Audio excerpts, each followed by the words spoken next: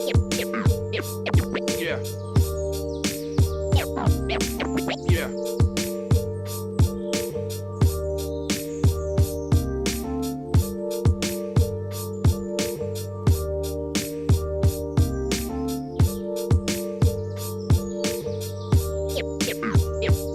Yeah. Memories. Memories. Yeah. Memories.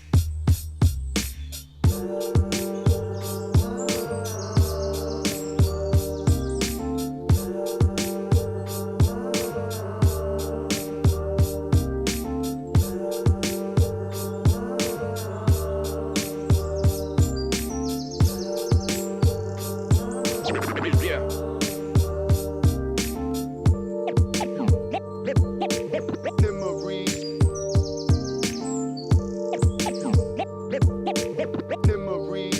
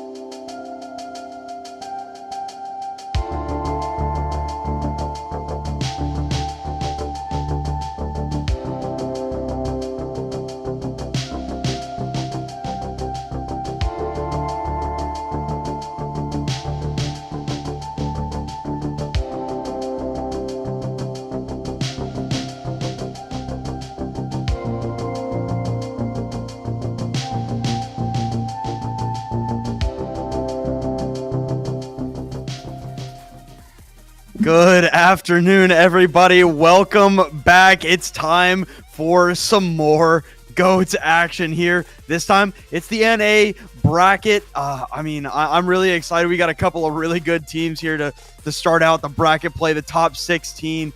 We got 4+4, and we got Abe's. I'm joined this time by the incredible Chef Billy. Billy, you ready to get this going today? Yeah. I mean, hello. This is kind of what we do here. No, seriously, like we've got some serious competition coming up here. I mean, 4+4 is showing out some of the best that Collegiate has to offer.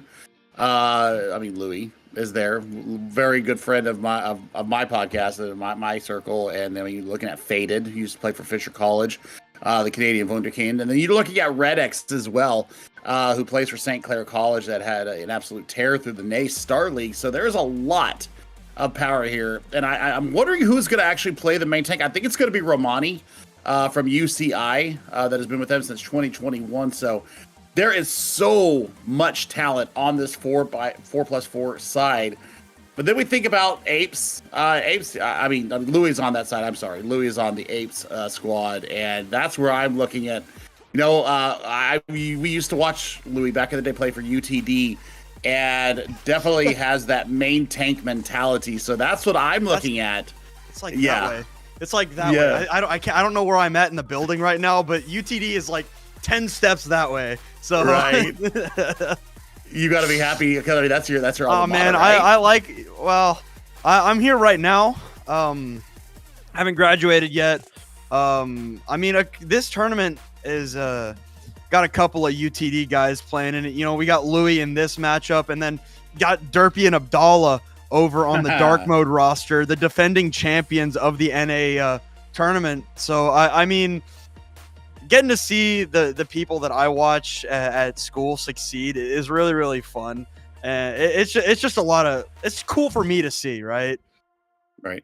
The other thing is that a lot of people are suffering through whatever the ick is going around the country. It seems like everybody I know and their brother and their mom and everybody else is like sick right now. So make sure that you got some hot tea. Make sure you're taking care of yourself, because we got a full night of action coming here in the North American region. We're going to get myself and Fletch are going to bring you the first 3 rounds of the winners, and then we will swap it over to our next caster pair. It'll be Dexatron and Spectreon coming in after us. But we're going to start here with 4+4. going up against Apes. We're going to follow the winner of that through round 2 and round 3, and then we'll get that pass off from there. So this is how everything looks right now. A lot of people have 4+4 kind of zeroed in as one of the prohibitive favorites here to take the title in the NA. I'm kind of looking towards Dark Mode myself. I think they've got a very good squad, and also Redbird Esports. I had a chance to cast them last weekend, and I'm like, there's no way this is their upcoming varsity roster. Well, joke's on me. It actually turns out that it is their varsity squad. So, Lijiang Tower is going to be our first foray here into winners bracket number 1. And we're going to go ahead and get right on in. Everybody's saying good luck, have fun, all the pleasantries. And yeah, it is going to be Louis on that Reinhardt. So Fletch, I mean, I know that I have watched a lot of the collegiate back in the day. I know that you are there and you have watched a lot of the UTD matches. So this has got to be a little bit bittersweet for you to actually look at on the other side, though. 4+4, Faded is actually in the main tank position. I remember them as a Sigma and a Diva player. So Romani actually getting a chance to go back into the off-tank role. Yeah, unfortunately for Louis was a little bit before my time as a player. I knew him as the coach. But yeah, this is awesome to see as we get in here to Garden on Lijiang Tower map number 1. We're fighting around the pylon, bubble already out on to Louis. Nobody taking a lot of damage yet, playing real safe around this pylon, trying to jockey for that positioning. Bubble comes out, Discord immediately gone off of Faded. Now, 4+4, they've rotated over to the point. Louis' shield looking a little bit worse for wear, as is that health bar. The bubble's going to come out to try and keep the main tank alive, but with the Wizzlewut losing the mech there, it's going to be really rough for Apes to take this fight. And, they did kill Flumpy, but Louis and Buffalo are not ready to give this up yet. Brick is going to drop the sound barrier, and I'm not really sure how that hit Buffalo, but an incredible shatter there by Faded to put 4+4 in the lead. I tell you what, and I was talking about this during the E broadcast today, and it's something that I didn't even consider. And I'm a Rhine main, so I should have known this, but the best thing that ever happened to Goats, especially with the Overwatch 2, is the fact that you can cancel your shatter now, or you can cancel your charge. Yeah. You can cancel charge, and that's the best thing, because now you're not committed to that full long range pin. You can do these short YOLO little short pins and get yourself back in position quickly. And here we go, Apes already getting right back into the action. Louis' shield looking a little bit low there, below half HP, as the Graviton Surge is going to come out from PDK. Nodiurg has one of their own, and this is the first time I've seen the anti-crash slow mode today. So the Shatter's coming out from Faded. Louis not able to get the response there despite the slowdown. So, it'll be a trade of Reinhardt's here, and Wizzlewut, really low, has the self-destruct to get back into mech if they can. All right, they will be able to do it, but immediately that mech is shredded through so fast, and it's just G-Scales left. Louis has returned, but there's not going to be much that you can do here for Apes. No, this is going to be 4+4, really taking a commanding lead here. They're going to have a final fight here coming up very shortly. The grab coming out. Grab right into the mouth of Wizzlewut. PDK dead as well. Rally has been used by Flumpy to try and sustain 4x4, 4+4 through this fight, and 93% and counting. It's just trade fest right now over there on the Mega Health Pack. Wizzlewut is able to get onto the point to get this into overtime, and Nodiurg has 100 charge. The Graviton Surge is out. Wizzlewut stuck, that's Romani actually, stuck to the wall. Transcendence going to be popped by Snorlax. They're going to be able to keep this fight rolling for longer than they had ever had any right to. And the bomb cleans it up, but it was set up by Faded Shatter. Oh, Canada. Sorry, I had to. It was there. It was available to me. I'm going to go ahead and go with it as well, because that was a Canadian Shatter supremacy right there that sets up everything on the back of it. I tell you what, Apes, I think they're having a little bit of a disconnect between what we're seeing Ruddier there on the on the Zarya and Louis that I don't think that they're synced up as far as when to go in, when the bubbles are up. Wizawat is kind of flying around and trying to mitigate whatever they can. I just think that 4+4 right now are playing so tight together. You're watching Romani go out and use that mechanical skill that they have really developed there at UCI, really coming to the forefront here, playing this diva. Also, Snorlax is nothing to be scared of. I love what they're bringing to this composition. Here we go. It's Control Center, map number 2, 4+4. Looking very, very unhealthy right now. The healing, trying to come through for them. And you know what else is coming through? A lot of these slow modes. Something you don't see a lot until right now, apparently, as the bubbles are out for Nodiurg and Louis' shield is cracking and is gone for right now. So it looks like 4+4 is able to fend off Apes, at least for the time being. But of course, nobody has died yet. So this fight is going to continue as Louis is low. The Shatter comes through, hits 2. Louis was able to block most of it, fortunately, for Apes. But with Louis going down, this fight is all but over. Yeah, I mean, they've got to just tactically retreat here and hope that they don't lose anybody else out on the retreat. Well, they take Romani's mech, so that's actually kind of a plus, and you can actually push it on top of that. You got to focus down PDX with a grab in hand. PDK waiting in the wings with the Graviton Surge, gets the Transcendence out, and Faded doesn't care if you can stop the pin. Faded is going to take Louis off the map with him. I mean, both Reinhardt's dead, so this fight is still very much in play for Apes, but, not so much with Brick going down to the self-destruct. With Goats, you have to push with 6, and, it's just not going to work if you don't have 6. Nope, and I think right now, O-Scale's right there taking care of business. That's a huge pick. They should push on the back of that.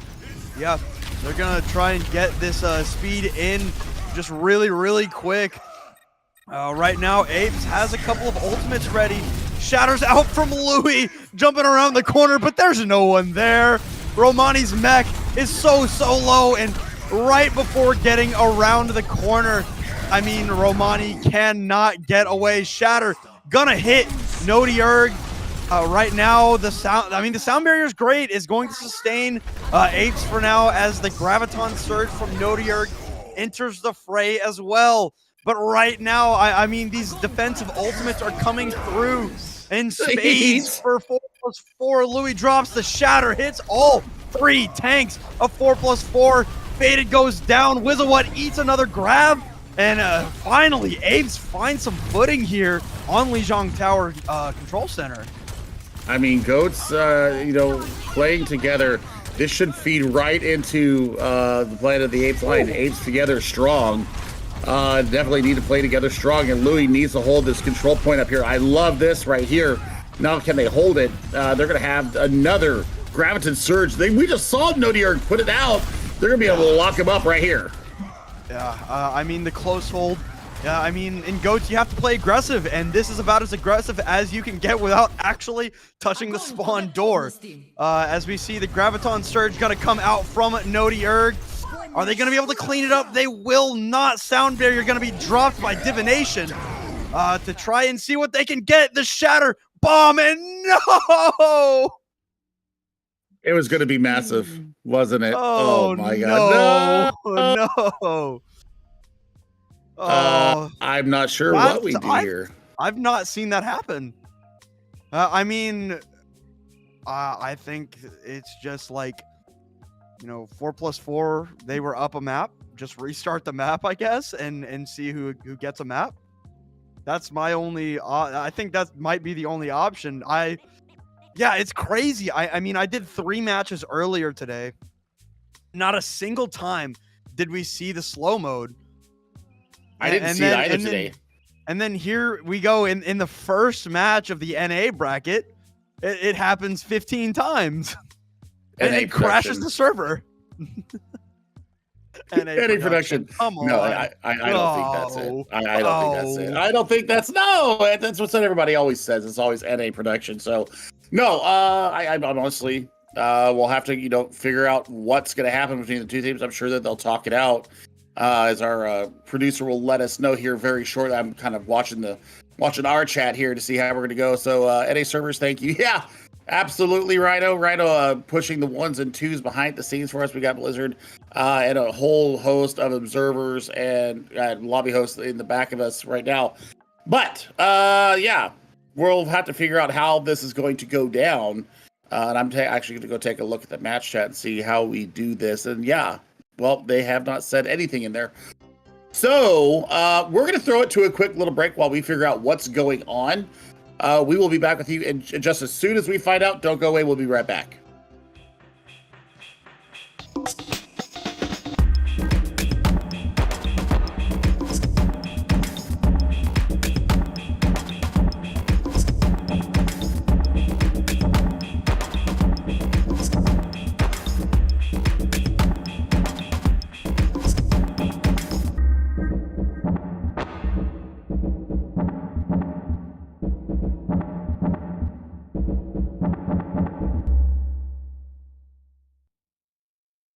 Feel my heart, it's beat tight.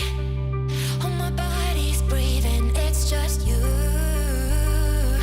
and me. Feel my heart, it's beat tight. Oh, my body's breathing. It's just you and me. I'm so caught in this, we're so lost deep in it, can't stop. I'm forever the one you call. Let's free fall. I'm so caught in this, we're so lost deep in it, can't stop. I'm forever the one you call. Let's free fall. Let's free fall. Let's free fall. Let's free fall. Let's free fall.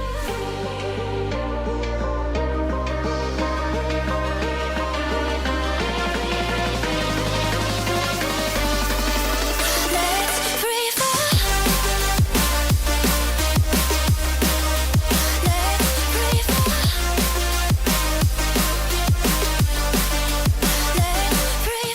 I'm so caught in this, we're so lost deep in it, can't stop.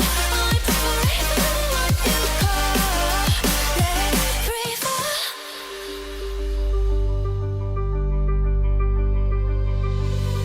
Feel my heart, it's beat tight. Oh, my body's breathing. It's just you and me. Feel my heart, it's beat tight. Oh, my body's breathing. It's just you and me. I'm so caught in this, we're so lost deep in it, can't stop. I'm forever the one you call. Let's free fall. I'm so caught in this, we're so lost deep in it, can't stop. I'm forever the one you call. Let's free fall. Let's free fall. Let's free fall.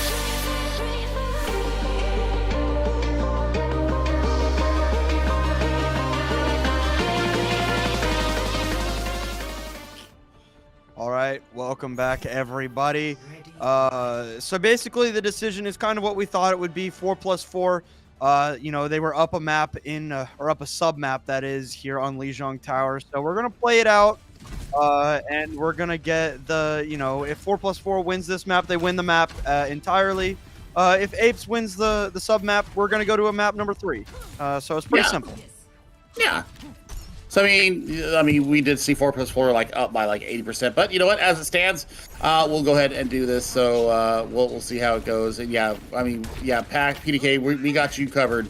We know that you're up 1-0 here. So Apes really do need to really have a turnaround here. Otherwise, we're going to have the same result that was on inbound before. Here we go. Faded swinging into the group here around the center of the, I guess, control center point here, as Romani with those jet boosters going to be able to put G scales down.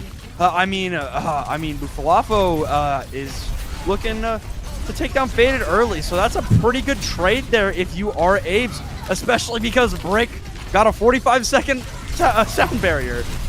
So right now, Apes are ahead in this fight. They're going to get the flip, and the grab out from PDK is all but useless, as is the self-destruct from Romani. This fight far from over, though, as Faded needs to get that peel from the teammates on 4x4. As it stands, Apes and everybody have their ultimates once again, just about. Can't respond, and there is the shatter, dropping all 3 tanks, dropping the beat is Divination, not willing to give this up just yet. Faded, counterpinned, and then, wow. Frame perfect shield bring up from a Faded to counter out the self-destruct from Wizzlewut. So, I mean, nobody has died in a long time here from either side, and 40% has been milked for Apes as Romani gets demeched once again. I mean, right now it is Apes that is, I mean, this is a GOAT's masterclass from Apes right now. I mean, they're absolutely cleaning clocks right now, and I mean, it's just been the sustained battle between these two. It was a matter of being able to demech the Diva and then pull out both bubbles from 4x4. So now, for them, I mean, they've just got to hold, and they've got to grab at their back. Here we go, self-destruct out from Romani. It's going to catch out Brick. Louis cannot be sustained. And, I mean, it's just, as long as that last fight was, I mean, that one, just a blink of the eye, and it's over. Exactly what they needed, though, as we hit the 80% mark. So, I mean, basically, we flipped the script here. We were at 80% for 4+4 in the previous round. Now, for Apes, they have the 20% to winning number here. But, I mean, sound barrier available here to 4+4. They can actually push into this and really try to get aggressive with it. And it's going to be 4+4 that gets aggressive with the rally for sure. I mean, shield bash Louis into oblivion, and I mean, PDK cleans up a couple themselves. Flumpy with the whip shot on to Brick. Apes, they're pushed back. Well, I mean, this is a good look for them. Now they can lock up with the grab here. Wizzlewut has the self-destruct to try and open up the tally board. Look at the rotation, though, from Louis. Louis just said, screw you all, I got you. Okay, Louis blocks the shatter, but the Graviton Surge is, it's too much for Apes to withstand here. I mean, a great disengage. Don't want to feed those ultimates back to 4+4. Well, now for Apes, they've got the grab bomb combo. They're going to have a rally at their back as well to shatter. Louis needs to hit something big time here to kind of, offset what 4+4 has up their sleeve. And the rotation is coming through, and I mean, what a combination there.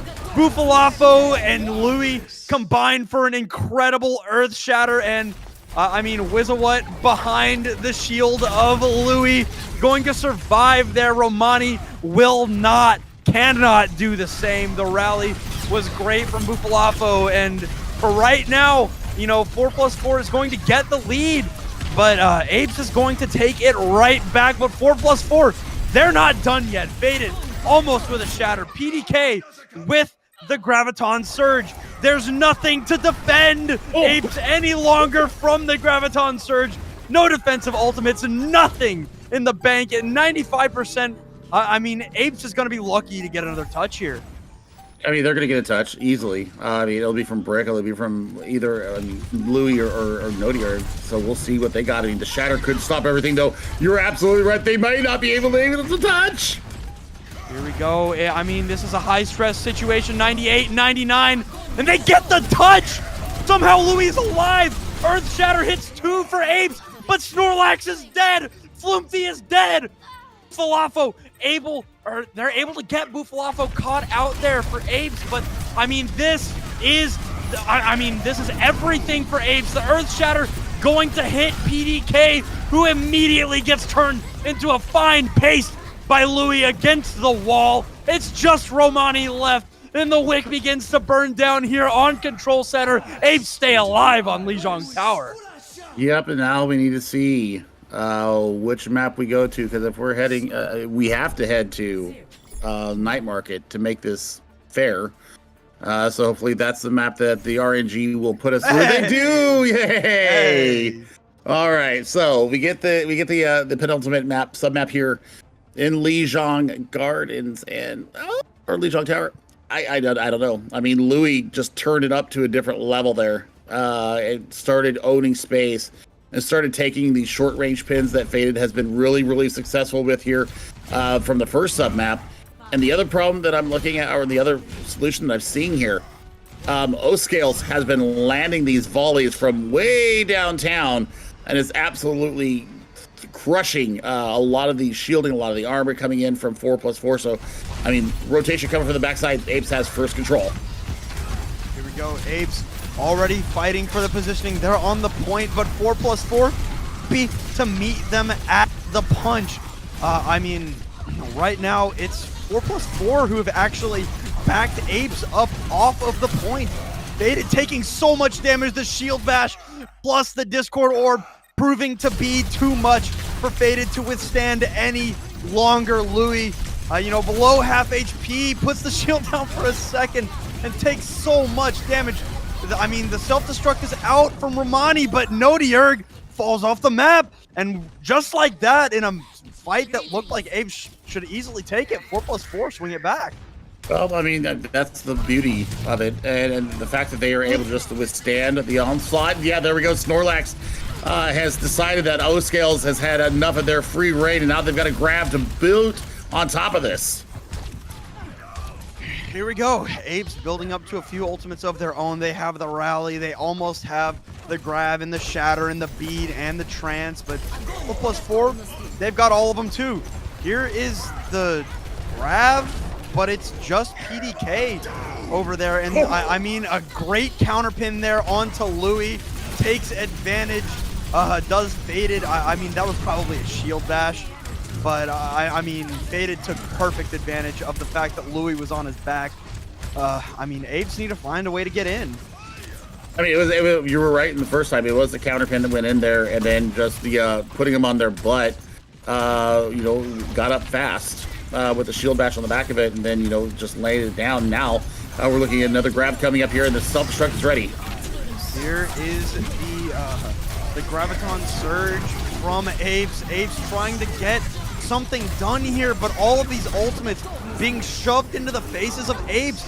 They're not able to get anything done with it. I mean, right now 4+4 is, they've returned back to how they looked on map or Garden. Yeah, I mean, yeah. They're dominant right now.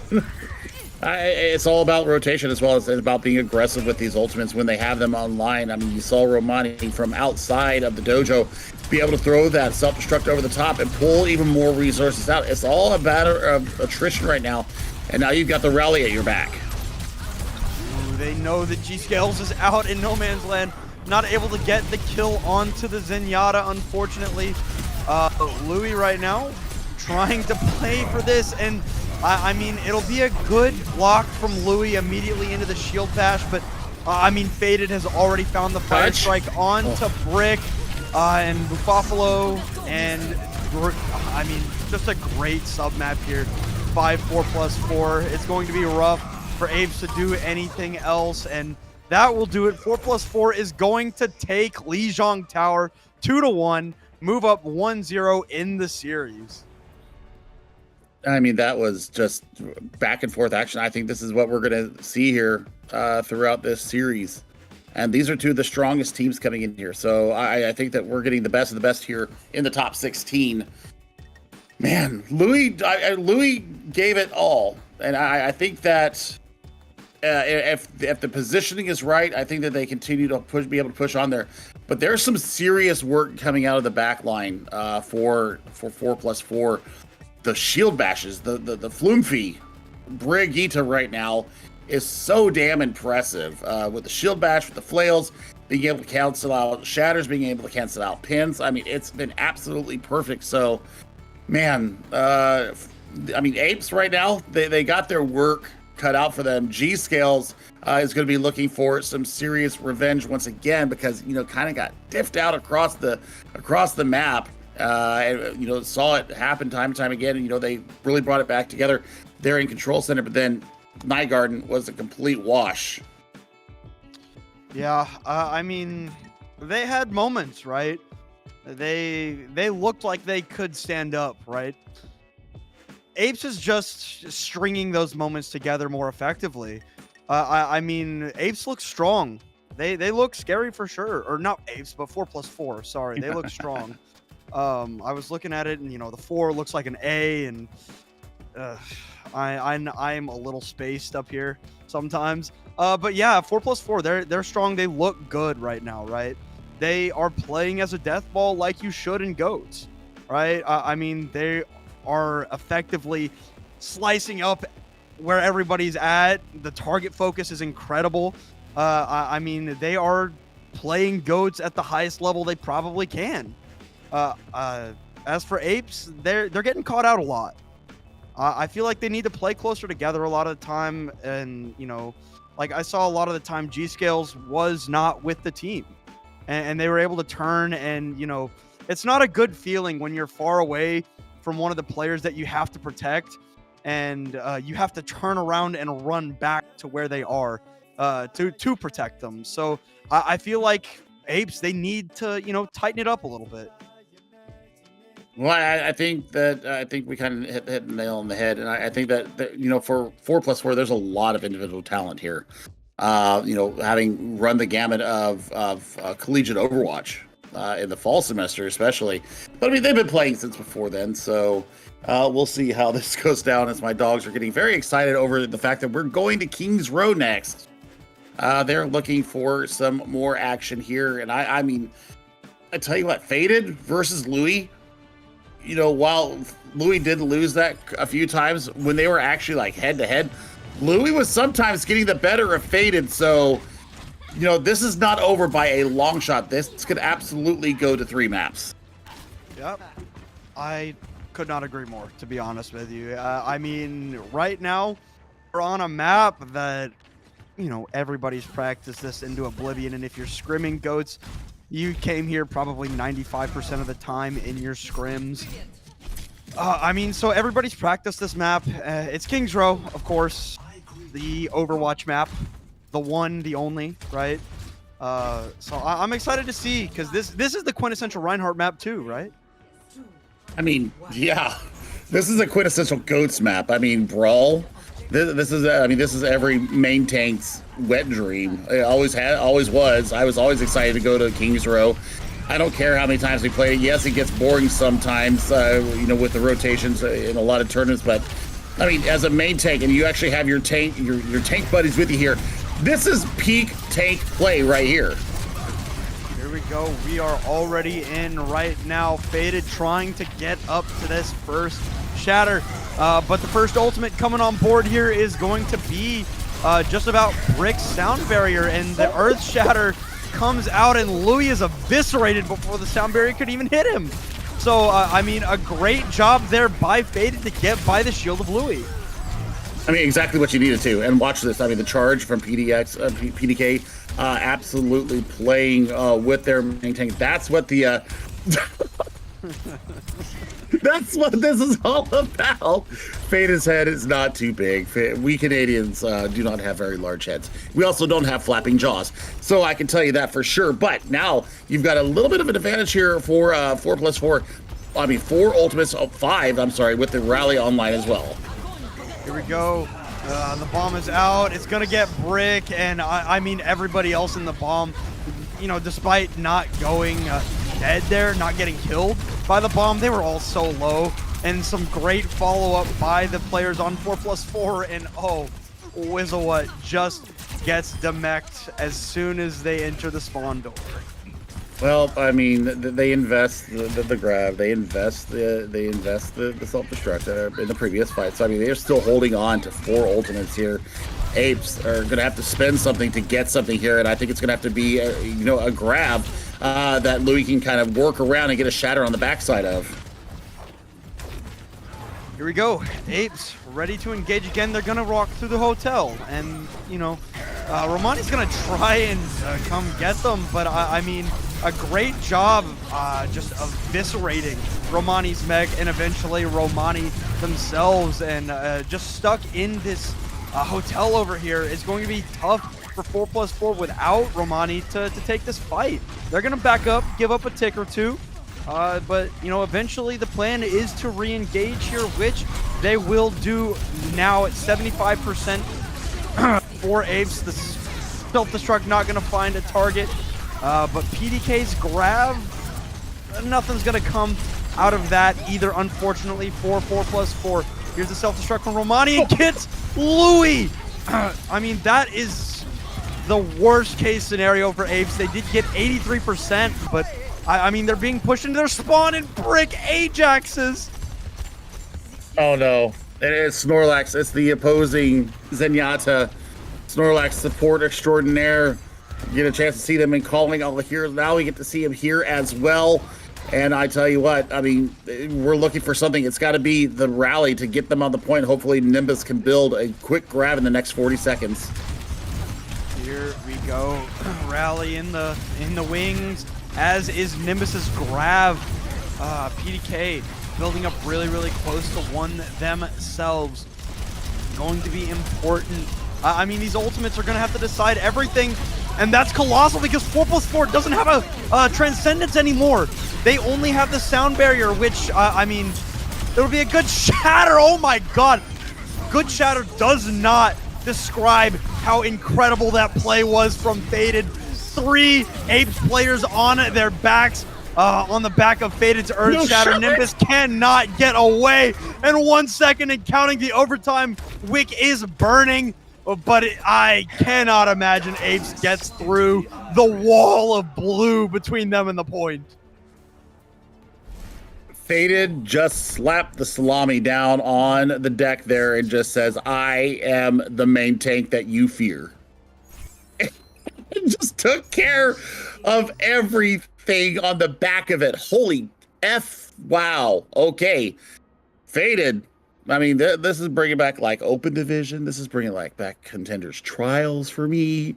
I mean, they played for Fisher Esports before, you know, the whole conglomerate happened. Ew. Yeah. Ew. I mean, this is, yeah. I mean, this was peak Faded, and the rest of the team playing on the back of Romani coming up with like 4 self-destruct kills, and Floomfy and Divination are just playing out of their absolute minds right now. Snorlax is the extra DPS that you didn't know you needed.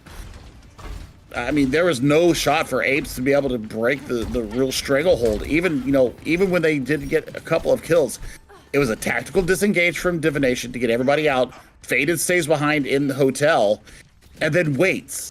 You know, you get the orb on you and the healing comes up. You've got the mini in there. And then they just turned the fight. They just said, you know what? I ain't done. And they went ahead and just moved in, and it was done as soon as it started.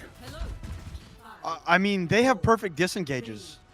Like, they lost a couple of people, and they said, hey, we all can have these 2 ticks. We're confident we can hold you off. And they did just that. I mean, Faded playing out of his mind right now, as is the entire roster of 4+4, as we get right into this. And, oops. Give me 1 second. I had some computer troubles, I guess. Here we go. G-Skill's taking a lot of damage in the backline from the fire strikes, and with Buffalo gone, yeah, this map is all but over here for Apes, as is the series. There's just 1 left on the point.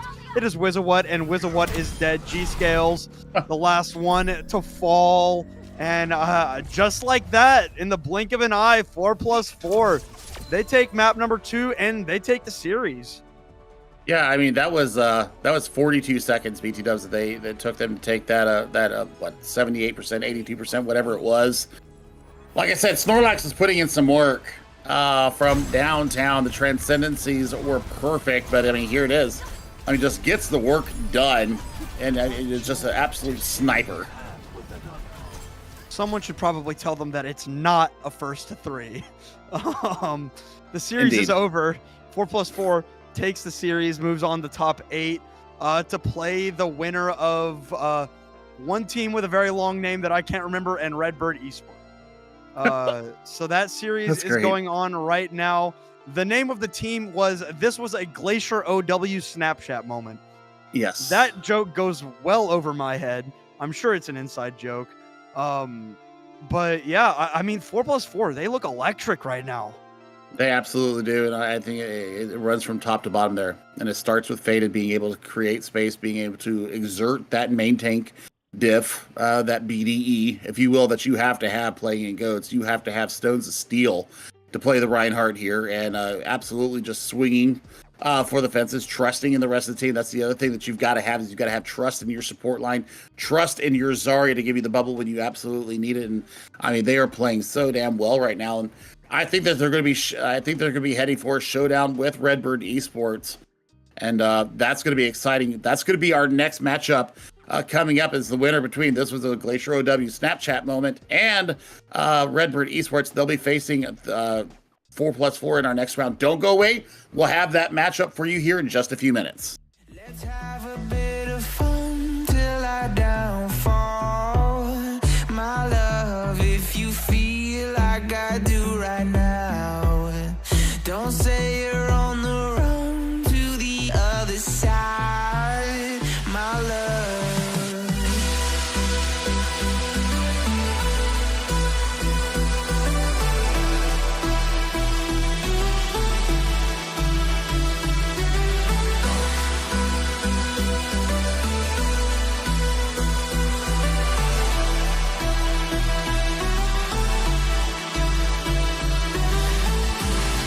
You say you wanna try, but you never do. Sugar, there's a reason why we lose. You say you wanna cry, but you never do. Sugar, there's a reason why we lose.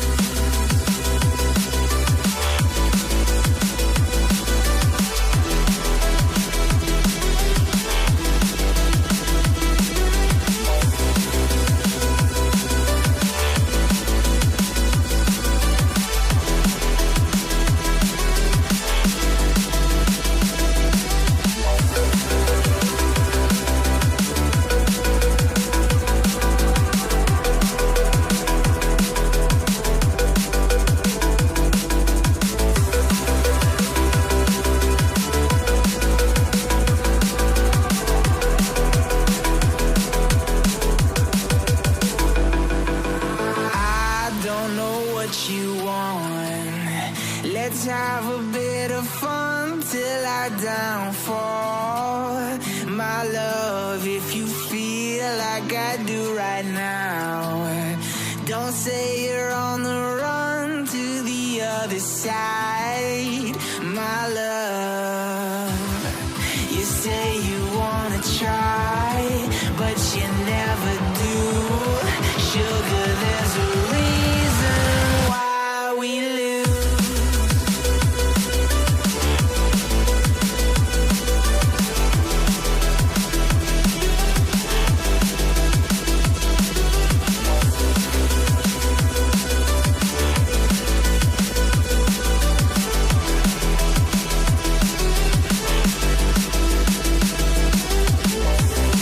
You say you wanna try, but you never do. Sugar, there's a reason why we lose. You say you wanna cry, but you never do. Sugar, there's a reason why we lose.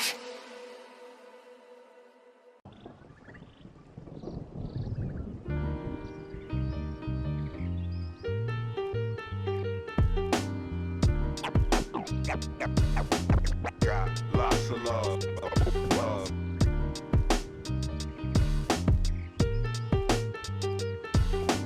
Got lots of love. Love.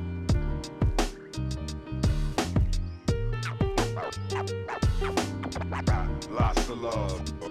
Love.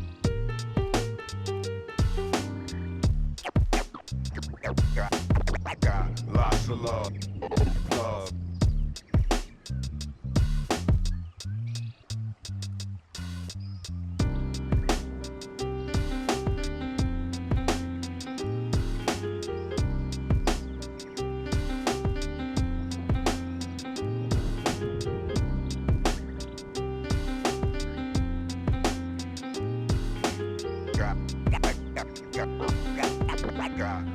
of love. Love.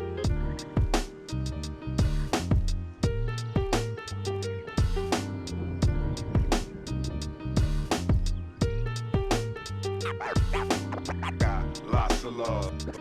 Love.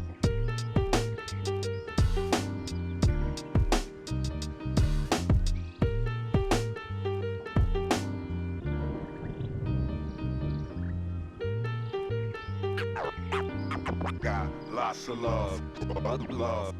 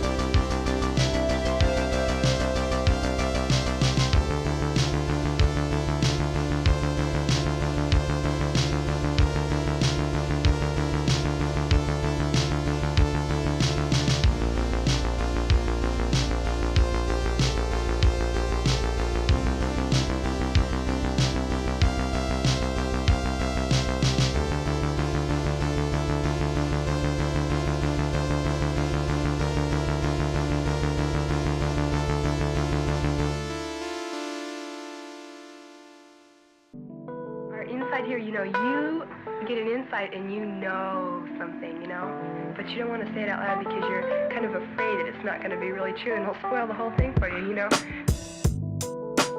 But when somebody makes you say it, then, and it's true, then it just makes it more beautiful of a thing.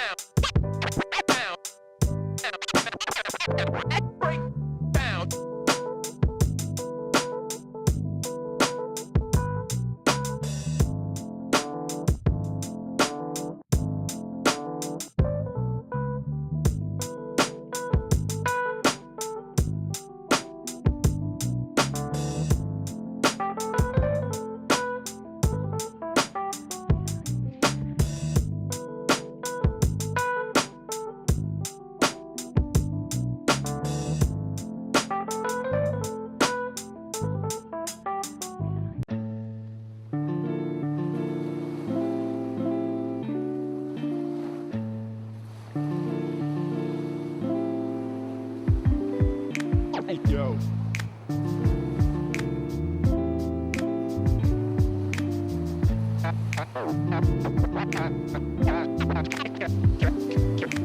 Cash and the ticket is yours. Cash and the ticket is yours.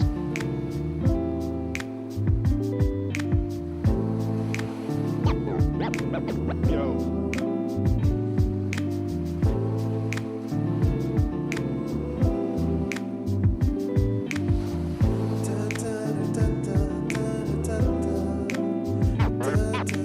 Cash and the ticket is yours.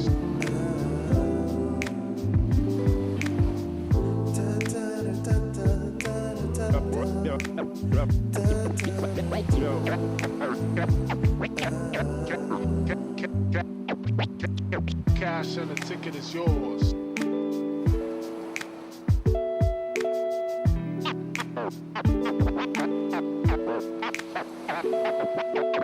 Cash and the ticket is yours.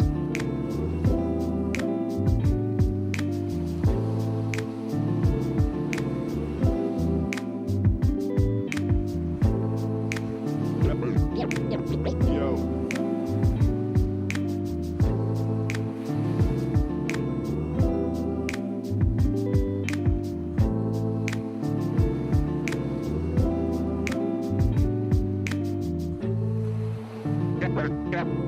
Cash and the ticket is yours. Yours.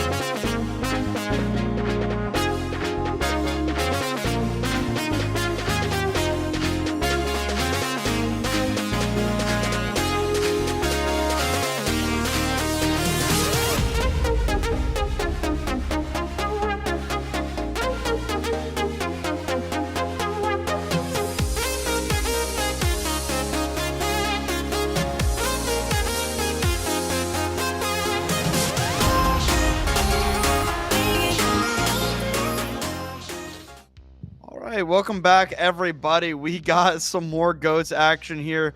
We're following 4x4+4. 4x4 is just in the head, I guess. I keep calling them the wrong name. 4+4 because we all know that 4+4 equals 8, and Shark Candy is on this roster, so that's kind of his thing. Redbird Esports though is going to be the opponent here. For 4+4, two very, very strong rosters here. Redbird bringing out their varsity roster. Yeah, I mean, okay, so I said it the other day. There's no way this is the Redbird Esports varsity roster. Now, looking at what they have in the lobby right now, it's not entirety of it, but I mean, for the most part, there's a lot of it there. Lethal will play on the Zarya. Had some pretty good tracking, obviously, with a player of his caliber. And then also you'll be looking at W. Maimon, the Welsh DPS player that has converted over to Brig for the GOATS composition. So I had a chance to look at them the other day. They look pretty damn scary. And there's a lot of mechanical skill on this team. So I think that's where we're going to see a big difference between maybe 4+4, and then here with Redbird Esports. Now, these two, I mean, it's going to be epic either way. But I think that with they both have good collegiate experience. They both have good contenders experience. I think that the one thing that may elevate Redbird Esports over is the World Cup experience. Obviously, Team Great Britain had W. Maimon on it. Team Turkey had Lethal on it. So there is some serious firepower coming out of this Redbird Esports. It might harken the next chapter of Redbird Esports. They kind of went away, with people, leaving for other places, going to the Overwatch League, getting those opportunities. So I think this might be, like a renaissance now for Redbird Esports to come back into the Overwatch scene and really stamp their authority down. Looking at all the tweets that came out from the players, they are super excited to be part of Redbird Esports. So we'll see how this goes down. I had a chance to visit Normal, Illinois, where Illinois State is at. Got to meet Hydran and Weeds and Luke Mino back in the day. The place is awesome. I mean, their gaming lab, they just got an upgraded one. The gaming lab they used to have was actually pretty damn cool, but now the new one is even better. So we're going to see, how they play on ping, because I don't know if they're going to be playing in person because a lot of them are from Europe. or the Middle East, and we'll see how this is actually going to go down. Yeah, I mean, should be interesting. I don't know. Yeah, like you said, I don't know if these players are in Illinois, but I mean, this roster for both of these teams. But we did see 4+4 earlier. They look very very good. But yeah, I mean, Redbird, I think they look strong. I mean, one of the longest tenured, I feel like, collegiate players that I've seen in a while is Gig, who's been on Redbird for what, 2 years now? Something like that. So I mean, I remember at the was it NACE, the collegiate event in Arlington, or was it? No, it was CECC. CECC. Not not NECC. Yeah, it was CECC, the event in Arlington, where for one, I watched UTD like in the pit. I was able to celebrate with them as they beat Redbird, which was awesome. But then after that, speaking of Gig, I watched Gig arm wrestle everybody from UTD in the lobby, which was it was a little silly. It was a good event. It was a fun event. I wish I'd gotten to be around collegiate esports a little more last semester. All of my experience beforehand was that I casted for UTD specifically. In the we had a broadcast room in my first semester.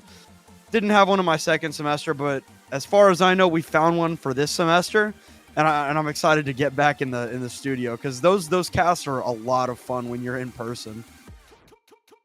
I mean, that's going to be how it goes down, and we'll see how this does. So, I mean, looking at these two teams on paper, it should be very close, and we're waiting for somebody. One of the geese had a PC wonky. Yeah, so I think we're gonna go through. I'm not sure. They're loading in right now. Okay, so we are going to go ahead and stay here while we continue to expand our knowledge of everything going out there. I mean, when UTD beat Redbird Esports, even though it was a depleted Redbird Esports roster, there's still a lot of like star power on that team. And I remember just like feeling the shockwaves up here in Missouri, like, holy crap, like that went down. And UTD actually went on almost like a Cinderella run. They're basically in their home area. It was unfortunate in the next match where they got rocked again by Fisher. That semester, they just couldn't keep up with Fisher. Unfortunately, I watched them play Fisher 3 different times. The first time was a 3-2 near reverse sweep. The second time was in pools, that tournament, the CCC tournament, where they lost 3-1. And then the final one in the bracket where they knocked UTD out, it was a 3-0. Fisher was a pretty big thorn in UTD's side that entire semester, unfortunately. I haven't gotten to do a lot of UTD related stuff, but I've gotten to see like some of our newer players, compete in like BPL. And then watching Derpy and the last tournament, seeing Abdallah with Derpy in the GOATS tournament was cool. I mean, I don't have a lot of I don't have the experience that a lot of people have with collegiate esports, but getting to see the people that I've gotten to meet and become friends with compete is always really fun. I mean, that's what it's all about, though, right, Fletch? I mean, it's about the players. It's about learning and telling their stories, and I mean, there's a lot of stories to tell here. One of those, I mean, there's so much college representation here between these two teams, and everybody's finally loaded in as we head to Nepal. Rhino, bless your heart for putting up with us, vapping on there about our personal experiences, but thank you for indulging us. Nepal will be the starting map. It was the pre-selected round 2 starting map here, and well, we'll see us hopefully get the matchup that we deserve. We've got 2 geese on the Redbird side. Somebody please give me who is who, and that would be most appreciated. But I mean, looking at Snorlax versus Goose, that's going to be a great setup. And no Maymone right now. So I mean, it is what, it is 6 hours ahead of me there. So it is 10 o'clock in the evening in England. So probably a little bit of a time zone difference right now. All right, here we go. Map number 1. It's going to be Nepal. We get into this first fight here. Right now, Faded, having to back up, taking a lot of damage. The jockeying for positioning is going to be rough because Redbird, they've established themselves on this point already. Faded gets shield bashed and able to back up just in time to get topped off. Bomb this John. The mech is looking a little busted up, but nobody's died yet until there. It'll be a trade of Briggs, actually. Floomfy for light. I mean, that's all right for both teams for now anyway. Shadow's going to come out from Gig. It'll hit 3 on their backs, and Romani is able to take down one of the geese, but despite taking down Gig in the end, it will not be enough. Say that it won't be enough. Floomfy gets the whip shot onto Goose, but 4+4, they just got to back up. I mean, they invested her grab into it. I mean, I didn't hate it. They just didn't have the fight behind it. So, I mean, now self-destruct ready to go here for Romani. Do you go sneaky or do you just try to contest the point and pull the resources out? Oh, okay. Hi, Snorlax. How you doing? Goose down there to the volley of Snorlax at 3 on the self-destruct and the mech of Bomb This John. And, Romani comes out swinging. All right, Romani, I see you. 54% is what Redbird Esports gets there out the door. And, I tell you what, that's pretty freaking amazing coming from them. Speaking of long-term members of this ISU squad, Light has been there forever as a manager, as a director, as everything that this team needs, and is still there even after Wheats and everybody has departed. So, I mean, love to see them here as well. Dropping down off the high ground is Redbird Esports, already on the point. Both rallies invested from both teams. Romani loses the mech. Transcendence comes out from Goose. Gig is dropped by Fade there, but a great Transcendence from Goose keeps Redbird floating here, and Gig just dropped the shield at the worst time imaginable there. Unfortunately for Redbird, so it does look like, despite losing this flip, that 4+4, they're gonna bring it out. It looks like it'll be a contest from Bomb This John, and it looks like one of the geese, but eventually 4+4 should bring this out. Yeah, I mean, but they get an additional 28, 29%. We'll call it 30 actually, as they were at 50% when they gave it over the first time. So now, I mean, you've got basically 2 fights here, and the Shatter comes out. It looks like that was actually, was that blocked by PDK? I think it might have been, because PDK didn't go down and sure as heck wasn't behind Faded. So, Gig tried to get that Earth Shatter off, but no value to be seen. Rally from Floomfy is going to be, invested here early, building up that armor right into the shield, right into the defense matrix there for Bomb This John. Gets PDK's Graviton Surge. Down barrier and Transcendence invested by Redbird. They are building up to this rally here as the Transcendence is used by Snorlax, but with PDK dead, that's so much of the damage gone for 4+4, and Redbird Esports are just going to overwhelm with the numbers here. Yep, we're going to be heading into the final fight here, and you're going to have both the self-destruct and the shatter here for Gig. You're going to have, Light was able to hold on to their rally that entire fight. So, you've got so many tools here. Yeah, pushing forward and getting on them is exactly what you need. Lethal dropping, Faded in a massive shatter from Gig in the spawn of 4+4, going to put Redbird Esports ahead on this map, 1-0. They take the first map. That is incredible. I love it. I love it. I'm here for this, so we'll see how this goes down for them. But man, 4+4, they've got teeth. I just think that they need to stop worrying about the individual chases and play as a full 6. And I think they're going to have a lot better time of it here as we approach Village, because this is what we want to see from them. We want to see this coordinated attack that we saw time and time again up against, not only last week, but also, in the earlier round today. Yeah, 4+4. Yeah, they just got outplayed, right? I mean, Redbird, they look electric right now, and the moments from Redbird, I mean, they look good. They look very, very strong as we get into Village here, and Goose shreds Divination from across the map. And now, here we go. It's the aggression from Redbird that is putting them ahead in this series here. I mean, they put 4+4 down in this first fight. Control point hasn't even unlocked, and they're playing the touch the spawn door challenge already. They're gonna get the first flip here on Village. Yeah, I mean, you see this, this nice tactical retreat. I mean, we'll see. We'll see Lethal put the bubble back up to get even more charged. I mean, you're gonna be holding this 40-50% charge here in the fight. Now the rotation's coming from 4+4. I think that they'll win the race to maybe the Transcendence, but that's about it. Here we go. Gig has the Earth Shadow ready to go. Faded, not ready for much there. The Reinhardt drops, but it'll be a trade.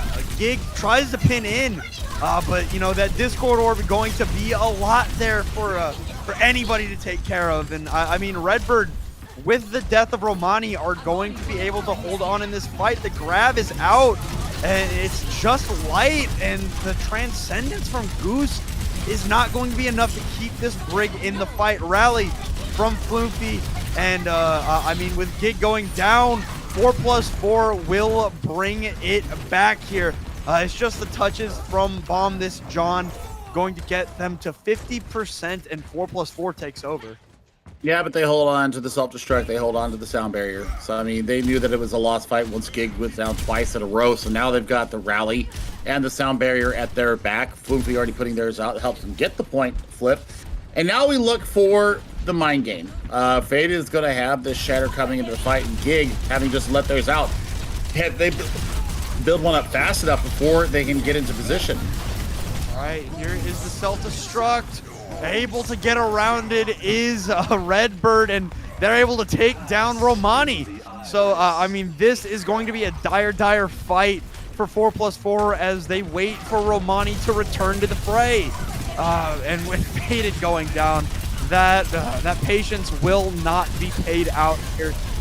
It'll be Redbird taking back over to continue growing their lead. Yeah, but I mean, this is exactly what they needed. They basically lose out on 3%. And now they're going to have a 5-pack of ultimates coming into this fight. They're only lacking the sound barrier. Goose really used it so well in defending against that Graviton Surge now. PDK, I want to see how aggressive they get with this grab. It should be the entry point for them. Here we go, Redbird, 4+4. They both have a bunch of ultimates, and the Shatter is stunned, canceled out by Floofy. I mean, Faded also used their Shatter, but I mean, Redbird Esports, the response is incredible from Redbird. They invest everything there, and I mean, if they're going to be hard pressed to get another touch here, especially as Lethal decides to get aggressive. I got wall banged by a Diva Bomb. Yes, Snorlax, you did, and you're done for that. It's over. It's over. I mean, there might be a last second touch. Nah, it's not even that. That'll do it. So I mean, 2-0 victory here in Nepal for Redbird Esports, looking absolutely insane as far as the aggression goes. Gig got caught out a couple of times, but I think that on the back of it, you'll take that in spades. You'll definitely push as hard as you can on the back of what we saw there. I mean, these grabs were absolutely nasty. Lethal, it doesn't matter if he's playing whatever he plays. It's just the precision and the mechanical know-how to get the job done. That's exactly what we see there. So 1-0 lead here to Redbird Esports, 4+4. Where do they take us next? Do they take us to, did they take us to Kings Row? I don't think they do. I think that we might go to Numbani. If I have my dithers about me right now, They want to go somewhere that's not going to be as comfortable for a brawl composition that, you expect to see, maybe a Winston Goats come out on. I mean, third point, really good for the brawl. Second point basically doesn't exist in New Bonnie. So, I mean, you're hoping to, kind of snowball through that and see what you can come out on the other end with. I haven't gotten to see any floats, so that would be really, really interesting. I mean, I did we cast? I don't think we casted together during the last one, but okay. Well, we got notification. We're going to Kings Row, so no floats. But to finish what I was saying, I never played Goats. I never watched Goats. I didn't watch Overwatch Esports at the time. I was a Bastion one trick. I didn't know anything about competition or even how the game was supposed to work properly. So yeah, I mean, these past couple of Goats tournaments have been a lot of fun to see the higher level, especially now that we're seeing these contenders Overwatch League level players in CGL. These Overwatch League and contenders players are choosing to come play in CGL. That is insane. I mean, when I started playing competitively back when we were still the OXC, before CGL was around, that's where I learned to play Goats. That's where I learned to play as a main tank. Never in a million years would I have said, you know what, Honey and people like Gig and Lethal and all these other players and Landon are going to be in the CGL server playing in a Goats tournament. I would have never had that on my bingo card, but hey, it's 2024 and here we are, and this is wonderful to see. So for us now, I mean, Kings Row is going to be the spot for our next battle, and I'm telling you, if 4+4 plays like they did earlier up against the Apes, this could be a very, very compelling map, because I think that both teams are going to capture first point rather quickly. And then it's the mind games as you go through the street spaces, you get into the foundry, and you start working your order of operations. You start trying to get that little bit of a competitive edge over your opponent, and we'll start seeing where the differences between an owl level player, a contenders player, and then somebody underneath that. So get ready, Brett. It's about to happen. Yeah, it's an exciting time, man. I mean, even outside of the Goats tournament, which is like a fun thing that we do during the off season, contenders players were competing in like proper CGL. That is yeah. I mean, times are strange. I mean, with the fall of the Overwatch League, I mean, everybody's looking for the opportunity, and they just want to play the game. And if you can have fun with your friends along the way, why not, right? Well, apparently we're making friends across colleges. The two geese on the Redbird Esports, one's for ISU and one's from Fisher. Oh, so they're that's a lot of fun. geese. All right, Just we are waiting for one player. Yeah, we are waiting for one player to ready up here, and we can get into Kings Row. But I mean, looking at what Redbirds did so well there, they really moved in on tempo, and I think that was the best thing that I could say for them right now, is that they moved in on tempo. They were very assertive and decisive in their movements. Even if Gig goes down, the charge usually on Lethal was so high that it just didn't really matter, because you could just get beamed down, and the rest of the team is willing to invest those ultimates. The other thing is that they are willing to invest ultimates relatively quickly, so that really will bode well for them. So we'll see how they can go now. We'll take a look at the bracket as we are going forward, because their match is already done. And as you can see, it is going to be TBD, which is a team that has Landon on it and Infected. That is going to be one of the favorites here in this Goats tournament, because there is a whole lot of star power on there. Redbird Esports, I think, will give them a massive run for their money, though. I will say that right now. Landon's spending so much time in contenders. Redbird Esports did the same thing. There's a lot of contenders players here from EU and NA here, so I think that they give that TBD team a massive run for their money. But there is a huge amount of star power coming out from that TBD squad. I had them open a little bit earlier, and now I've taken it away. So TBD, I can, it's infected. Mateball, Landon, Yep. CJ, Tree, Chopper. I mean, this roster is insanity for TBD.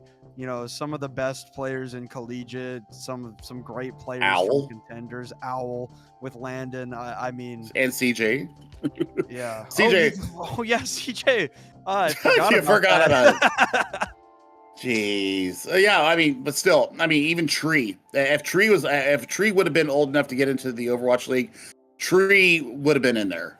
Tree is a once in a generation talent that you just absolutely disgustingly good. So we'll see how the winner of this, who I assume is going to be Redbird Esports, fares up against that squad from TBD, because it's going to be crazy.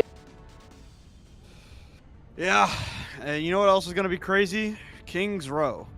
I mean, what Billy can you say about Kings Row that hasn't already been said? Right? Look, it's all about it's the map. It's the map.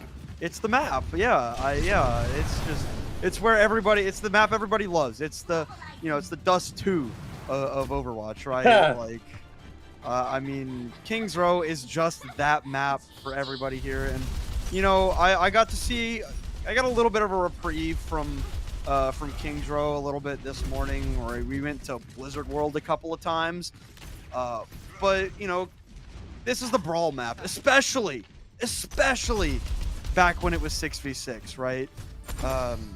It's it has a little bit of a different identity where Rush and Brawl can still work, but it's opened up so much in the recent times to where you can play just about whatever you want here on Kings Row. But with 2 or 3 tanks in, it's Brawl City as we get in here on the statue, where 4+4 is holding. Redbird opting to not take the fight by the statue. They're gonna run through the hotel here, taking a lot of damage, but you know, 3 supports keeps this tank alive and swinging here. Right now, Redbird playing through this, or by the choke, and with Lethal going down, it's going to be rough here as, I mean, Goose the Zen is caught out in the backline, knocked back alone, and Redbird, they sputter. I mean, look, the fact that Snorlax is basically being unchallenged in the positioning right now, that's something that they're going to have to really scout out and figure out how to get on top of them. Faded using my favorite of the hellos from the Reinhardt, but I mean, Crab is already online. This is going to be an early engagement. Here we go around the statue. Redbird gonna take it this time. Faded has Earth Shatter ready to go. They want to get rid of Gig's barrier here to see if they can get a shatter, and the shatter's gonna hit a couple. Light goes down. Self-destruct invested by Romani, but it's not going to amount to much of anything. And once again, Goose the Zen is in no man's land, and Faded letting him know. I mean, tactical crouch, always appreciated. And yeah, I mean, this is going to be a DMEC as well. The stagger is going to be disgusting here. Yeah, they're not letting it. Oh, well, you know what? That mech comes back so fast, it's actually ridiculous.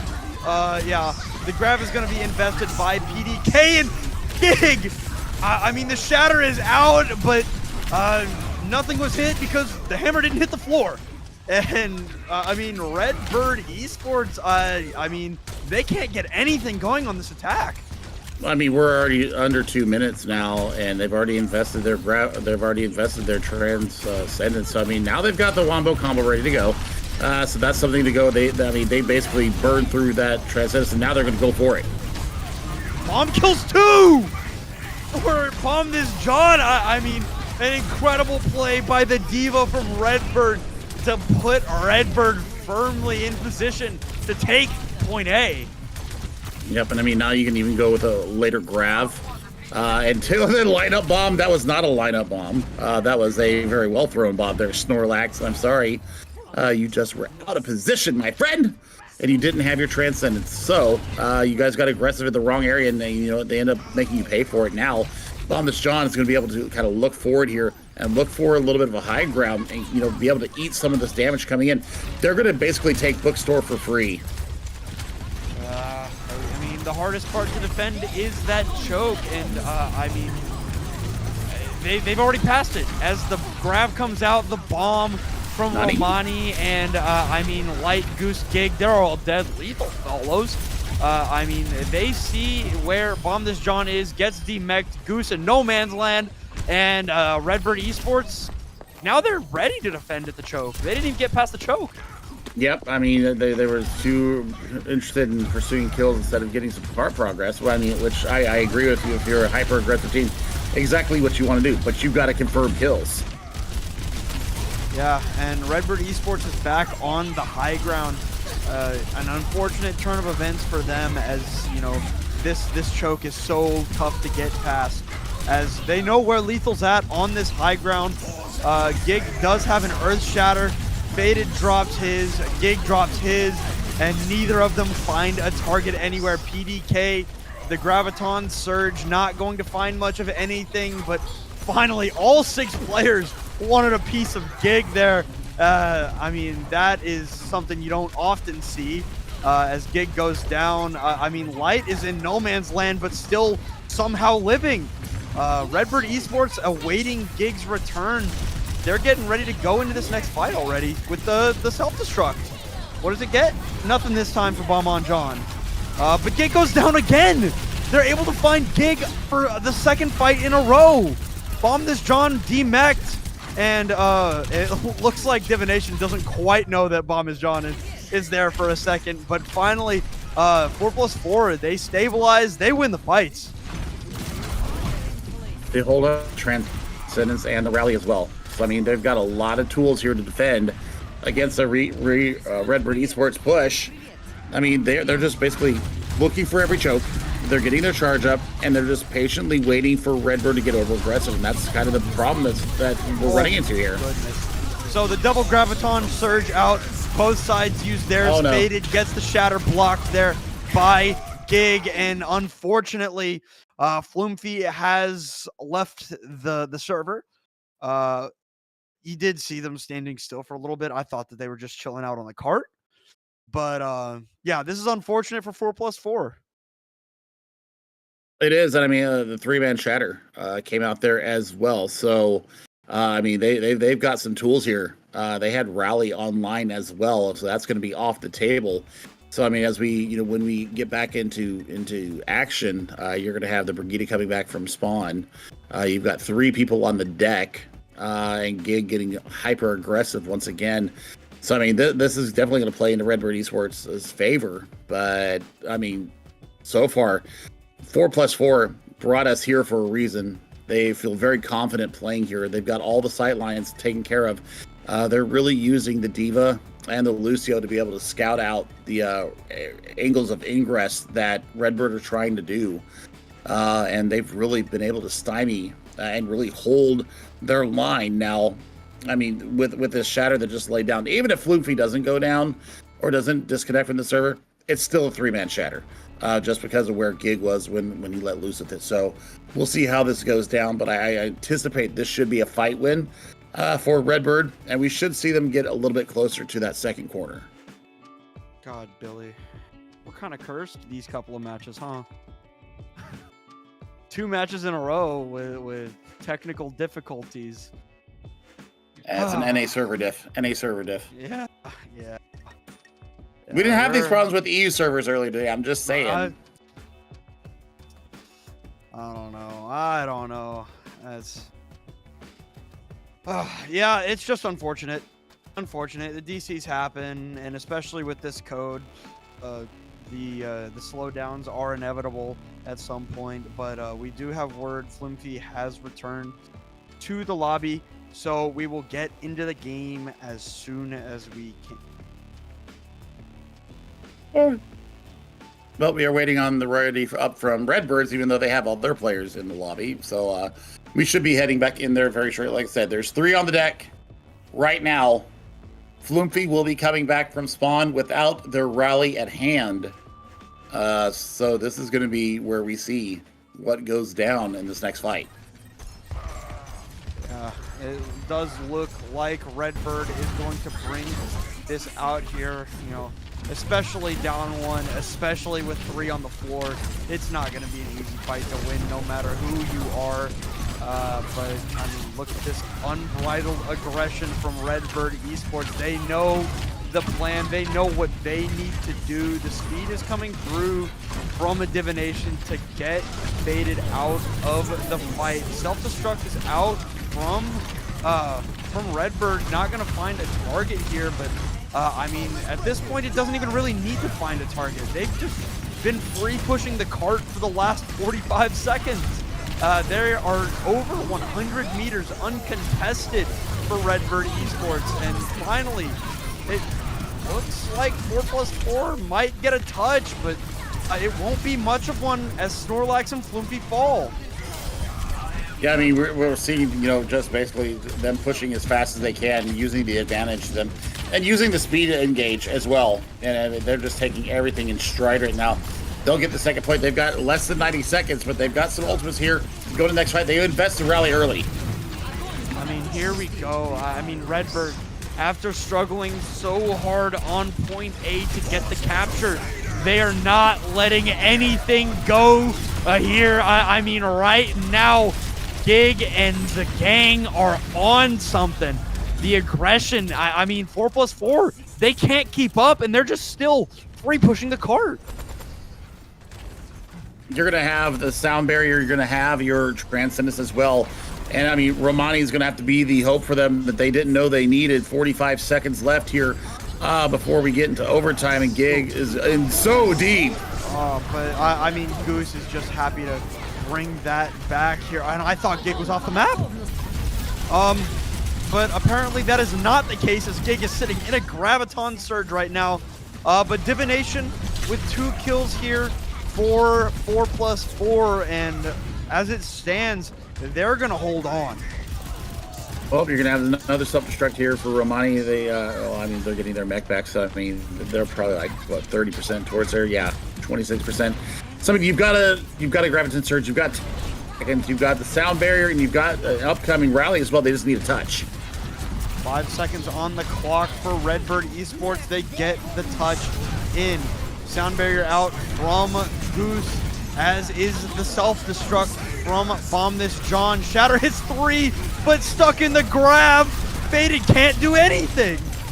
Gig cleans up Floofy, and I mean, with 0.3 meters left to go, and Romani on their back, it is all but over here on the attack of Redbird.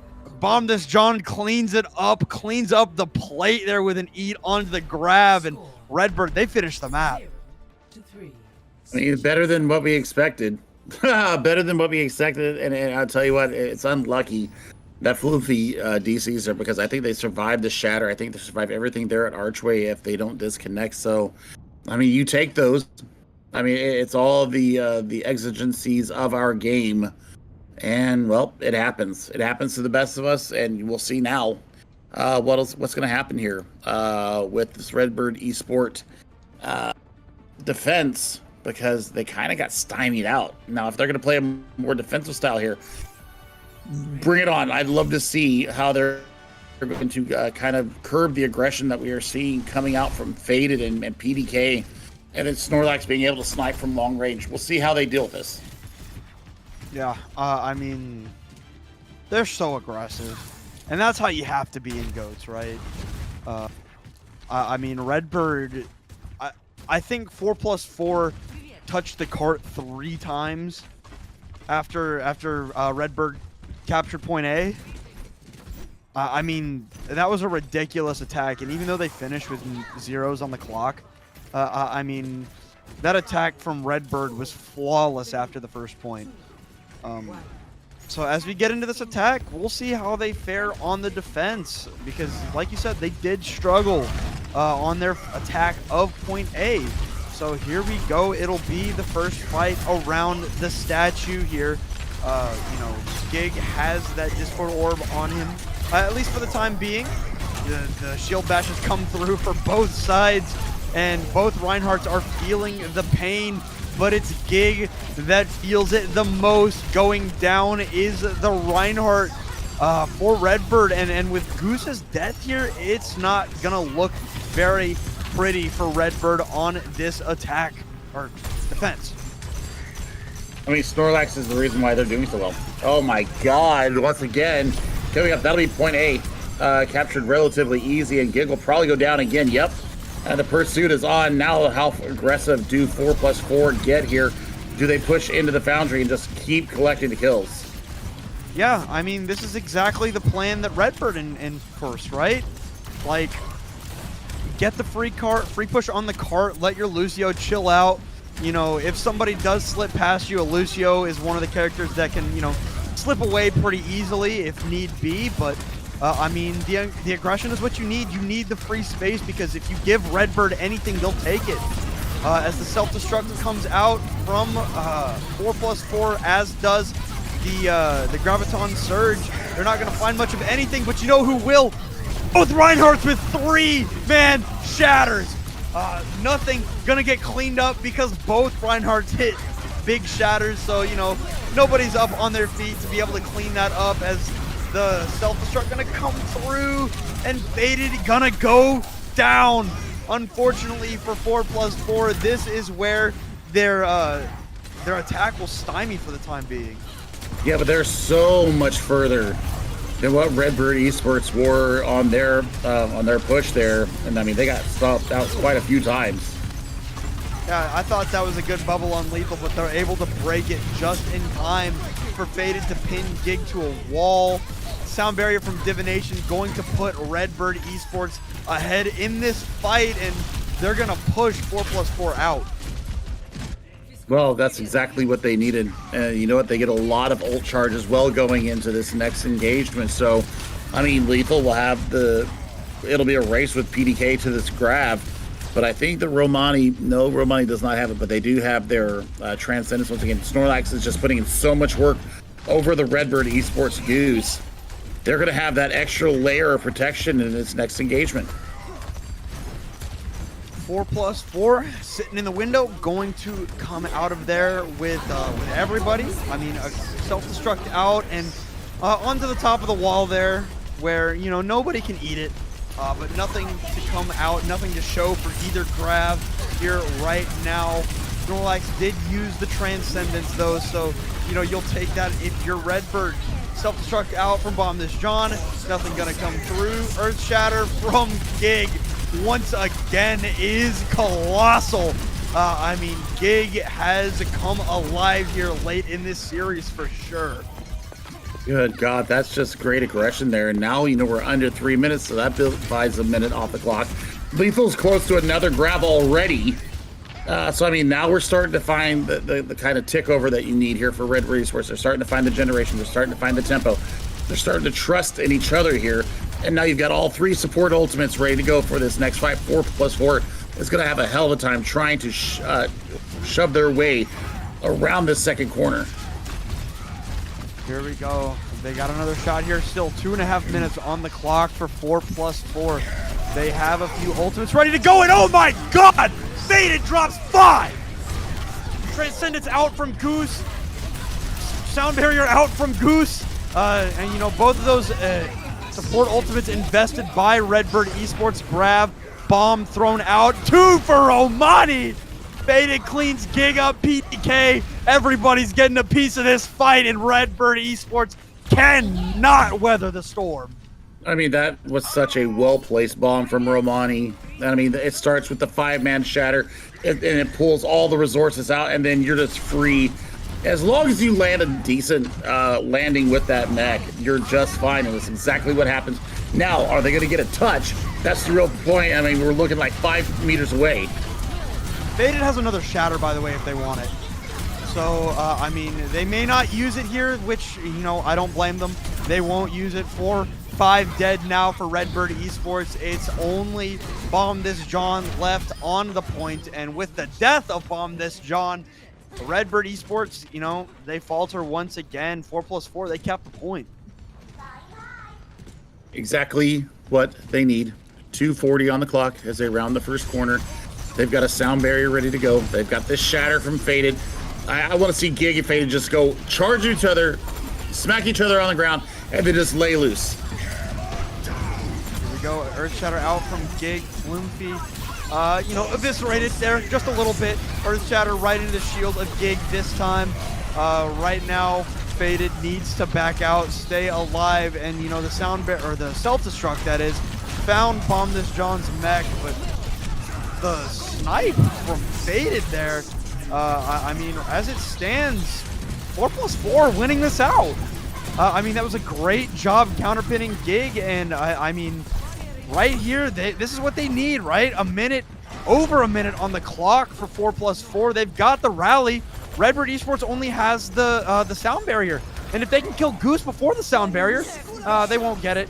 Here's the sound barrier from Goose, but Light finds Floomfy. That is a tragedy in the making for 4+4. They have the rally armor, but Faded is dead and buried 2 on the backs for Redbird Esports, and 4+4. I mean, they had it.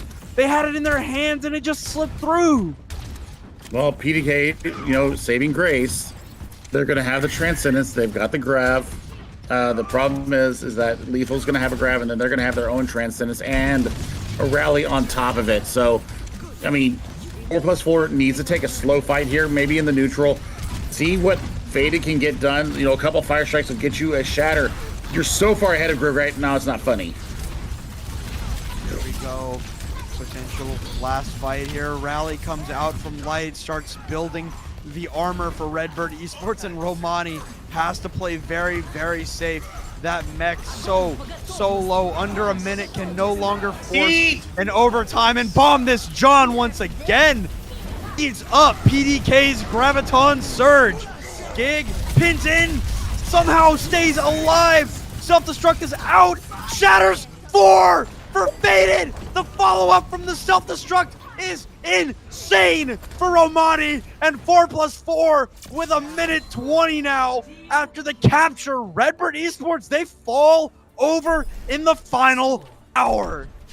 The Shatter sets up the self-destruct kills, and Faded just let out one roar right there that the Redbird Esports could not escape. Faded playing on a whole different plane right now.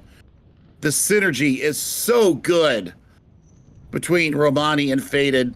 PDK with a beautiful bubble as well to make sure that Faded stays up through the Shatter animation. So good from them. 21 seconds separating these two. Redbird Esports going to come out on the attack. Yeah, and they struggled the last time. They struggled mightily the last time to get this first point. Now they only have a minute. It's a Snorlax diff. It's a Snorlax diff. That's the big difference, at least on this first point. Snorlax is having such a fun time just being able to play, hit the Redbird in the head with these volleys. And, I mean, they're just not expecting it. They're not expecting Snorlax to hit these. Snorlax is a seasoned contenders and collegiate player. And has played in the Calling All Heroes as well. So, I mean, there's so much valuable competitive experience. This gamer knows exactly what they're doing. Here we go. Redbird Esports trying to right the wrongs of the past, trying to get a better attack here on point A than they got in the first round. The fight will engage here on top, right around the statue. Oh. I mean, Bomb This John is demech, but Floomfy is dead. Romani receives the bubble from PDK, but you know, not able to get out, and despite losing Goose, Redbird Esports will do just what I said. They'll right the wrongs. They'll get the at least a tick here. We're not tying here, that's for sure. That's what this one tick at least represents. And now it's all about maintaining Lethal's charge. You got to keep your Zarya up here, and now you got to look for this self-destruct. I mean, they're going to go ahead and invest in Transcendence, as will Redbird here. So neither team going to be ready for the Graviton Surge, at least with the Transcendence. Sound Barrier uses it, keeps the team alive, or at least tries to through the Earth Shatter. Romani drops the bomb, takes down Goose.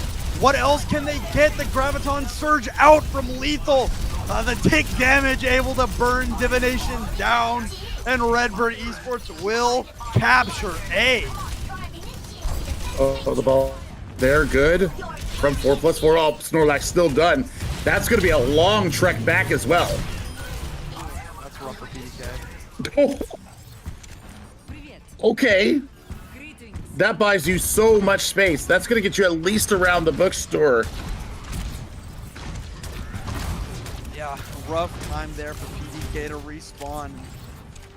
Just unfortunate there for 4+4. Redbird Esports, yeah, I mean, once again, it's just the same plan they enacted on the first attack, where they're just pushing up and allowing the one person to push the cart. Here is the self-destruct from Romani, and Bomb this John not going to find much of anything. Well, Romani's mech is gone. Faded is able to get the pin on the Gig though, so that is really, really big. You know what else is really big? That Graviton Surge from Lethal. No cleave damage though to get through that. Oh my goodness. Bomb this John eats another grab. But I think that this attack is ultimate finish here for Redbird Esports. They await Gig's return, which is very, very short-lived. Redbird Esports butters at 72.23 meters, which is nothing to scoff at. No, but I mean, here's the big difference right now, okay? First of all, they completely speed taking the first point. Two, it's a 21-second difference. So basically, by them getting past bookstore eradicates the 21-second differential between their time banks. One good hold from Redbird, and even if 4+4, I want to say 4x4 too, even if 4+4 does get it in overtime, they're not going to be able to leave the point. A self-destruct, a grab, a well-timed boop and shield bash combo coming through, a well-timed pin. Anything could go wrong here for 4+4, so they have to play this assertive but smart. Yeah, and I mean, they need a miracle here. They want to stay alive in this series. I mean, this will put them down to the lower bracket here. I mean, but Redbird wants to put it away. I mean, they also looked fairly shaky on their early defense of Point A. So, you know, to do that with that information, what you will. Because we did see Redbird flip that on its head on their second attack. Yep. But, I mean, we'll see what Redbird can do here on their second defense as we get in here. I mean, 4+4, they need to get it going. They need to get it going quick. Gig locked in battle with Faded already, and Romani's mech is so low. Able to get the healing for now. Now. The support is just, it's just there to keep Romani alive and shooting in the mech. I mean, as it stands, Snorlax and Goose are both neck and neck when it comes to ultimate charge. And Gig, oh my god, Gig so lucky that he didn't die there. I mean, that was incredible peel from Redbird to keep Gig in this fight. Dropped below 100 HP, shield bashed with a Discord Orb. Lethal is not gonna be so lucky. Gig finally goes down. Both of the defensive support ultimates invested here by Redbird. But if you are 4+4, you don't need to use any other ults. I mean, I'm surprised that they let loose with the barrier and the transcendence. I mean, as soon as you see Snorlax hit transcendence, you pop your own immediately. Now it's a 5 ultimate fight for 4+4. They've got grab. I mean, they've got the grab bomb and the shatter. This is spelling disaster for Redbird. Here we go. I mean, this is to decide if we go to map number 3, or if Redbird is gonna put this series away right here, right now. An incredible Graviton Surge from PDK. The bomb gets 2! It's done. Divination is able to clean up Gig, and despite the loss of Snorlax, it almost doesn't matter. Redbird Esports, they fall over, and there's just 30 meters left until this map is up. And I mean, with the stagger onto Lethal in the backline, it's gonna be too much to ask. And I mean, Goose, you're not getting to the point. Romani's not gonna let that happen. 4+4, gonna get it done on Kings Row. And that's what happens when you're kind of resistant and kind of hesitant to use your ultimates. Once again, 4+4, very proactive with the ultimate usage, especially support wise in the overtime. That was everything. The Transcendence that came out first completely keeps everybody up, and there's nothing that Redbird Esports can do behind it. So we are going to go to map number 3, and well, we're going to be on the edge of our seats waiting to see what that's going to be. There's one thing we do know. We're going to Assault. We are. It's going to be Assault for map number 3. Got retired with the release of Overwatch 1 being pulled out for this tournament. I don't think we got to see it the last time. I don't think we ever played Assault in the last GOATS tournament. So, as far as I remember, we didn't. But, should be a lot of fun. We're going to cut to a break for a little bit. And when we come back for map number 3, we're going to see where Redbird's going to take us. And if, potentially map number 4. It could happen. Stick around.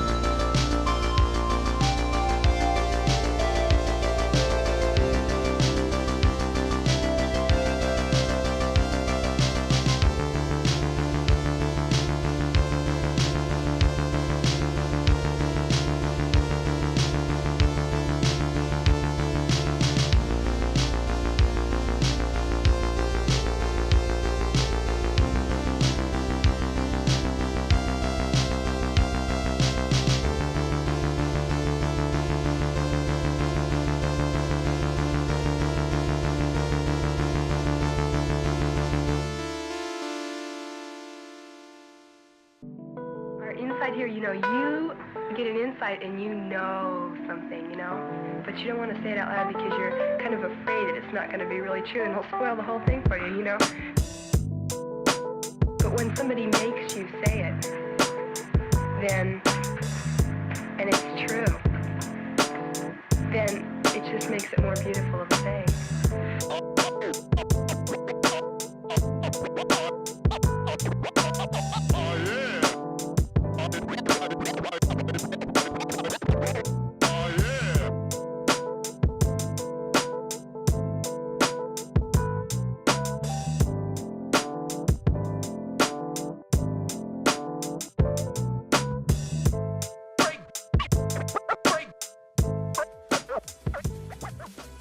All right, welcome back, everybody. We got a tied series here going into map number 3.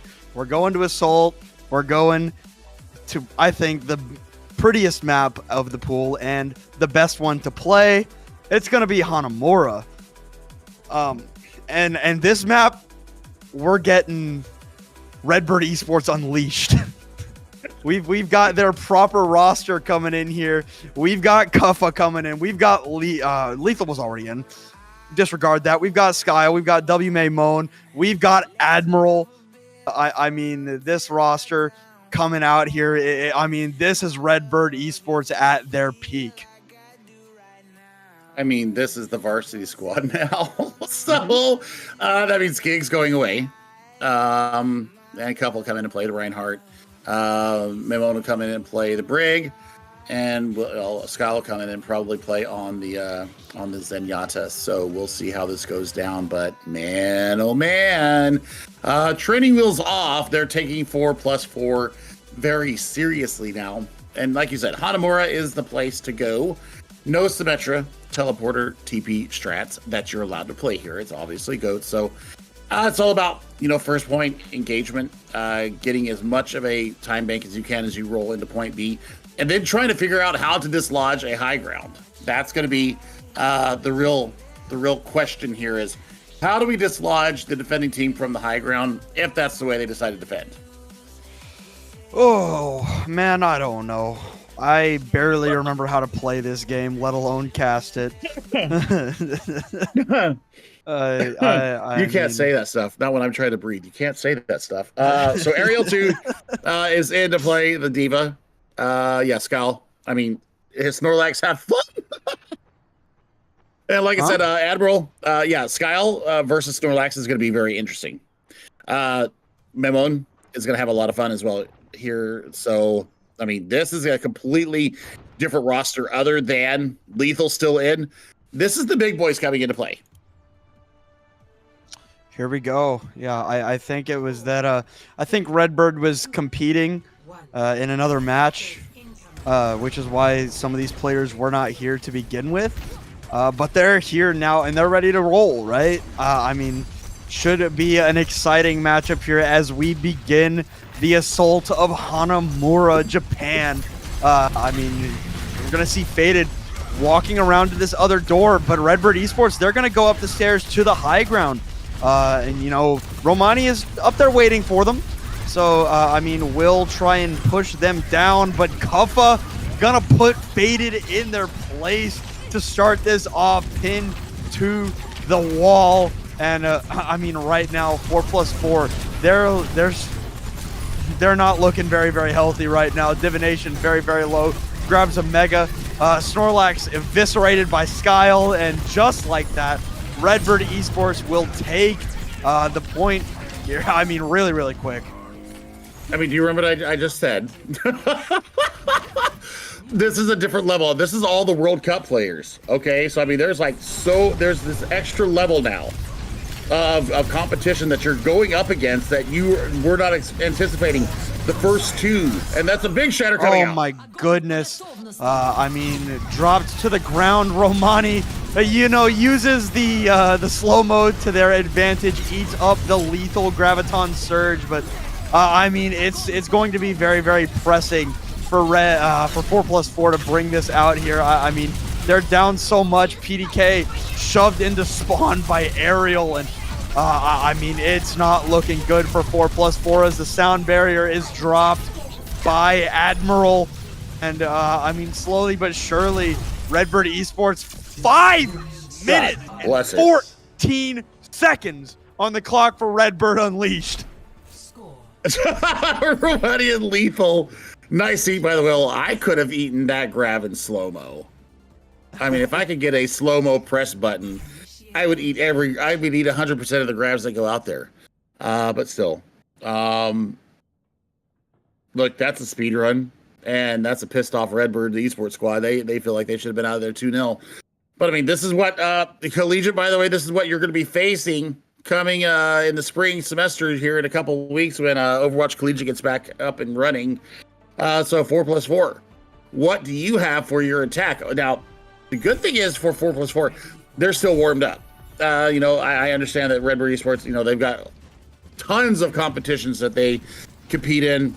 We had the majority of the main roster off doing a collegiate event. So now we're here.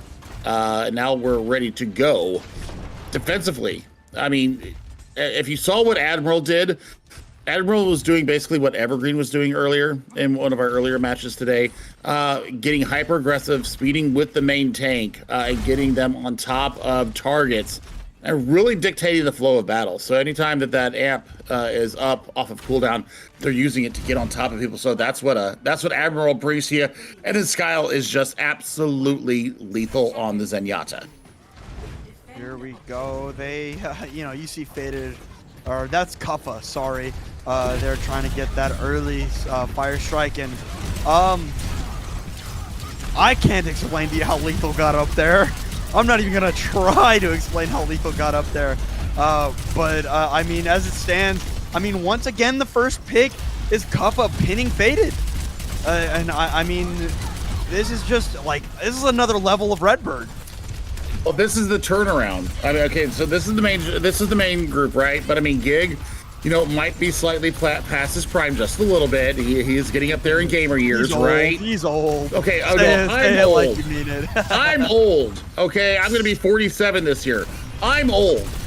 But I mean, Gig is past the fast switch responses, and I think the best massive coming through. Good God! But I mean, it's still, it's the youth of Kuffa, and Kuffa is hungry, and probably could have made an Owl team with a little bit more time with the Owl coming through. So that's where I'm sitting on that, and I won't be dissuaded from it. But I think that the Team Australia experience for Kuffa was probably one of those defining moments where he actually, grew even more. I've talked with him in his stream. I've hung out. I've interviewed the guy before. Absolutely class act. He's one of the best mates here in Overwatch. I mean, here we go. In this next fight, self-destruct out from Romani. PDK used the Graviton as everybody's using everything here. Sound barriers out galore. It'll be a pretty decent shadow there for Faded, but there's no follow-up. They can't get through the choke. Kuffa just swinging, has a shatter of his own just about. And I mean, with Snorlax dead, this is just a tragedy for 4+4 right now.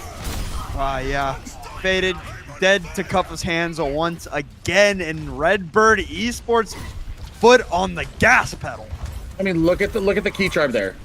It's Team Australia for Kuffa. I mean, I think the national pride really did Kuffa a world of good as far as maturity and maturing as a tank player. So, you've got some options here for 4+4. Let's see if they can get out there. But a big shatter comes through. Shatter onto Snorlax as they're gonna use the Graviton, and it'll be a pretty decent shatter there by Faded.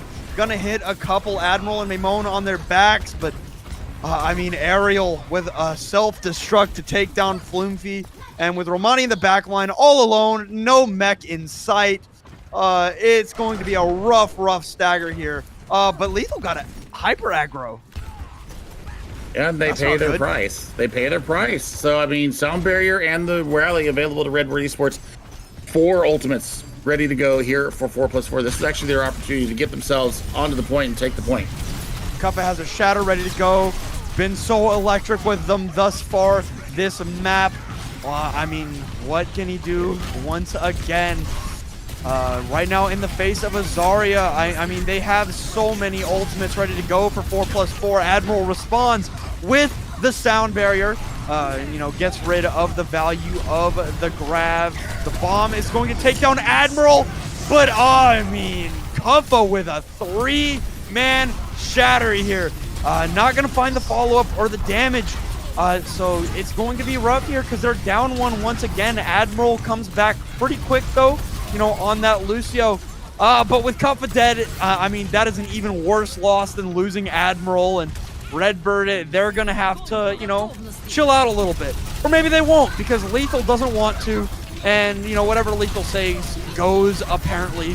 Admiral does fall once again. And Lethal's so high charge. And, PDK decides Lethal's not going to get to have fun anymore.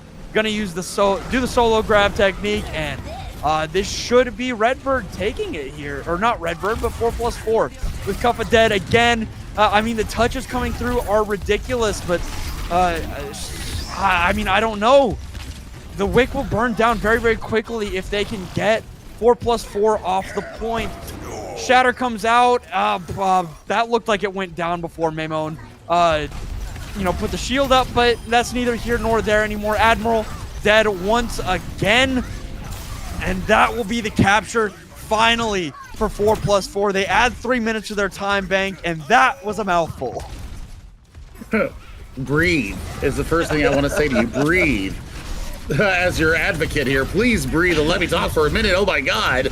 Yeah, I mean, they've got ultimates coming up though. Red Bird Esports do have some tools to be able to withstand the barrage coming in, but the grab comes out and a trance.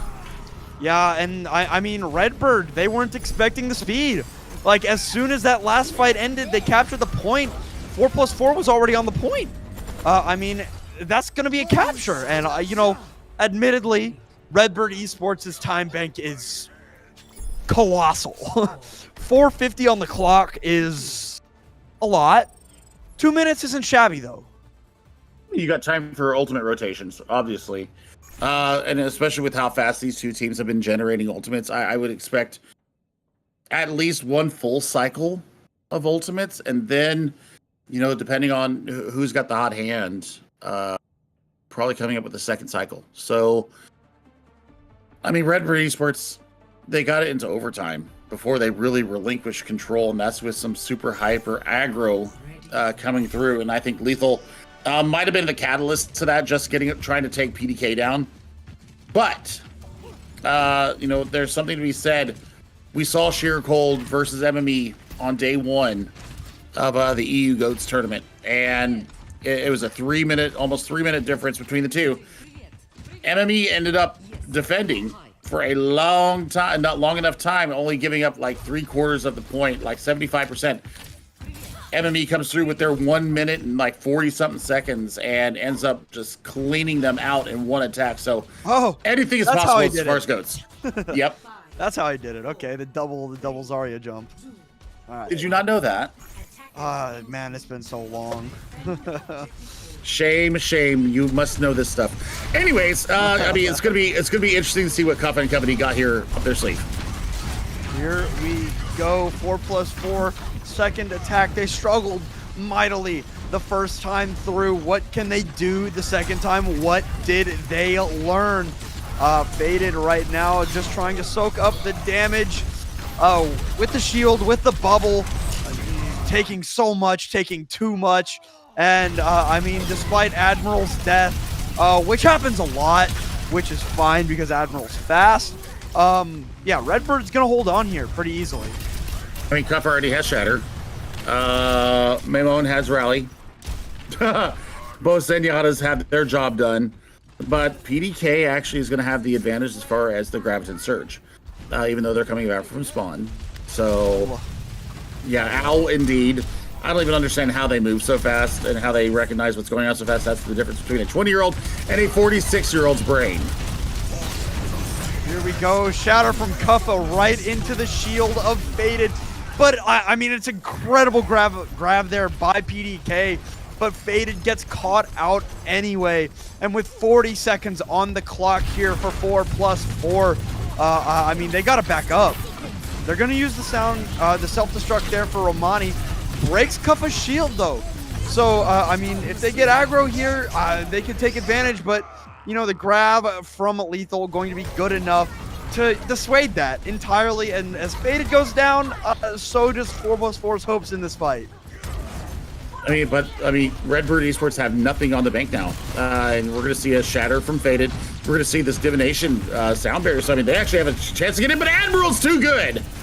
Yeah, I mean, Admiral 1v1s Romani, you know, takes out the mech, takes out the baby, and 1 second on the clock, and Admiral with a second divination. Ajax!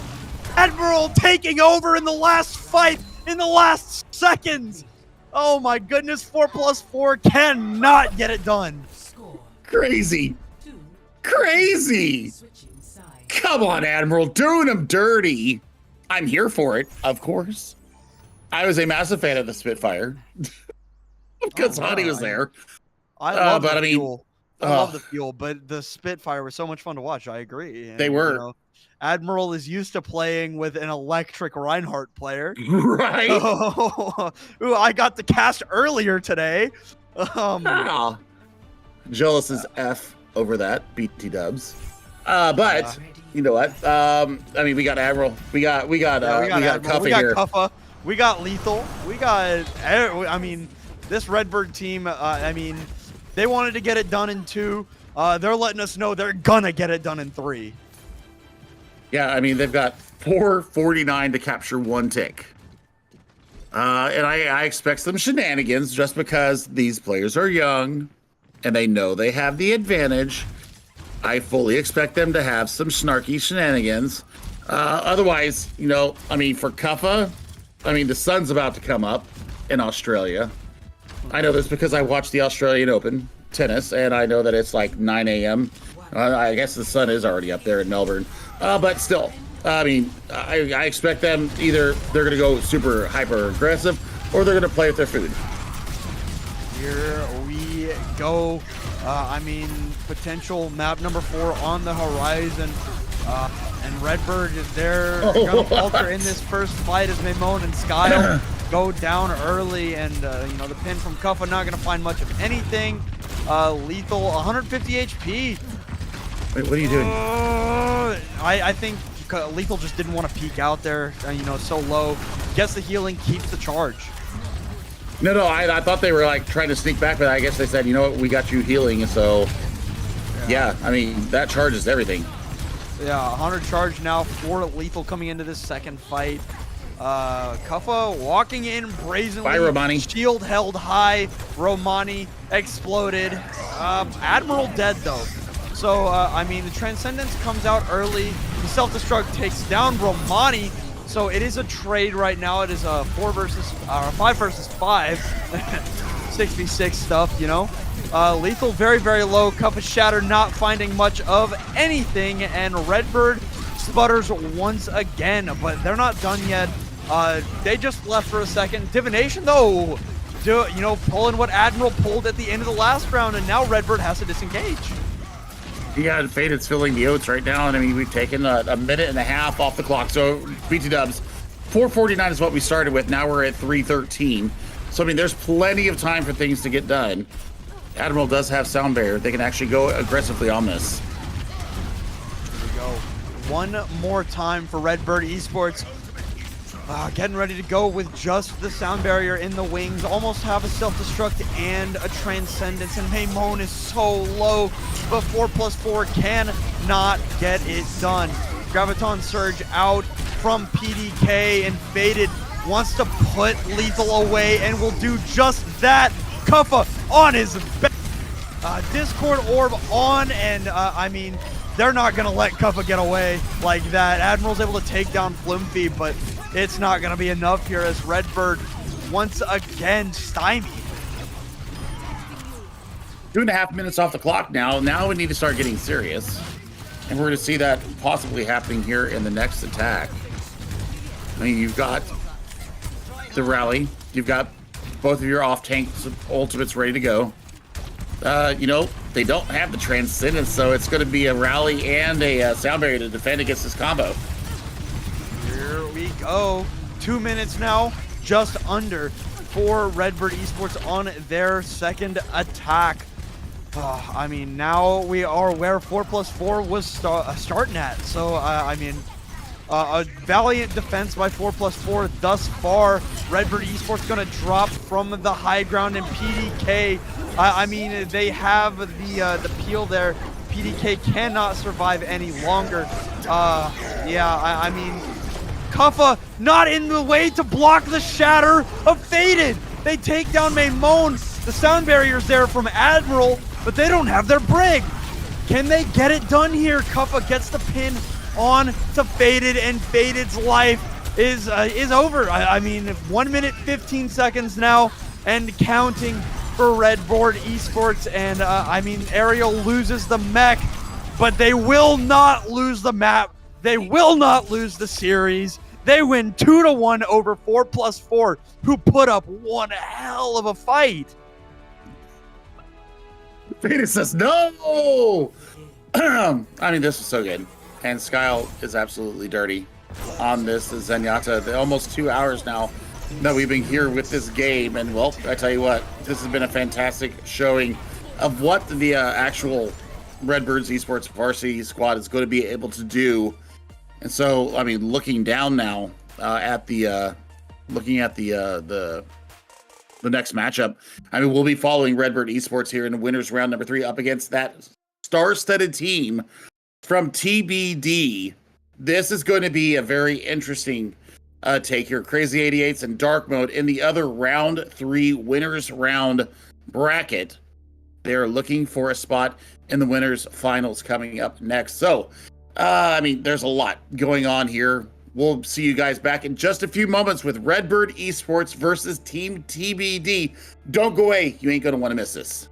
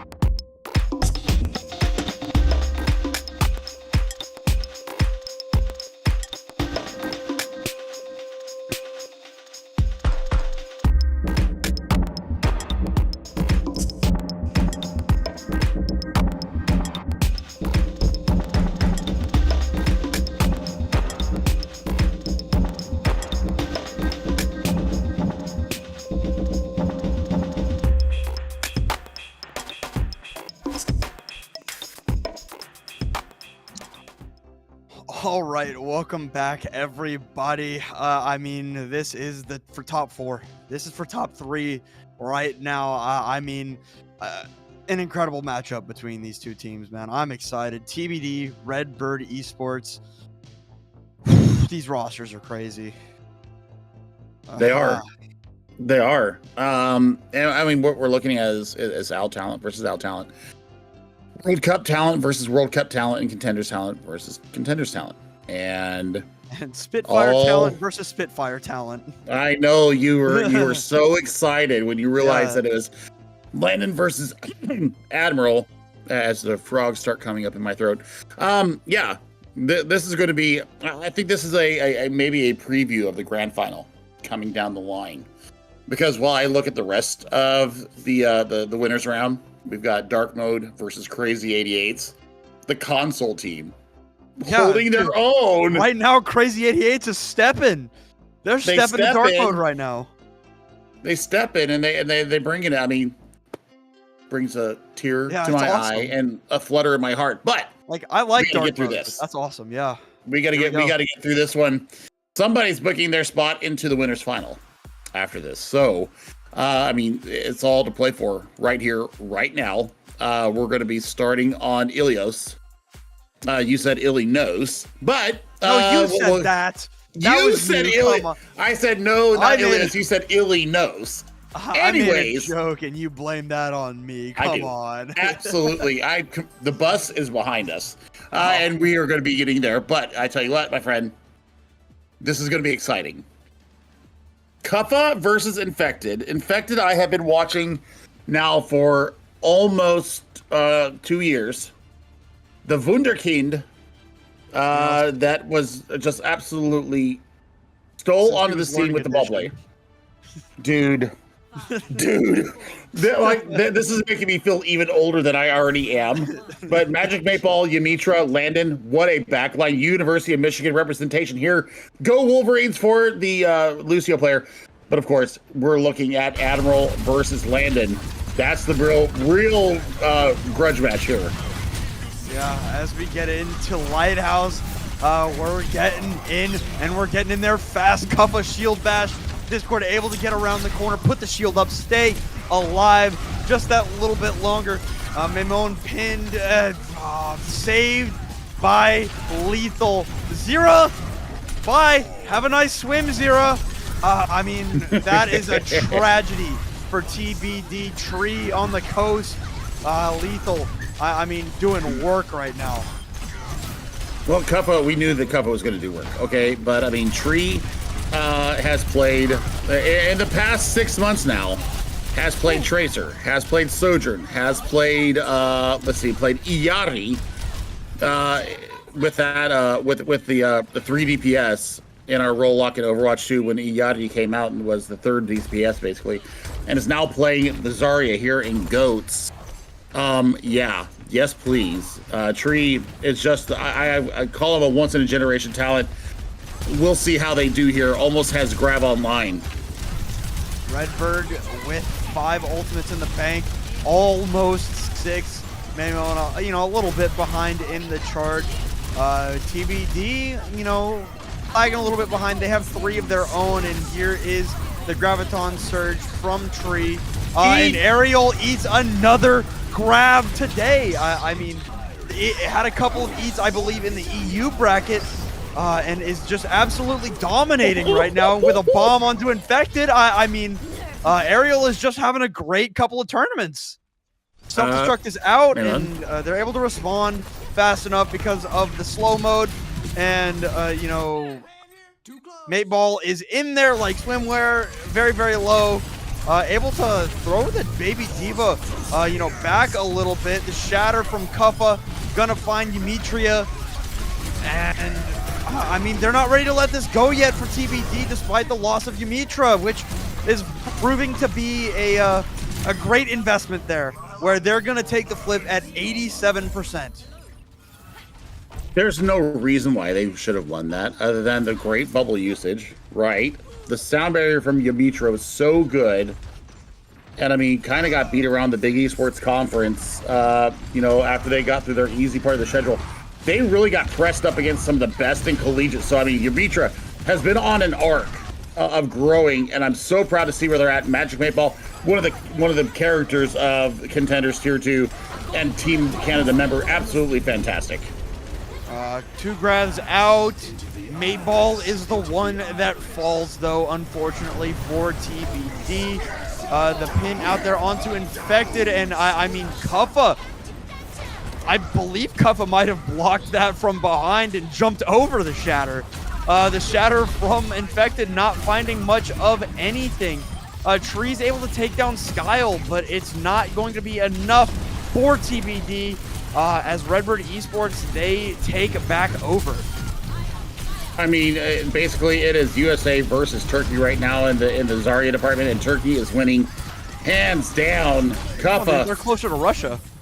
What? What do you mean they're closer to Russia? I mean, They yeah, are. I guess basically they are. Well, wait. actually, no, you're wrong. Map ended. Alaska's closer to Russia. Okay. Ah, get owned. Get owned. Siberia, yeah, I guess. Hey, it's all part of Russia. Yeah, I know. Anyways, I know. This is fascinating to see how they are willing to invest right now. This is almost like a World Cup, like super team versus a Contenders super team, and this is why I'm so excited right now. Kuffa playing Infected like a fiddle. Infected is a great main tank. Let me throw that out there before I start harping on him. But I mean, Kuffa understands like the Reinhardt a little bit better than Infected does, even though because Infected is known for the ball play. Now, we'll see how Infected does here, where there's a little bit more room to like have an environmental kill, a little bit of geometry to play around here on Well. And you know, these short range pins that Infected is really good at that we've seen so far. Let's see how he deals with it.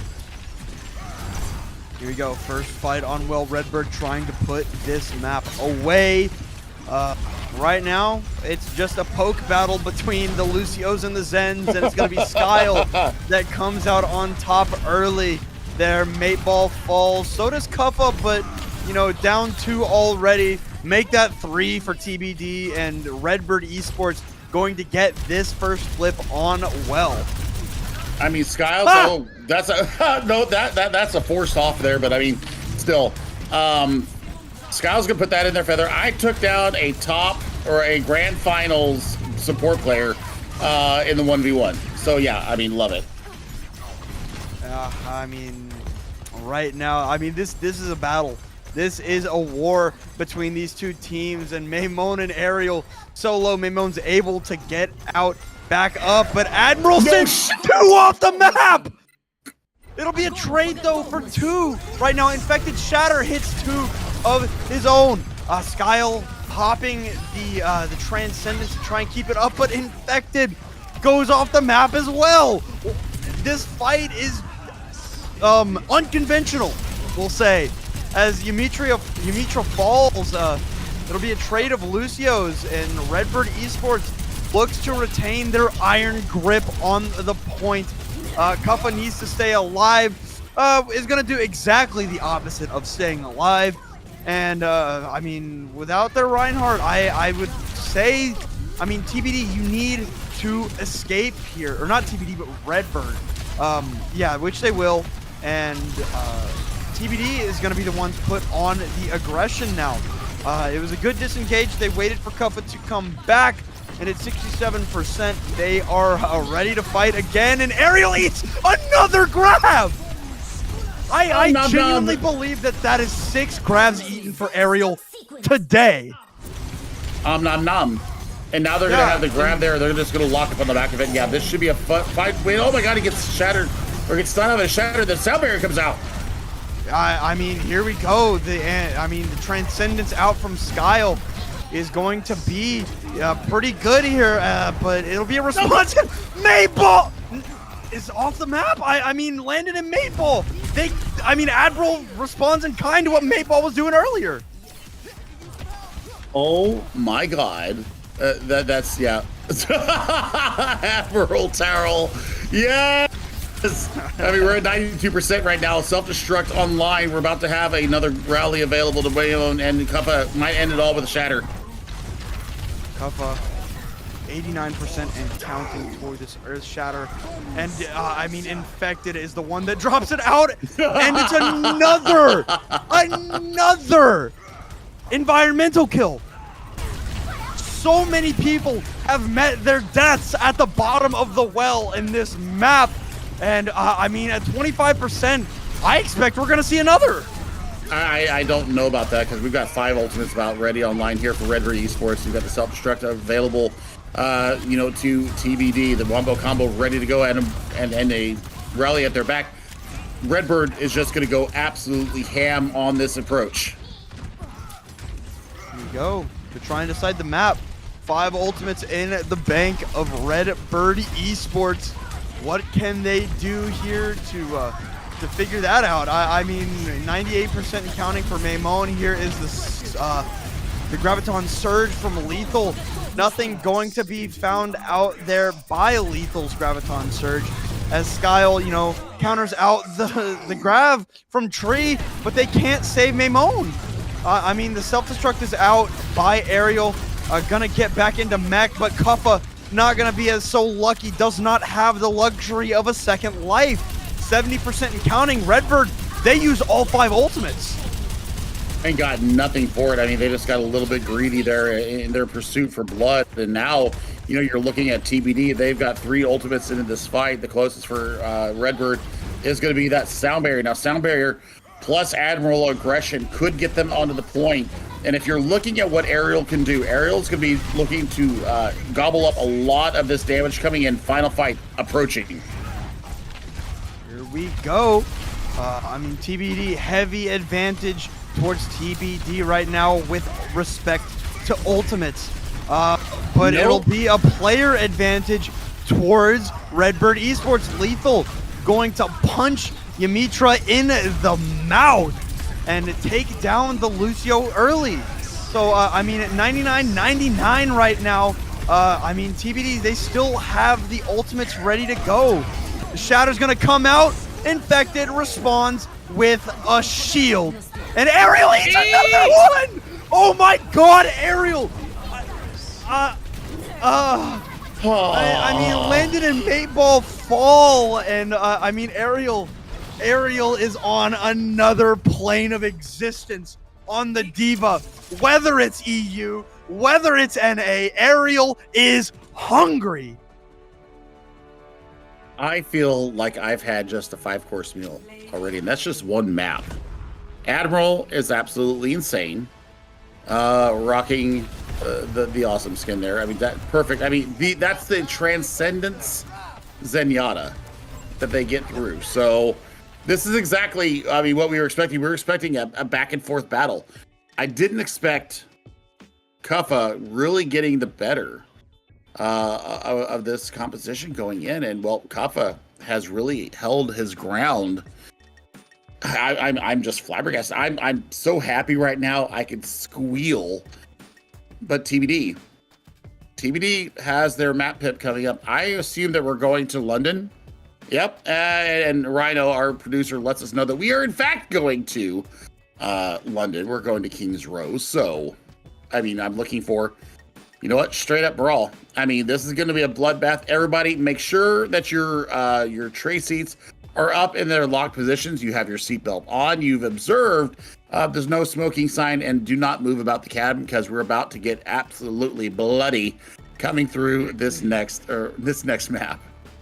Yeah, I mean, time and time again, I've only gotten a reprieve from this map a couple of times in this tournament thus far.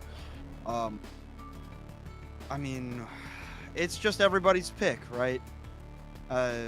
Time after time, you know, we say the same things about King's Row, especially in a tournament like GOATS, right? Yeah. I mean, everybody just wants to play King's Row, and King's Row is at its best when you're brawling, for sure. So, I mean, as it stands, nobody's surprised. Nobody's ever going to be surprised at a King's Row pick. Sure. I mean, TBD, they ran it real close with Redbird on that first map.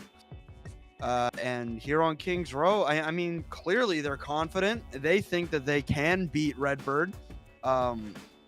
So I mean, I'm looking forward to seeing TBD's response here to that. Like that loss at the end was crushing. I mean, it was crushing, but I mean, it's the fact that Ariel has this inane ability to know when grab is up. I mean, that's got to be coming from Admiral tracking the ults. So, confirmation of where we're going. Man, this could go one of two ways. It could go very fast, or we're heading to some serious extra innings. So, I'm hoping for the latter, just because we all deserve to have this in our lives. And, well, these two teams, I mean, I was watching Bull Skunk on his stream yesterday, my longtime casting partner.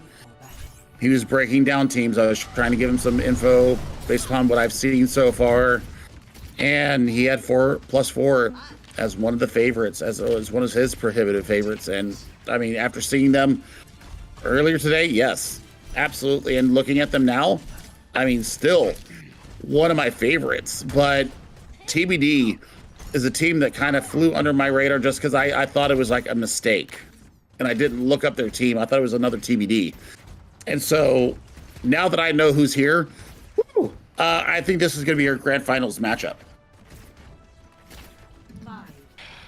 Yeah, I mean, what a series it has been thus far. You know, on the other side of the bracket, Dark Mode does end up taking down Crazy 88's 2-1 in a crazy series. Respect to the console boys for coming out there and fighting. But here we go in our own series. TBD trying to even up the score. Infected on his back. Mate ball in the grave. I mean, this is an unfortunate start for TBD, but you know, with the trade on the lethal, you know, it was gonna be okay until Infected and Zero died.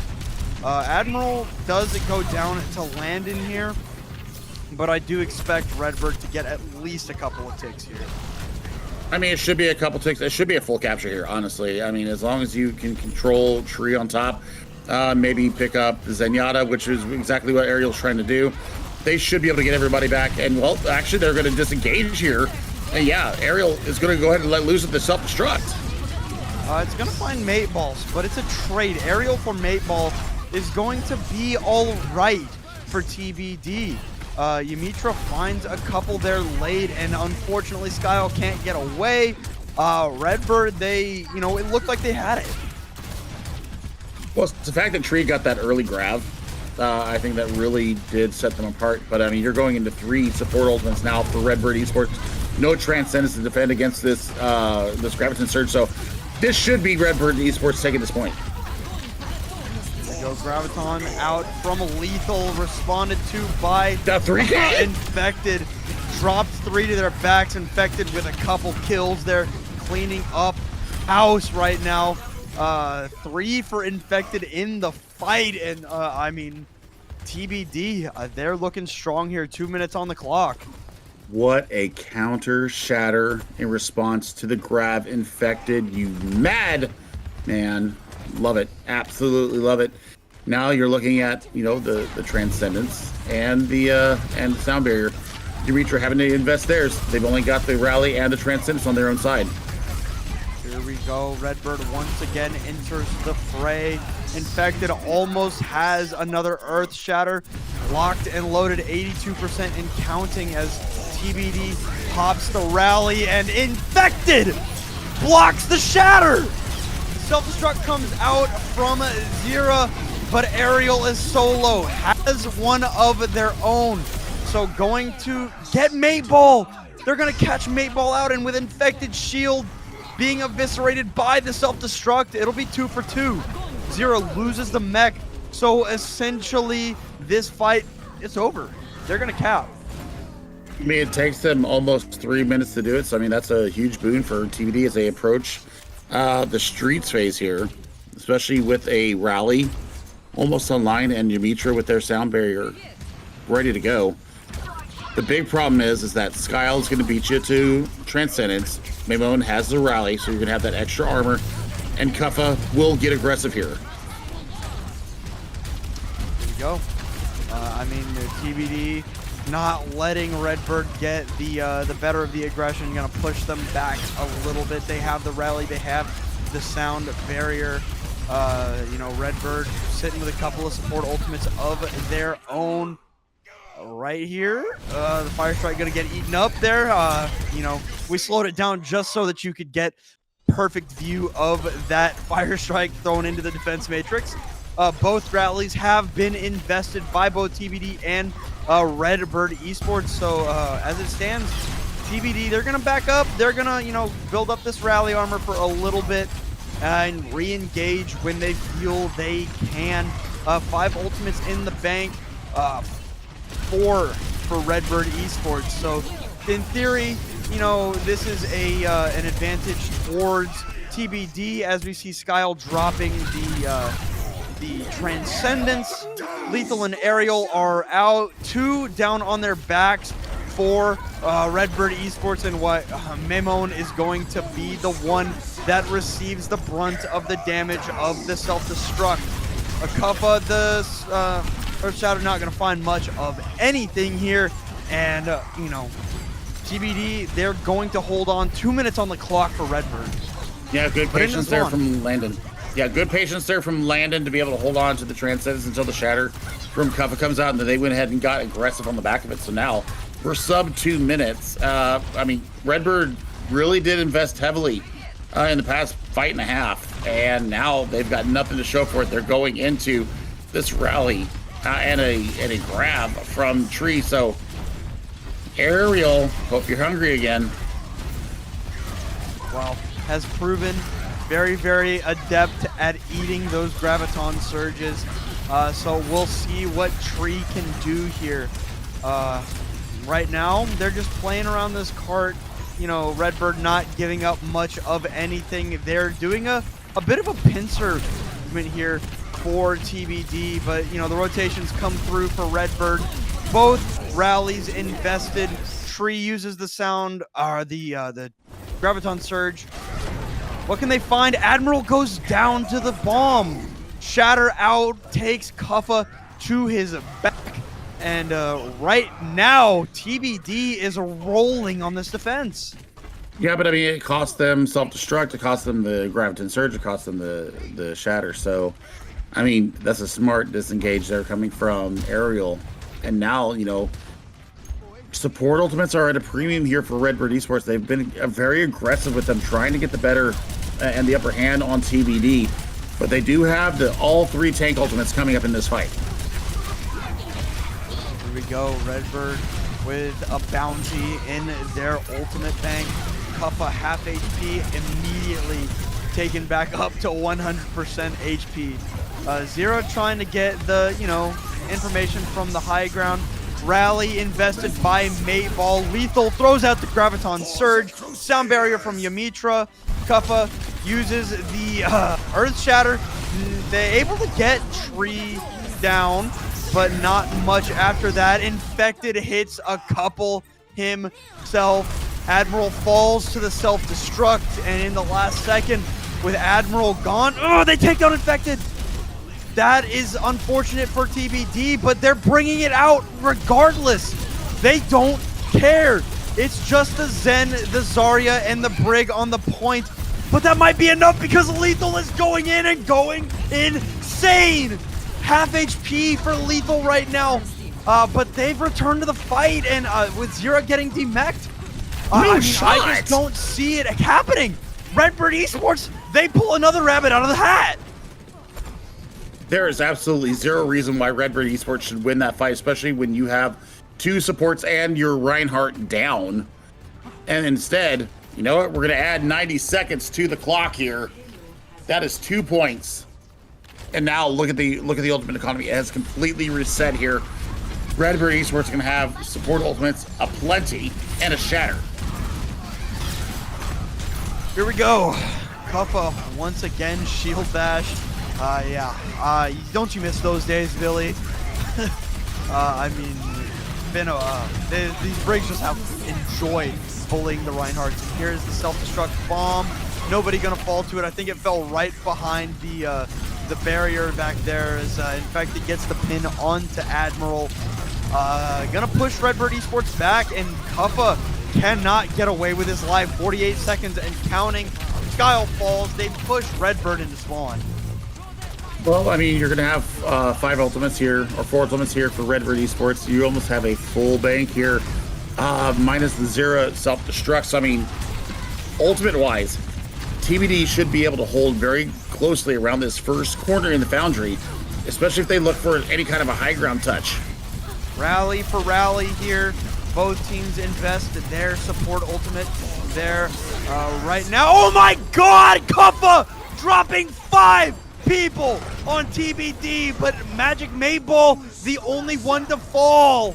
Kuppa and Maymon put down there, but my god, Redbird Esports just keeps getting it done. They're splitting their attention too. They put the self-destruct in one area, they put the gravity in the other area, and now they've got a sound barrier ready to go to push forward. Yeah, they're looking for the win here. TBD though, they are heavily in front of the ult game here.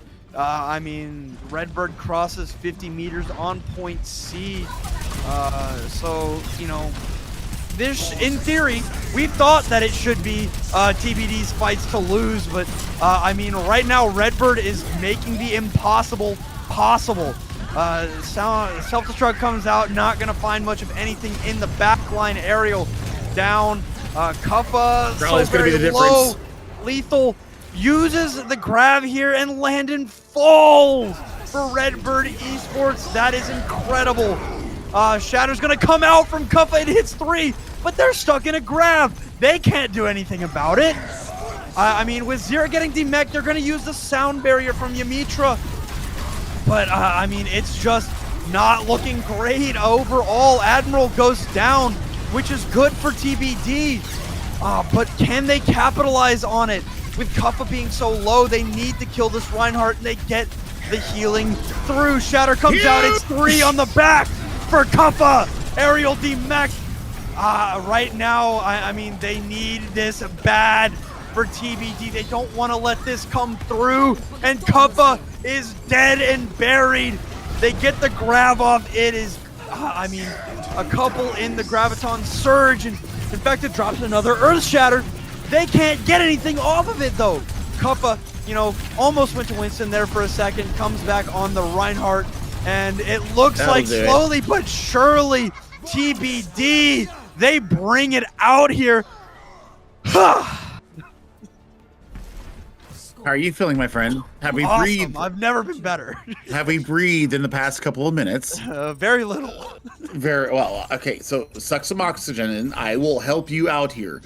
So, I mean, the fact that Redbird is able to prolong the engagement longer than really they had any business doing is the reason why TBD had to expend so much energy there. Now, when we go to the attack phase, I mean, Redbird had some issues taking the first point.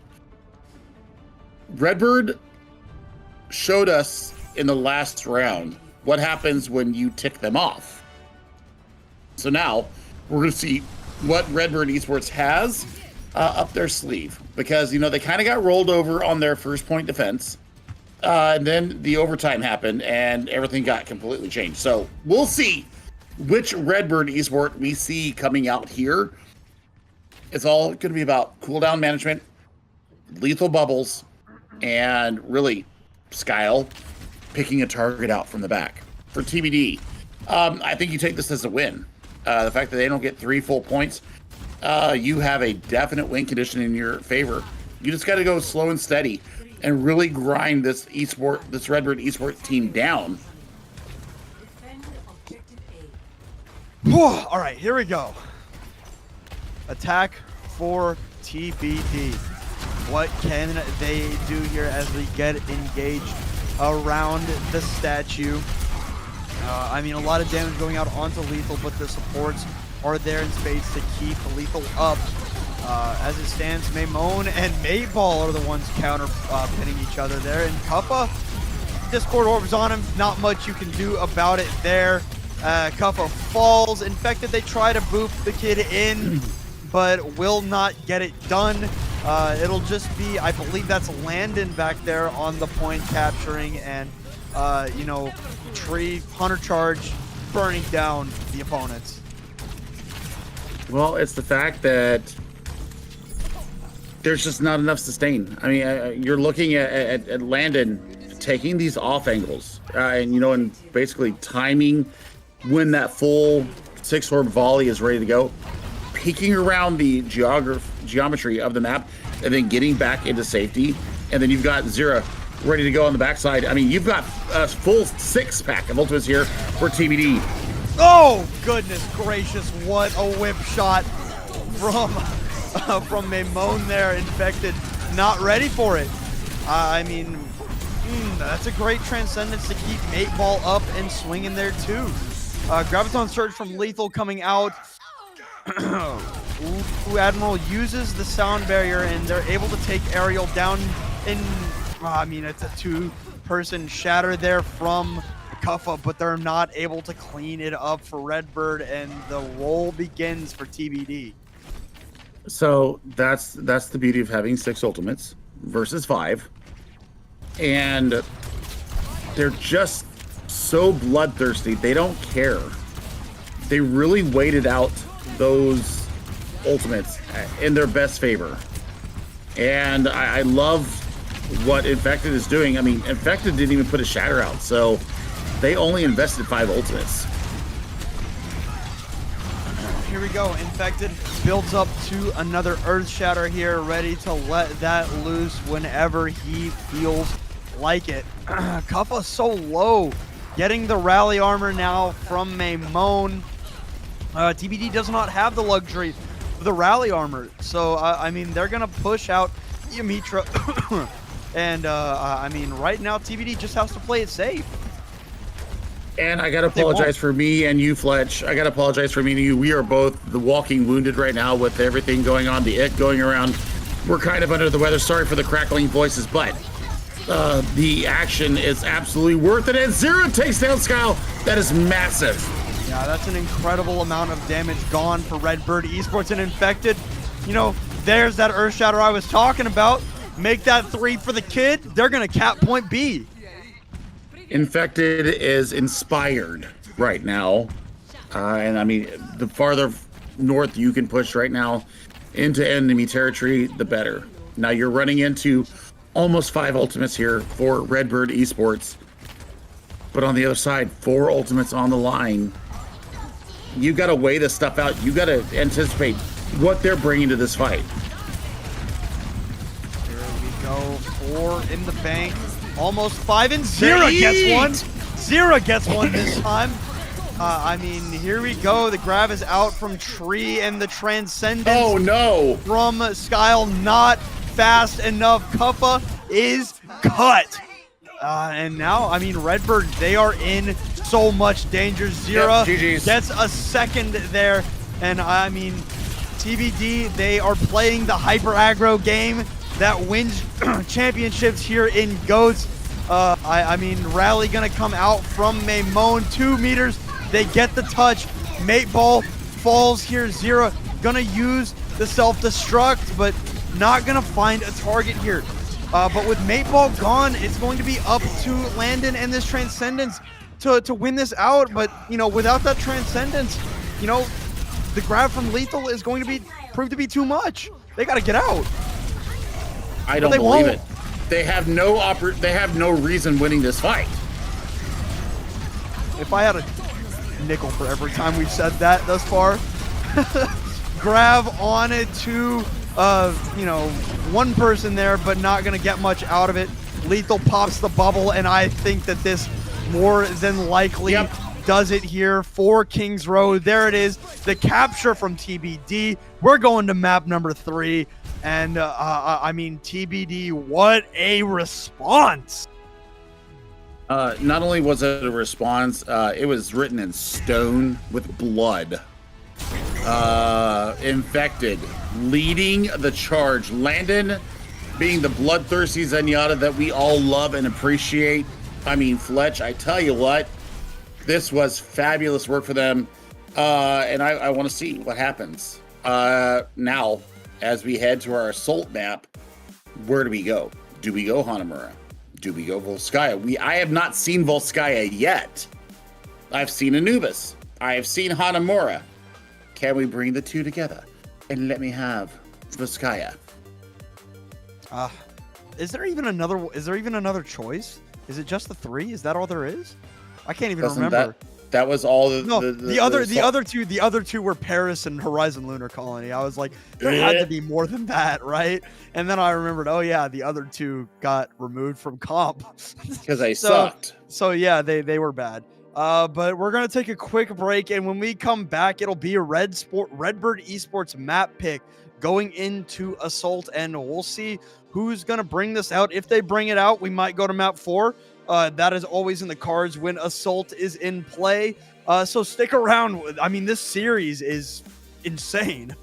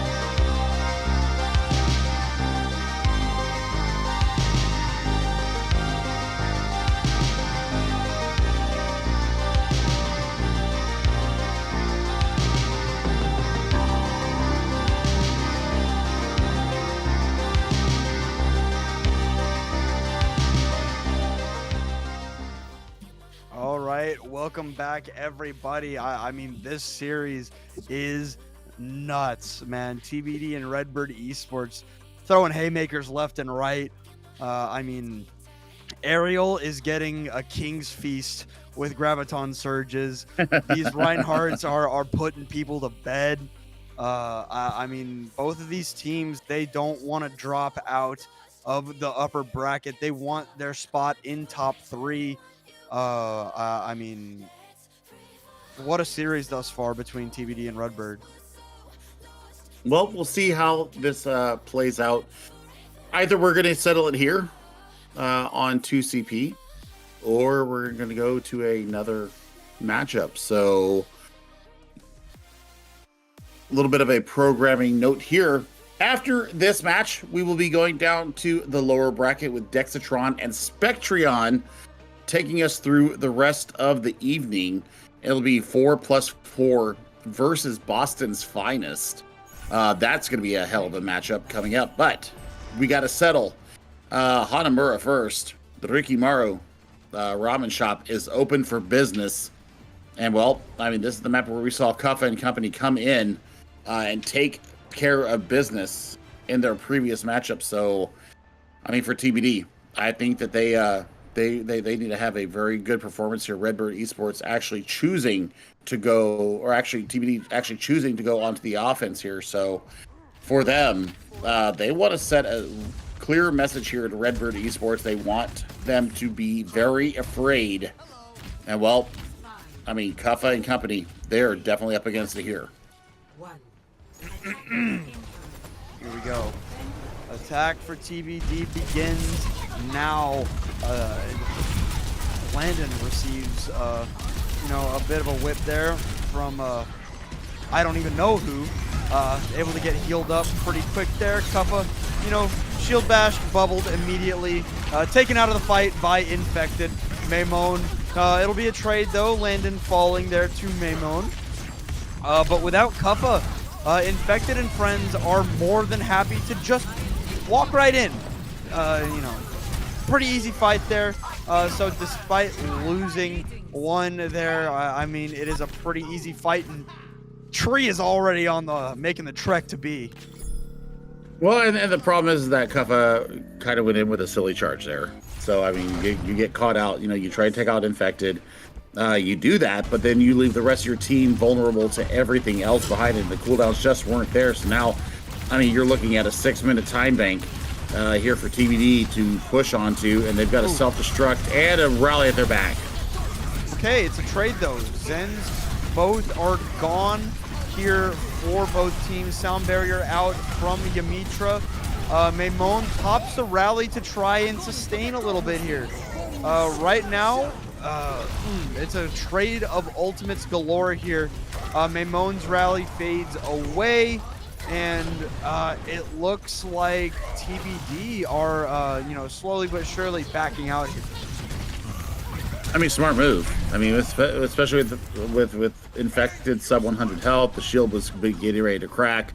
You just basically reset here, try to take the high ground again. You're going to have Landon's Transcendence ready to go here in just a second. But Kuffa could land a massive shatter here. Maymon is dead in the shatter. Speaking of massive shatters, that classifies.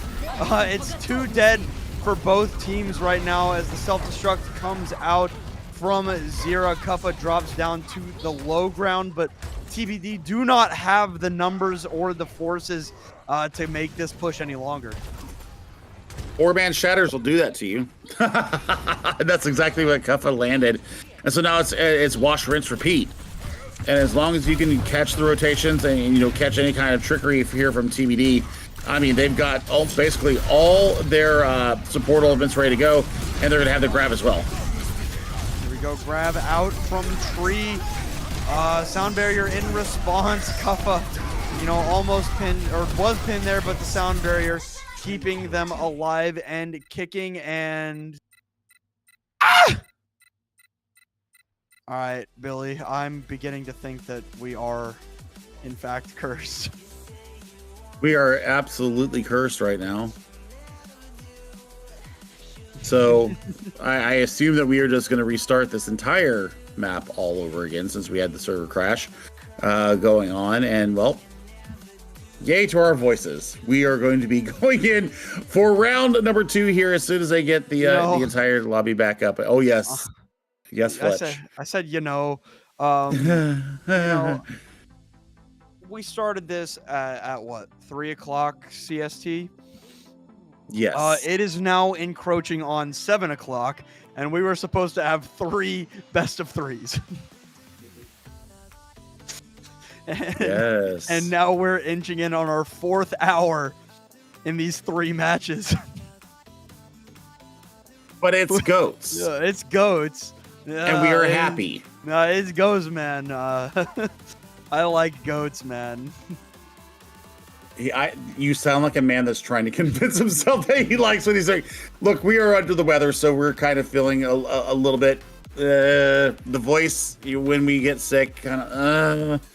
But For the most part, I tell you what, it's more goats. It's more of these top tier talents. It's more of the Spitfire rivalry match between Landon and Admiral. I mean, what's not to love here? And you know what? It's a chance, unfortunately, for TBD. It's a chance for the Redbird Esports to maybe have a little bit better cognitive skill in the Reinhardt department. Not YOLO charging the Reinhardt away and leaving your entire team to be decimated behind you. So you know what? This may play into their favor. It happens. It's the exigencies of the NA servers right now because everybody's trying to play. And, well, it is what it is. So we just have to go with it. Yeah, here we go. Full reset on the map here. All right, so we'll see if Redbird learned anything from the first time. We will see if TBD can replicate the first attempt. That Pachamori is how we're feeling right now. Oh my God, yes. Smiling, but on the ground. Smiling, but on the ground. Also, that's how my voice feels. My voice is happy, but it's basically in the bin. Absolutely rubbish right now. Here we go. Already 40 charge for Tree. Going to try and get this attack as fast as they did in the first time. And there we go. It'll be just that. It looks like Kuffa, Maimon, cut. And as it stands, TBD, just giving back, right? They knew that TBD had won the fight earlier pretty fairly, and they're like, yeah, we'll let you have it. Asterisk, that's not what happened. They just got dominated. That's absolutely. I mean, they actually gained 15 seconds if we're being completely honest with each other. So, yeah. I'm looking now at what TBD has online. I mean, they're going to have all three of their supporter ultimates with a couple of interactions here. And this is going to be, could be a very fast take here. Infected drops a continent on top of Kuffa's head. It will be a trade though, Zira for Kuffa.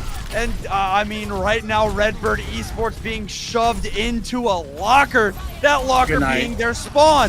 Kuffa, comes out of spawn, has the Earth Shatter ready to go. Skyle with the Transcendence keeps the Reinhardt up and swinging Shatter out and hits Mateball.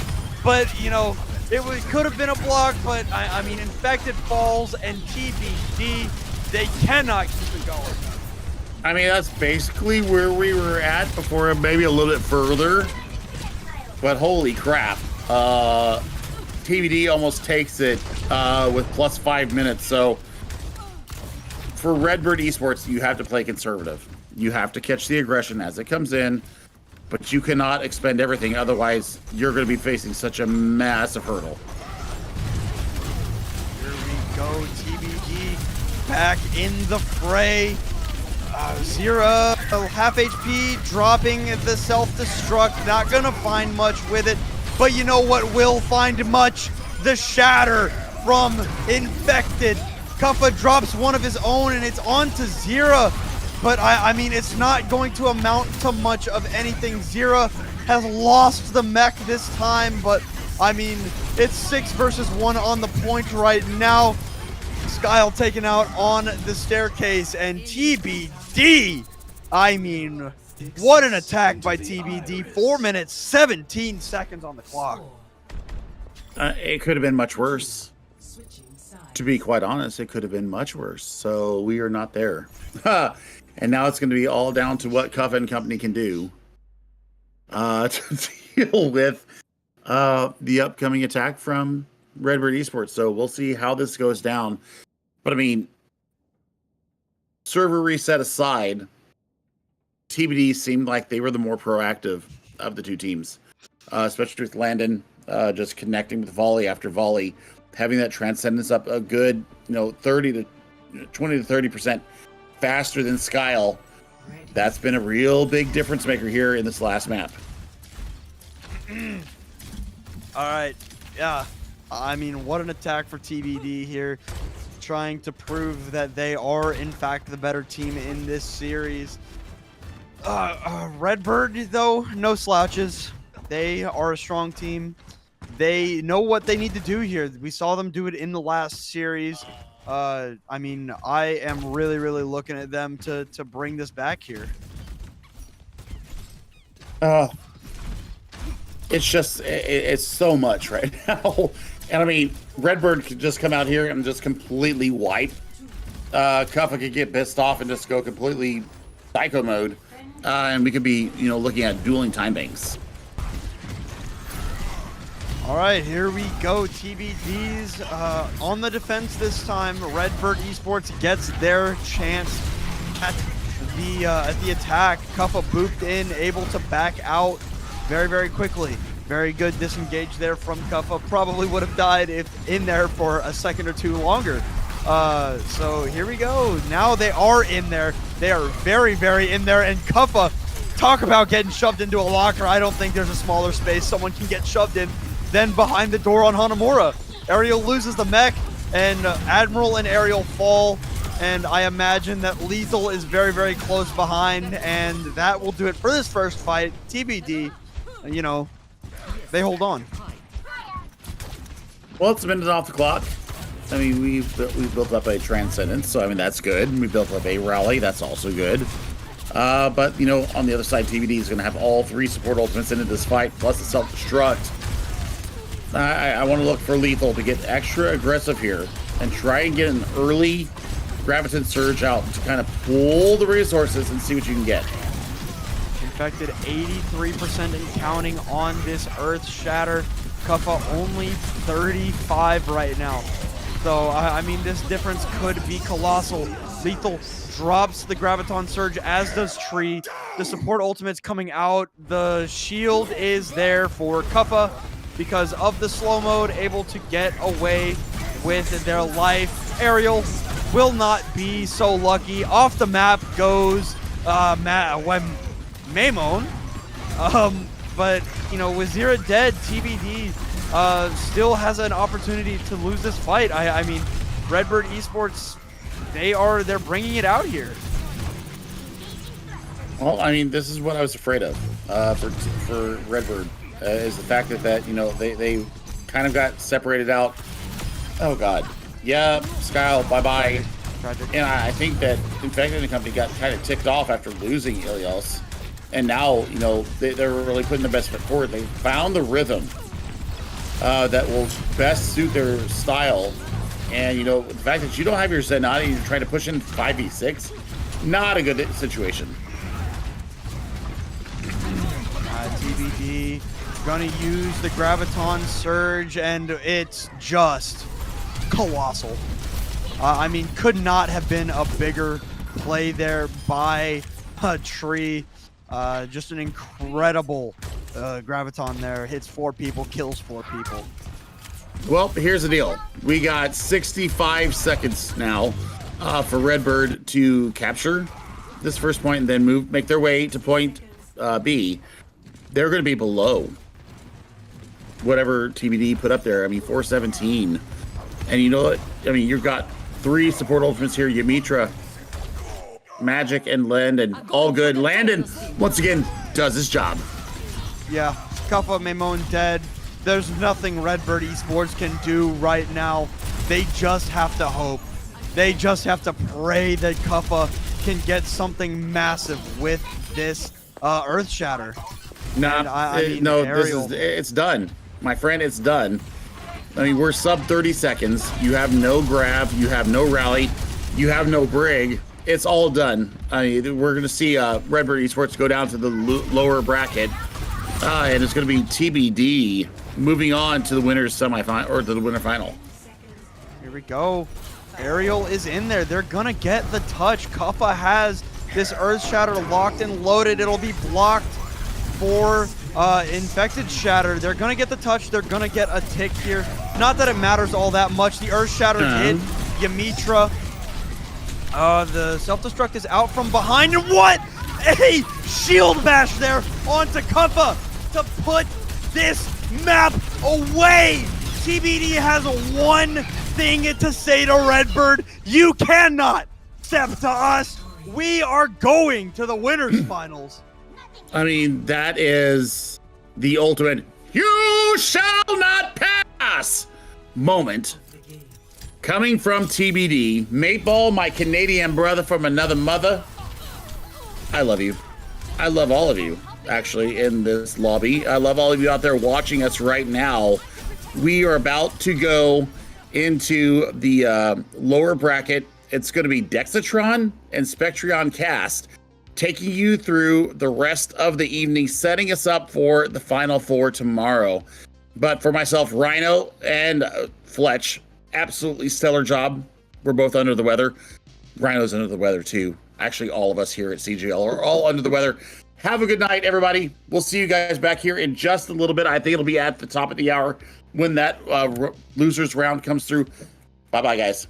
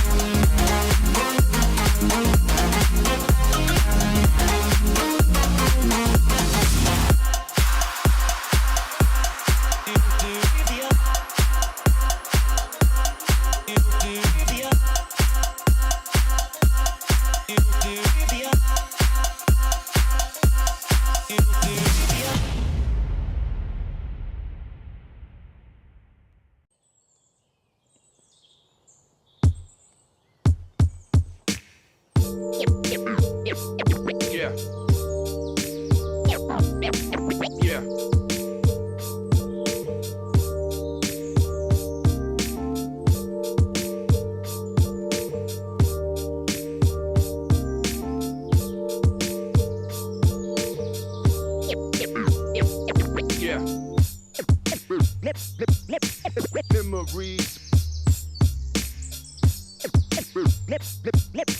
Memories.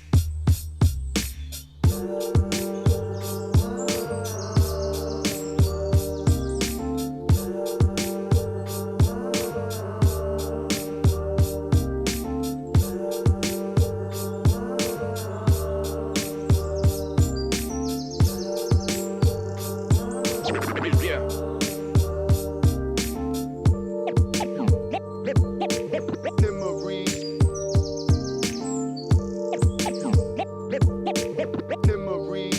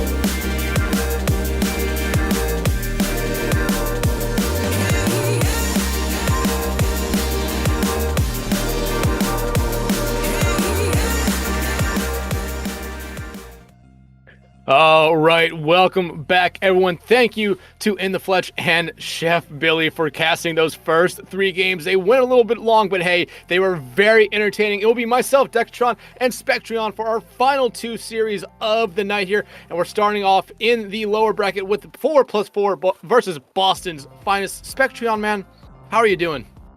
I mean, I already got, more than a little bit of casting action in doing the EU games earlier, and being an EU man myself, gotta say the time's dragging on a little bit late, but if there's anything that's going to help me burn the midnight oil, it will be some exciting games of Overwatch, and that's exactly what it looks like we have on the cards for us today. 4+4 and Boston's finest, 2 teams that really are more than stacked enough to be going deep in the winners bracket, actually. But, taking some unfortunate losses to some very strong opponents means that they are here. Only one of them can go forward in the tournament, and one of them will be sent home. So, I mean, between these 2 rosters, then, unfortunately, one of them will not be able to verse the crazy 8-8s. Yeah, I mean, you can see there are 2 journeys to get to this point here. 4+4 is able to beat Apes in their first round, but lost in a very close series against Redbird Esports, which I'm pretty sure just did lock themselves into that winners final against Dark Mode. You see Boston's finest, though, actually lost in the first round in a sweep against Dark Mode, one that other team that's already locked into the winners final. And ever since then, Boston's finest not dropped a map. So Boston's finest coming into this series here on a little bit of a hot streak. Oh, definitely. I think both these teams definitely feel like they might have something to prove. Getting beaten by one of the quote-unquote favorites of the tournament means that, I mean, it's a little bit unfortunate for your upper bracket run, but still definitely an attempt through the lowers. That's exactly what they want to do. They want to start this off on Ilios, and got to see more than a little bit of it earlier on today. The big difference maker in what happens in Ilios typically is playing that low ground. It's being able to position your Zenyatta safely, because if you can do that, then the Discord Orbs especially get so much value, but if not, then the Divas on both sides of the equation more than capable enough to take care of the backliners. Of course, Ilios, with its high grounds, aren't going to be massively accessible to most of the members on this team, but with flankers like a Diva, then, that suddenly means that you have basically free reign for those areas of the map. Boston's finest right now baiting a Winston in spawn, but I've been baited before. At least in EU, all we ever played was Ryan, but that is somewhat stylistic, and Sawhill looks like they're going to be running out on the Monkey. A very interesting choice, especially here for Well. I thought you would maybe see the Monkey come out on Lighthouse. Not Well, but they want to try to maybe play a little bit aggressive here, as they know, Boston Finest knows that they 4x4 or 4+4 wants to play in this little side room right now, waiting for the dive to come out there from Romani, who has absolutely just been on fire on this Diva throughout the day now, but Sawhill going to be able to pepper in some damage there. Has to use that pole, has to jump back out to the safety of their supports right now. Boston's Finest, though, playing this point really smart at the moment, kind of just letting 4+4 take the space they want. Boston Finest already above 50% on the cap here. Fade will be able to find the first kill of the series right here, but still, Boston's Finest so close to capping. They need to get 4+4 off the point for just a mere moment, and they will do exactly that and take the point here first. Sawhill going down as well makes it much harder for any attempt to Boston's finest to keep this thing going. They're dropping ults, they're trying to stay alive, but Harmbay with the Transcendence not going to be enough. It's going to expire, so will the rest of Boston's finest, and 4+4 established first on the point. It was absolutely fantastic of them just staying alive, because Boston's finest, their comp so cyclical. When Sawhill is in, it's almost unbeatable, but when he's out, then 4+4 have free reign to do whatever they wish, and that's exactly when a Fire Strike connected onto Angelic. So great early start from 4+4, and now with ult advantages, they can begin to compound that advantage. And also Hanbei using that Transcends very early on in that fight just allowed 4+4 to really get aggressive once that one-way bomb coming out here from Roman. Now won't be able to find anything this time. Anyhow, will use the grab here. Not going to be able to find any follow-up off it. However, will be followed up on the grab here from PDK. You see 2 members of Boston Finest supports up there caught on the wall. They're not going to be able to find anyone. There is 4+4, but Kai will be able to find Fade. The beat coming out from Divinity Divination coming out just a little bit too late, but they will get the boop kill there. And Angelic, though, wants to show that they can also get those boop kills. Will find Snorlax Noctis with a nice whip shot kill there, finding Divination right there. And now you just see the dive come out here from Boston's Finest, just trying to clean up the remaining members of 4+4. And they eventually will here and probably will be able to retake the point, but they still have to deal with Faded, who has come back from the spawn.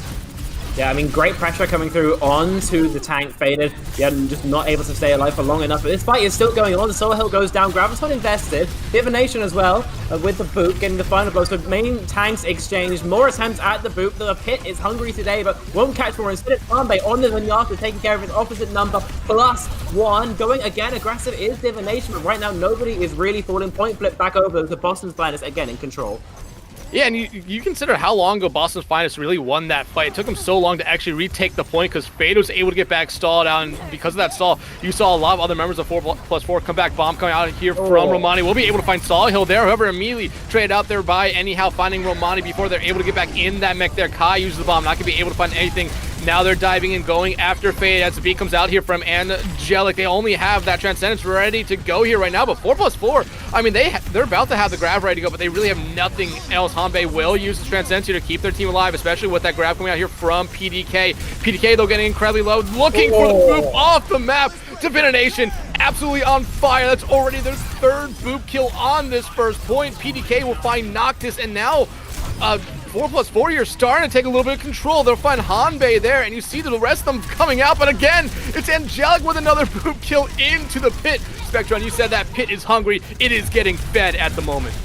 Angelic, though, will be taken down, and finally 4+4 established on control, but it looks even Stevens in terms of point percentage, so Boston's Finest going to be very happy with how they played that. But Divination, man, the absolute hero of that last fight, not only getting the environmental kill, but landing the beat as well, somehow managing to connect it onto Red X, allowed all of 4+4 to stay healthy, stay alive, and stay in the fight long enough to get the flip back. Taking up to last fight territory here, Boston's Finest have one last shot to get the flip, and they've got the rally online to do it.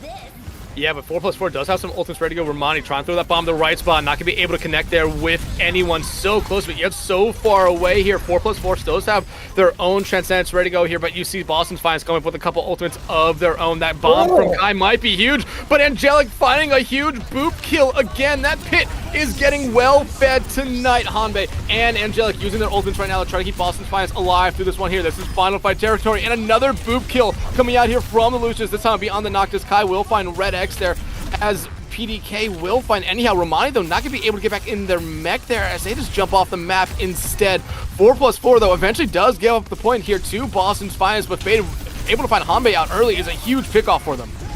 It is. Hanbei going down absolutely hurts Kai, though, there to trade it back. Snorlax taking the wrong end of the self-destruct. These kills going back and forth. Stereo frags in the kill feed, but right now both teams really struggling to find any sort of proper positioning. Faded pops the Primal Rage, trying to get that disruption, but grabbed up, focused down, having an absolutely terrible time of things, and the point still going back the other way. A great boop, anyhow, off the map. Might not be getting the kill credit, is Divination, but gonna be the hero all the same. The flip goes back the other way. Romani, D-Mech, can this fight ever stop going?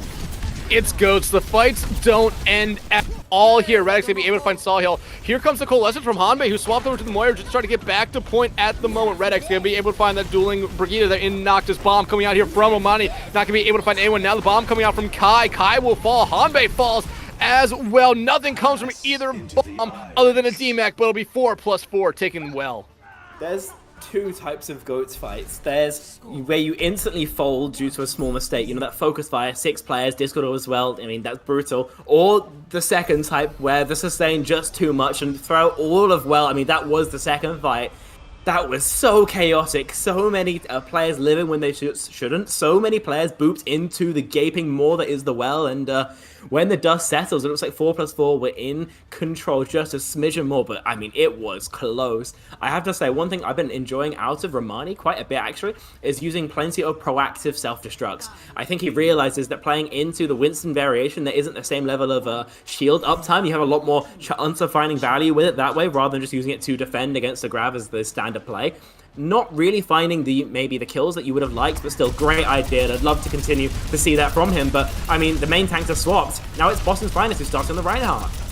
And a very interesting swap here, considering this is the map where you would expect to see a lot more environmental kills, considering 3/4 of the point, or around the point, is just straight right now. But still, no one fallen early here as the point does open.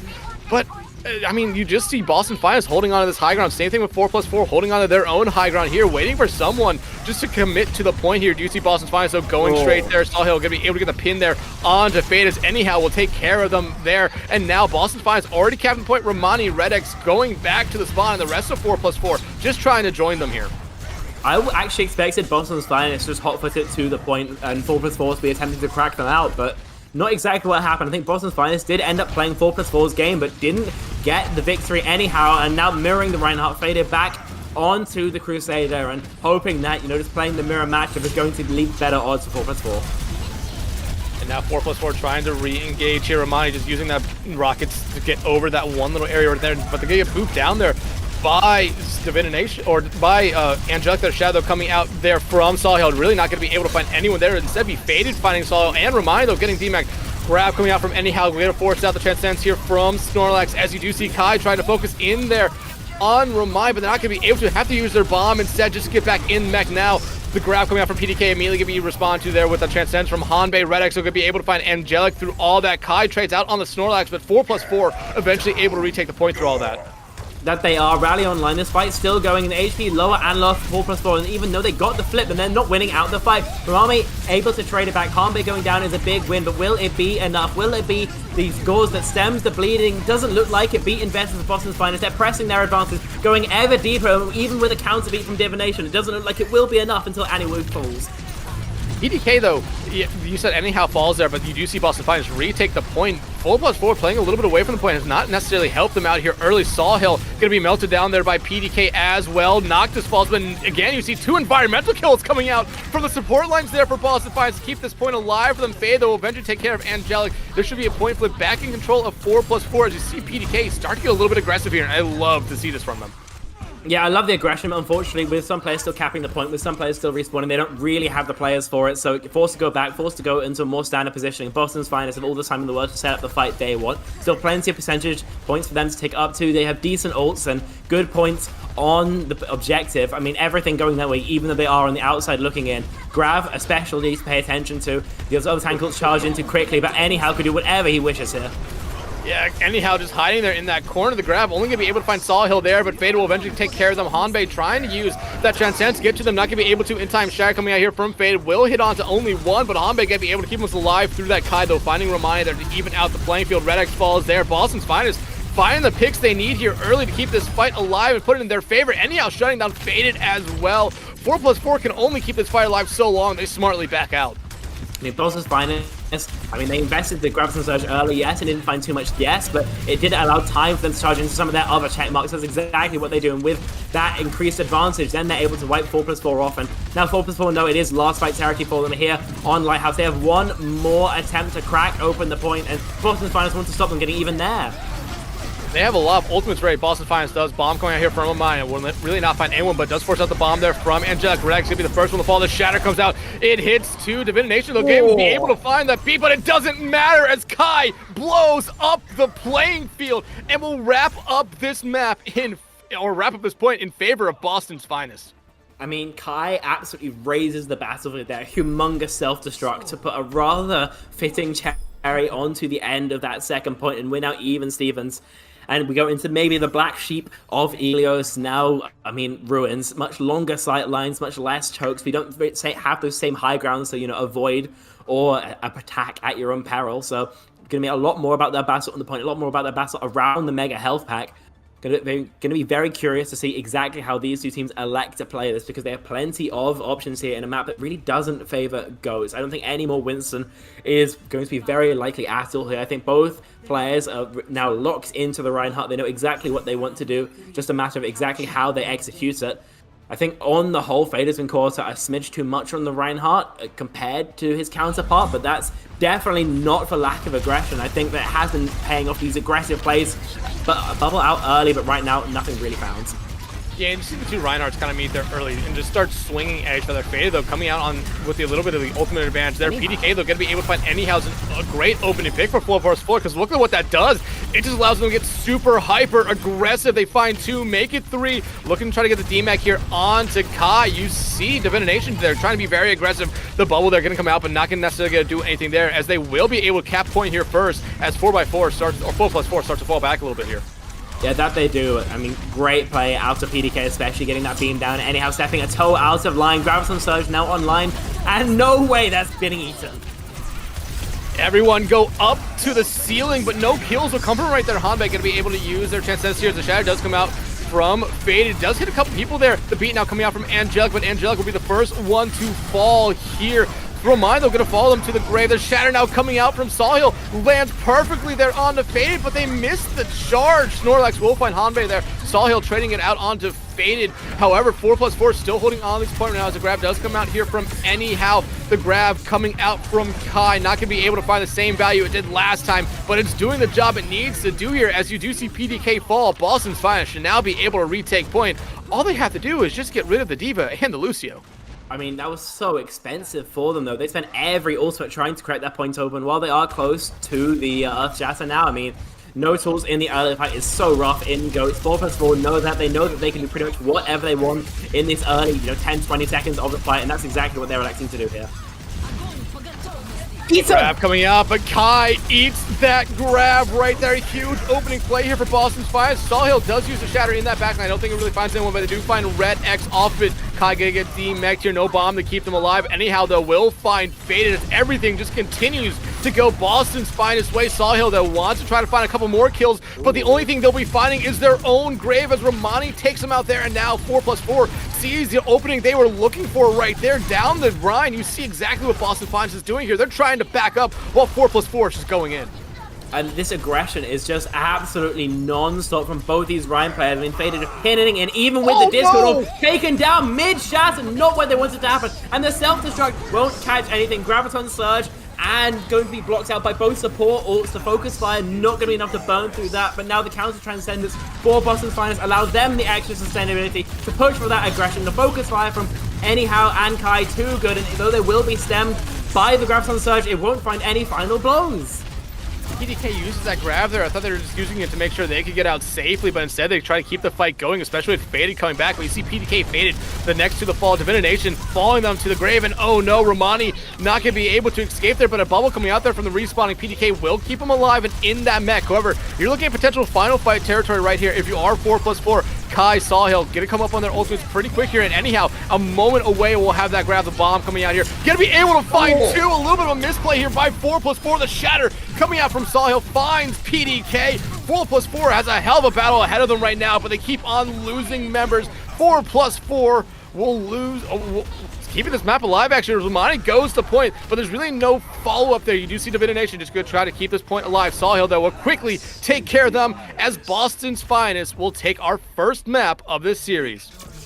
That was electric, but the dust does eventually settle. Boston's Finest take Ilios, but 4+4 definitely show that they are able to contend with Boston's Finest in pretty much every metric there. That was fantastically played from both these two sides, but in the end, I mean, a great self-destruct coming through from Kai is the big difference maker.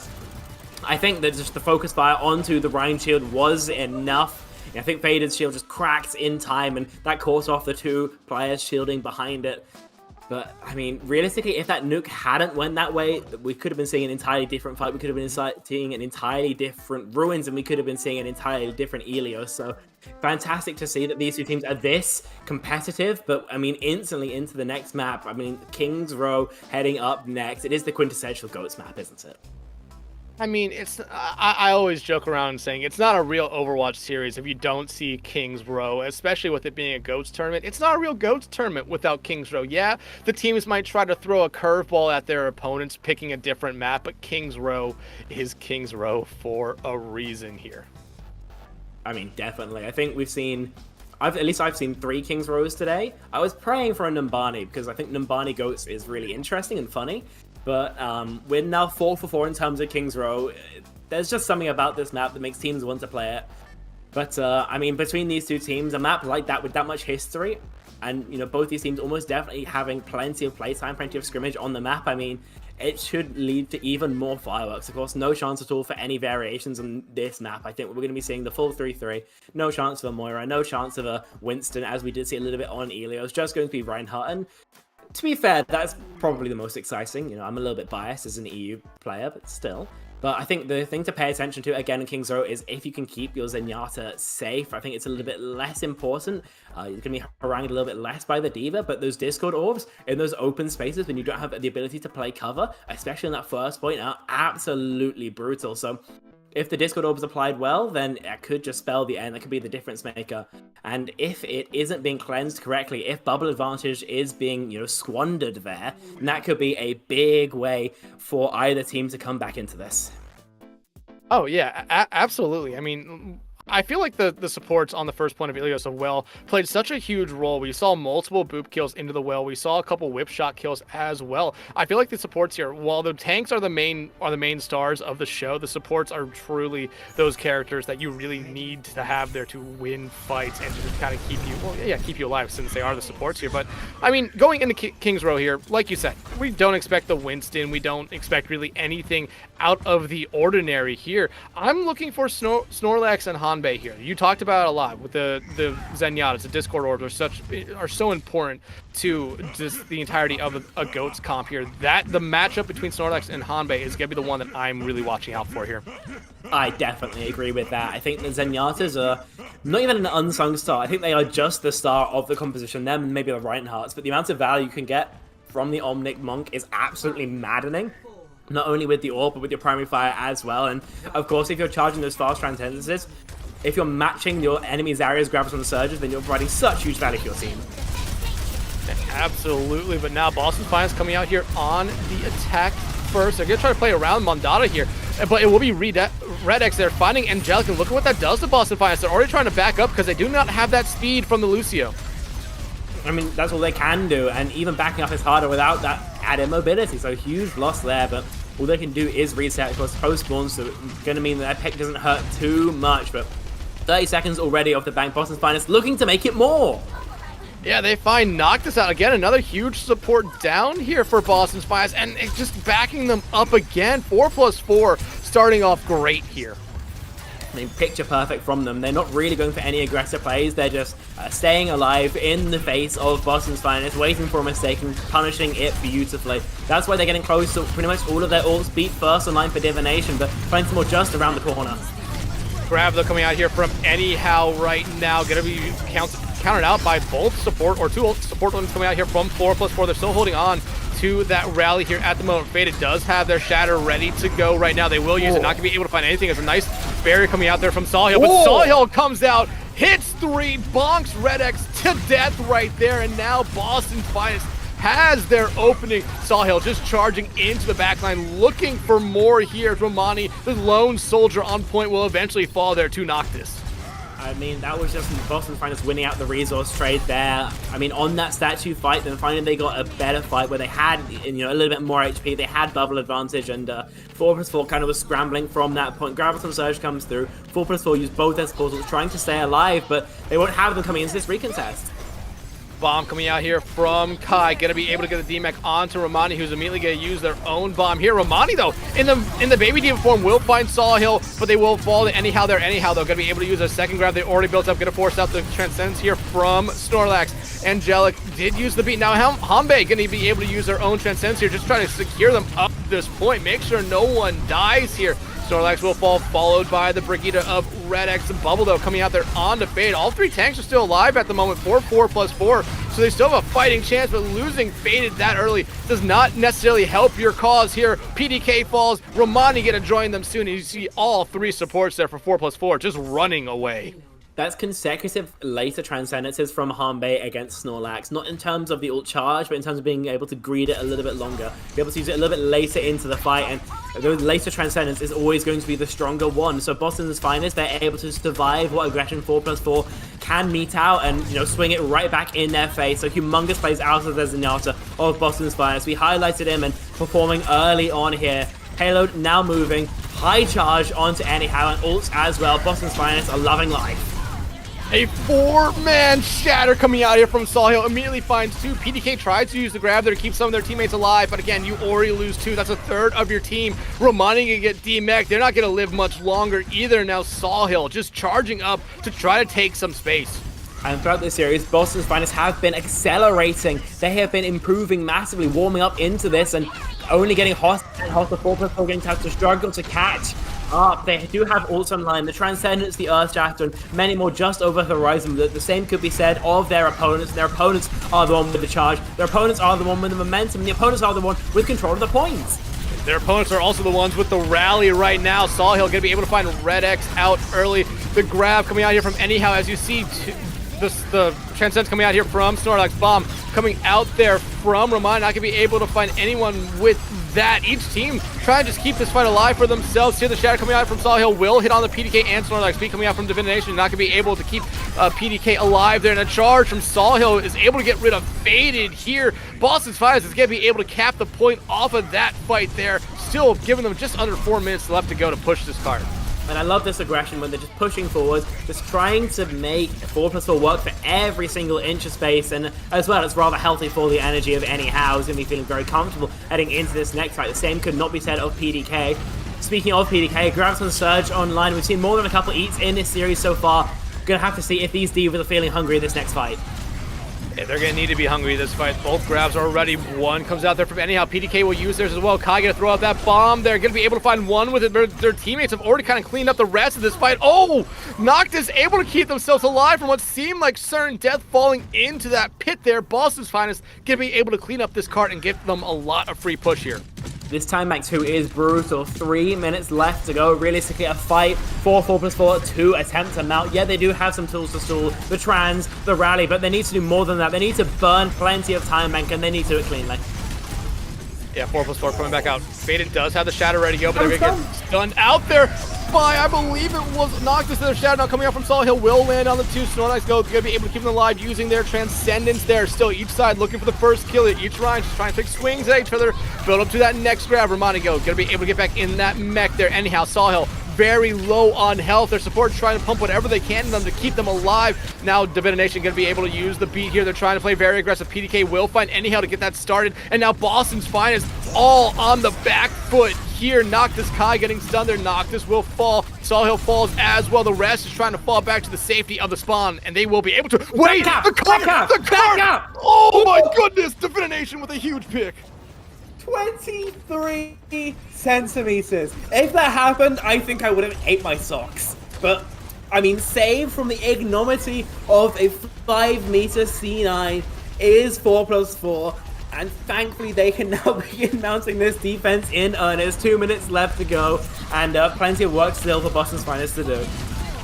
And Kai able to eat PDK's grab there. A huge opening here. Now the bomb going out here from Romani. Not going to be able to find anyone. Kai throws their own bomb. The Shatter coming out from Sawhill as well. We'll find Red X there, but now the Shatter from Sawhill. Not necessarily going to have the follow-up there you're looking for, but you do see all the pressure that they are applying right now. 2-4+4. Romani going to get D-mech'd here. Not going to live much longer after that. Faded going to be the first one to fall. Snorlax, Romani following them to the grave. Same thing with PDK. Now Divination, Red X trying to get back in time, but they will not be able to. Boston Finest completes King's Row with 80 seconds left in the time bank. Nerves may be rattled a little bit by that attempt at a backup. 4+4 do eventually crumble. Getting the time back down to 1:20 though is not too bad at all, so I think they're going to be maybe not comfortable, but they can be satisfied with their performance there on the defense. Moving over to their attacking side, though, of course, they're going to have to do exactly the same to Boston's Finest. They cap in if that's overtime, then going to be a little bit rough for them. They're going to have to start thinking about drawing King's Row and, continuing the fight on another map. So they would really like to get a cap with time. That's going to be their goal. No matter if the time bank is a second, 4 minutes, then it's all the same to them, really. 4+4 have plenty to do, and I think that on their attack, I think their style is a little bit better. It's kind of risk-taking style with those closer spawns, especially on first point. I think it will pay dividends for them. I think Boston's Finest have liked to play more slow, more reactively, and it's nice on the defense, on the attack, sorry, but on the defense, and eventually it does leave you, a little bit lagging behind, a little bit responding to jabs rather than creating some of your own. So we're gonna have to wait and see if that kind of stylistic matchup does end up coming into effect here. Yeah, and you have to remember, if you're 4+4, you're already down 1-0 in the series. You do not, this is not a best of 5 here. This is a best of 3. You need to win this map, and you need to have a great round here to get going. And honestly, to do that, a start is what you need. Remember how much time 4+4 took over Boston's Finest, but then after Boston's Finest was able to break through the wall of 4+4, they really never looked back from it. And Faded can be the first one to fall here as Angelic falls. As Angelic's able to find them, look what that does to 4+4. They're falling back. Snorlax falls. Sawhill going to be looking to try to find anyone else they can. Romani luckily going to be able to fall back into the safety of spawn there without losing their mech. I mean, if Romani got demate there, it would have been absolutely over. But Sawhill in deep in a bit of an awkward spot. Looks like he's been able to disengage, trying to, and the shatter connects. It only lands on 2. Faded will be able to stay alive through that right there. Red X will find Angelic, so now Boston's Finest has no speed to get out. You see what happens right there because of it. Anyhow, will fall. They find Sawhill. The D-Mech, though, comes out there on the Romani. Divination falls. Red X will find Noctis. However, I feel like this should still end up with 4+4, potentially capping the whole point, but somehow through all those shots by Kai, they're able to get back in their mech. Allowing Kai to get into his mech and escape is a huge loss for 4+4, who now going to be pincered from 2 angles when the retake inevitably comes through from 4+4. Graviton pop from both sides. What is going on? Look at all the mess right there. It's a shatter comes out again from Sawhill. Nothing will cover now. The bomb coming out there from Romani. Not going to be able to get back in their mech, but they will take Sawhill with them and get Kai out of theirs here. Now that's a great play there from Romani, even though they fell. Now they're just trying to clean up the rest of this point here. You see they're at 98.8%. PDK finds Hanbei anyhow. Will fall. Angelic following them to the grave, and 4+4 will be able to take the first point here. I don't really know what happened, but by the looks of things, 4+4 were able to get the win going. These Goats fights can get so chaotic, and mirrored grabs, mirrored transcendences, and it felt like just plain luck on who got the final blows there. 4+4, though, definitely going to be happy to be in control, going to be happy to getting that payload moving, and at a pace where they can, realistically finish with time. They can equalize the time at the Boston's Finest were able to set, and considering the spend on both those sides, then I mean, just having the beat into this next fight is going to be a huge loss. PDK closest to an ultimate of the grab, and PDK laser beaming down 1. Yeah, that's a huge pick-off there, because now Boston's Finest, like you were talking about, they do not have that beat. Hanbei, though, very close to having that transcendence, and you do see PDK does have the grab ready to go. Kai has to back up. PDK able to find Sawhill there, so now no big shield for Boston's Finest, and you're seeing what that's doing to them here. They're having to fall back. The grab now coming out, as you see the dive come in there from 4+4, trying to find anyone they can there. Snorlax will be able to find Angelic through all that here, and 4+4 has been playing this second point push almost perfectly, in my opinion. I mean, that grab was almost perfect from PDK. Lobbed only catching back, and there's no tank there to just negate the influence. Romani was in a great position, or Kaiser was in a great position to negate it, but still managing to get the 1 kill. Rally now pops for the aggression once again. Beta does have that shatter ready to go. They're going to use it right there. They do find anyhow, but Hanbei, Angelic using both their ultimates right there. The bomb coming out here from Romani will be able to find Angelic. Now the Transcendence coming out here from Snorlax and the beat from Divination. 4+4 wants to win this point here and now. They just need to clean up a little bit of members of Boston's Finest, but Boston's Finest will find Red X right there, and now they're looking for a little bit to get a little bit more aggressive. The bomb coming out here from Kai, gonna be able to find Divination. Faded falls as well, and 4+4 less than 2 meters away from point, but Boston's Finest gonna be able to stop them. PDK dies late as well. Not only does the stagger hurt, but I mean, losing all your energy on the Zarya too, that's a huge loss, and one that 4+4 are going to be really for a little while.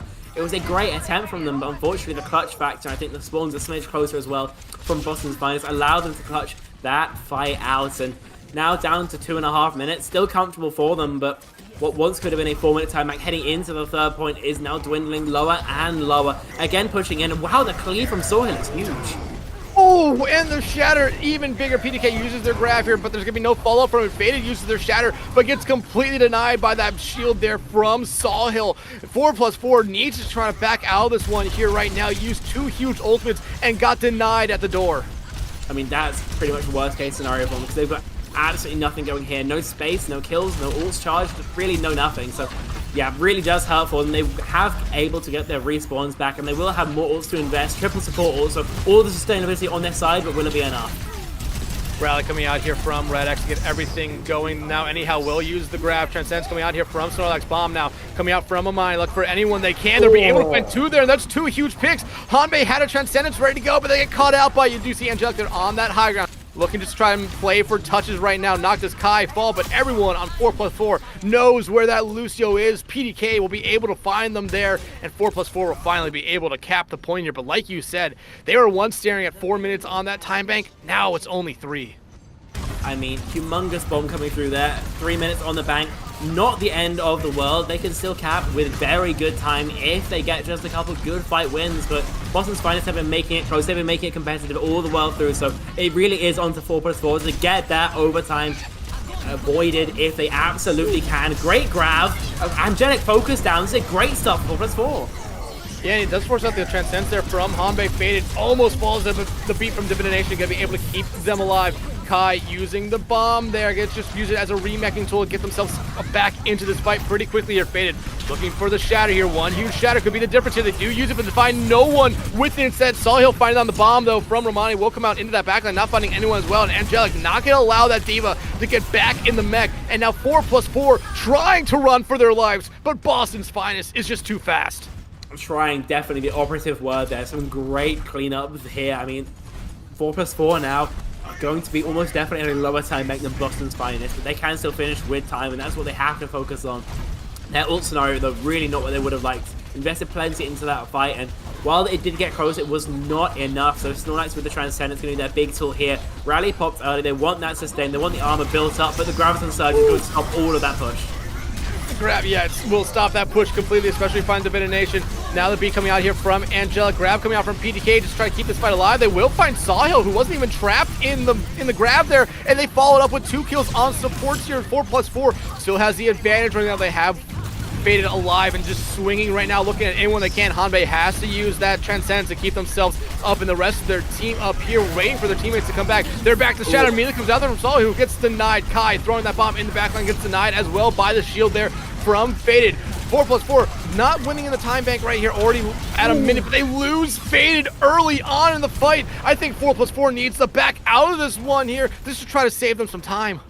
And it's not a bad idea from Faded to pin across the team, try and catch someone, try and get a pick, but I mean, a great shield bash, I think, coming through from Noctis, knocking him on his ass, and the focus fire instantly takes care of the Reinhardt. One last shot here to try and get a finish. It has to be quick if they want time, and the time back again slowing them down.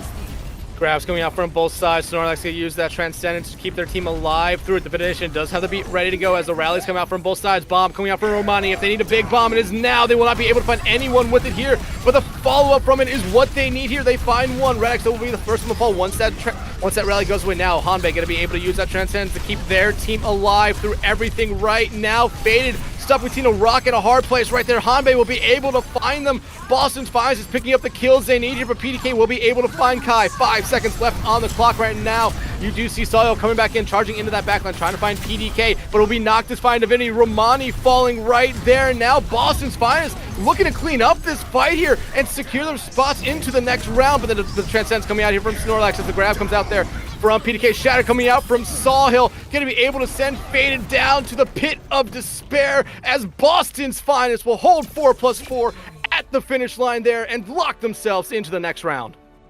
That was fantastic from Boston's Finest there. Even greatly played from 4+4, who had a great little set play trying to find an opening there. They had Romani bomb deep, and when the shield was turned, they tried to shatter, but unfortunately just not finding the value that it needed. Not finding the elimination, the value. And Boston's Finest, they are able to get the victory here on King's Row. It comes close, it comes down close, but in the end, they're able to get the stop. They're able to stop the attack of 4+4, and Boston's Finest will be going further. Yeah, I mean, you have to remember, Boston's Finest, they were knocked down into this lower bracket here after their first round game, but remember who they got knocked down by? One of those teams that's currently in the winners final, and ever since they got knocked down, they have yet to drop a map. So maybe getting knocked down here for Boston's Finest was a thing they needed, because ever since then, they have been absolutely on fire, and it looks like really no one's been able to figure out how to stop them. Definitely, but I believe we're going to go to a short break before we go to our final game of the day. That's going to be Boston's Finest, seeing if they can complete their lower bracket run. Don't go anywhere, because the thrilling conclusion will be in just a couple minutes.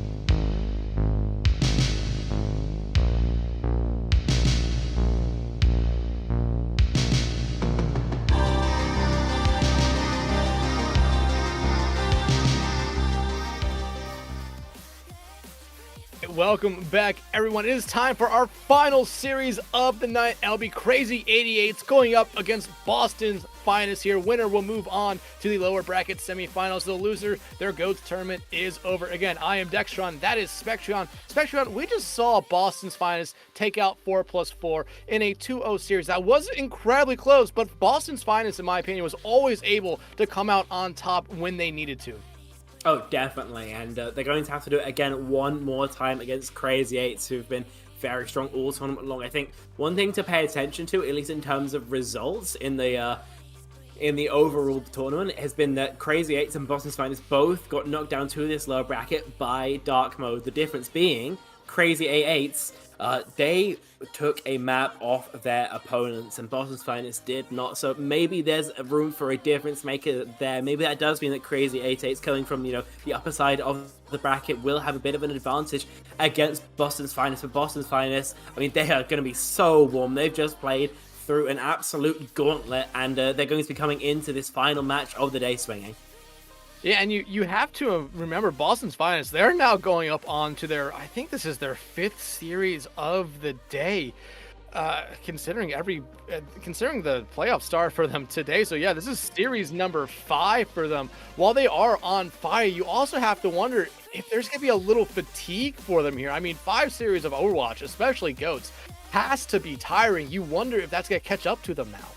I mean, definitely in terms of your macro, in terms of your decision making, yeah, that's going to fry you pretty quick. It's also quite easy to kind of, forget of how kind of mentally tired you are. But I mean, a couple of series of GOATs and you're going to realize pretty quick that you aren't making decisions as you maybe normally would have, I mean, it's very easy to realize when you're not aiming like, your normal self. But, your decisions, those are going to be a little bit more under the surface. And Nepal going to be a very punishing map to play in terms of that macro, especially on maps like Village. But we're not going to be starting off here. This one a little bit more simple. They're going to be fighting on the point pretty much all the time. Maybe there's some room for some rotates through the high ground, but I don't expect any variation from the norm here.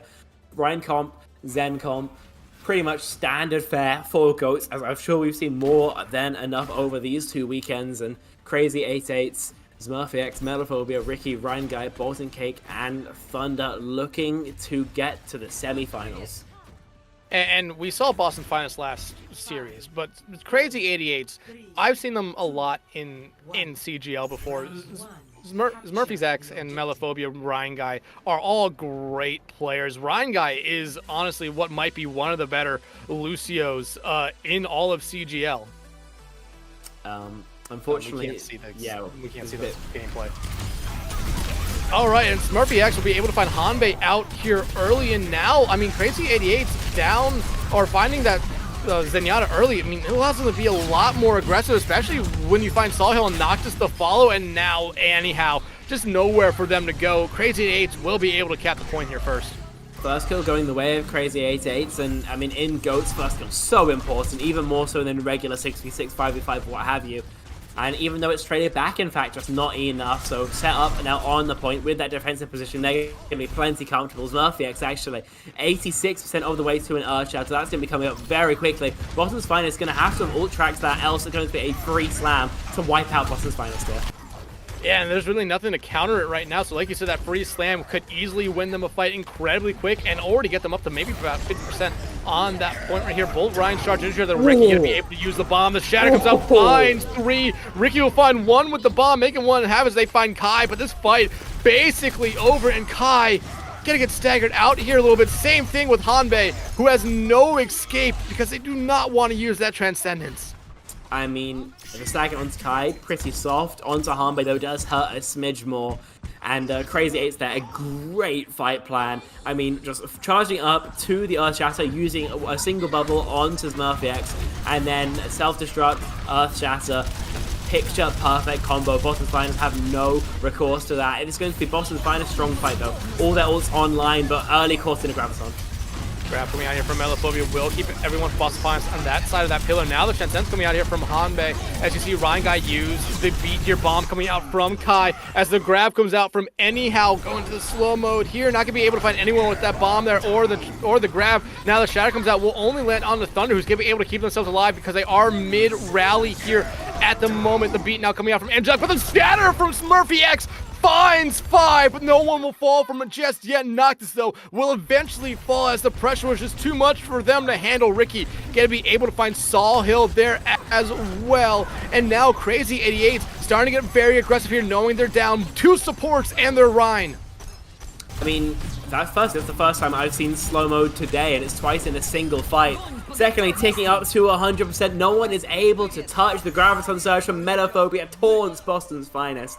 And first sub-map on Nepal goes to a Crazy 88s. I do also want to say, in that final fight, Boston's Finest were attempting to use their support ults to go aggressive, trying to use their beat and that transcendence for the added sustainability that allows you basically just to hold W and just free fire into your opposing team, but that left nothing open for trying to, you know, block any attempt at a strike from Crazy 88s. And when the re-engage came through after a great disengage, I have to say, from Crazy 88s, then unfortunately, nothing to start a riposte, so taken down there, lovely attempts, but right now Crazy 88's looking very, very strong. Onto Village here, going to be even more punishing. Whichever team can get set up on the point first is going to be nigh on impossible to dislodge. Let's see exactly who gets the objective first. Ricky just absolutely completely flying all the way over through the high ground. The rest of their team slowly getting there. Smurfy X he'd be the last one to actually get there. And now you see Angelic trying to apply some pressure on their high ground. Melaphobia, though, could be taken out here pretty early by Noctis. But looks like we need a pause here from one of the teams. And an unfortunate start here for Crazy 88s, considering that first point for them went almost perfectly. I mean, no Zarya hit, even though they are on an aggress cycle. I mean, they don't really have the same focus fire. You don't have the same damage, which is really the main value that Zarya brings. It's nice to have the bubbles as well, but it means that if this fight does go on longer and longer, then they're going to really struggle to enable their Reinhardt to swing. But realistically, unless there's a quick pick coming through onto maybe a Zenyatta, maybe a Brigitte, then I don't see much of a world where Crazy 88s can get much of anything going here. Unfortunately, one of the realities of GOATs where you lose pretty much anyone and you lose pretty much any chance to get anything at all. Yeah, absolutely. But I want to try to make a callback to the last series we casted of Boston's Finest and 4+4. Remember, Boston's Finest actually lost that first point. It was still an incredibly close first point, unlike this one, which it was definitely one side. But then Boston's Finest, I think they figured something out against 4+4. Were able to win the final 2 points there. Again, really close final 2 points there on Ilios. But now, here on Nepal, I mean, Crazy 8's losing their Zarya here early is not necessarily the best start. And does give Boston's Finest this opportunity that they were probably looking for the entirety of the last point, which they were never able to find. No, they are not. Metaphobia going down. Yeah, quickly going to be compounded. Smurfix knows better than to stick a round, will disengage. First cap going the way of Boston's Finest. They won't get any stacky kills, but realistically, this is pretty much everything they could have wanted.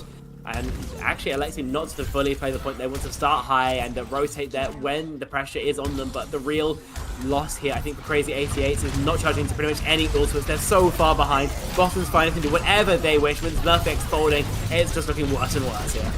Yeah, now I kind of thought we might see the shadow come out here from Saul Hill, but losing Thunder, you mean you don't really need to use it. You already won this fight. You're going to be able to stagger out Ricky here a little bit, as there's really nowhere for them to go.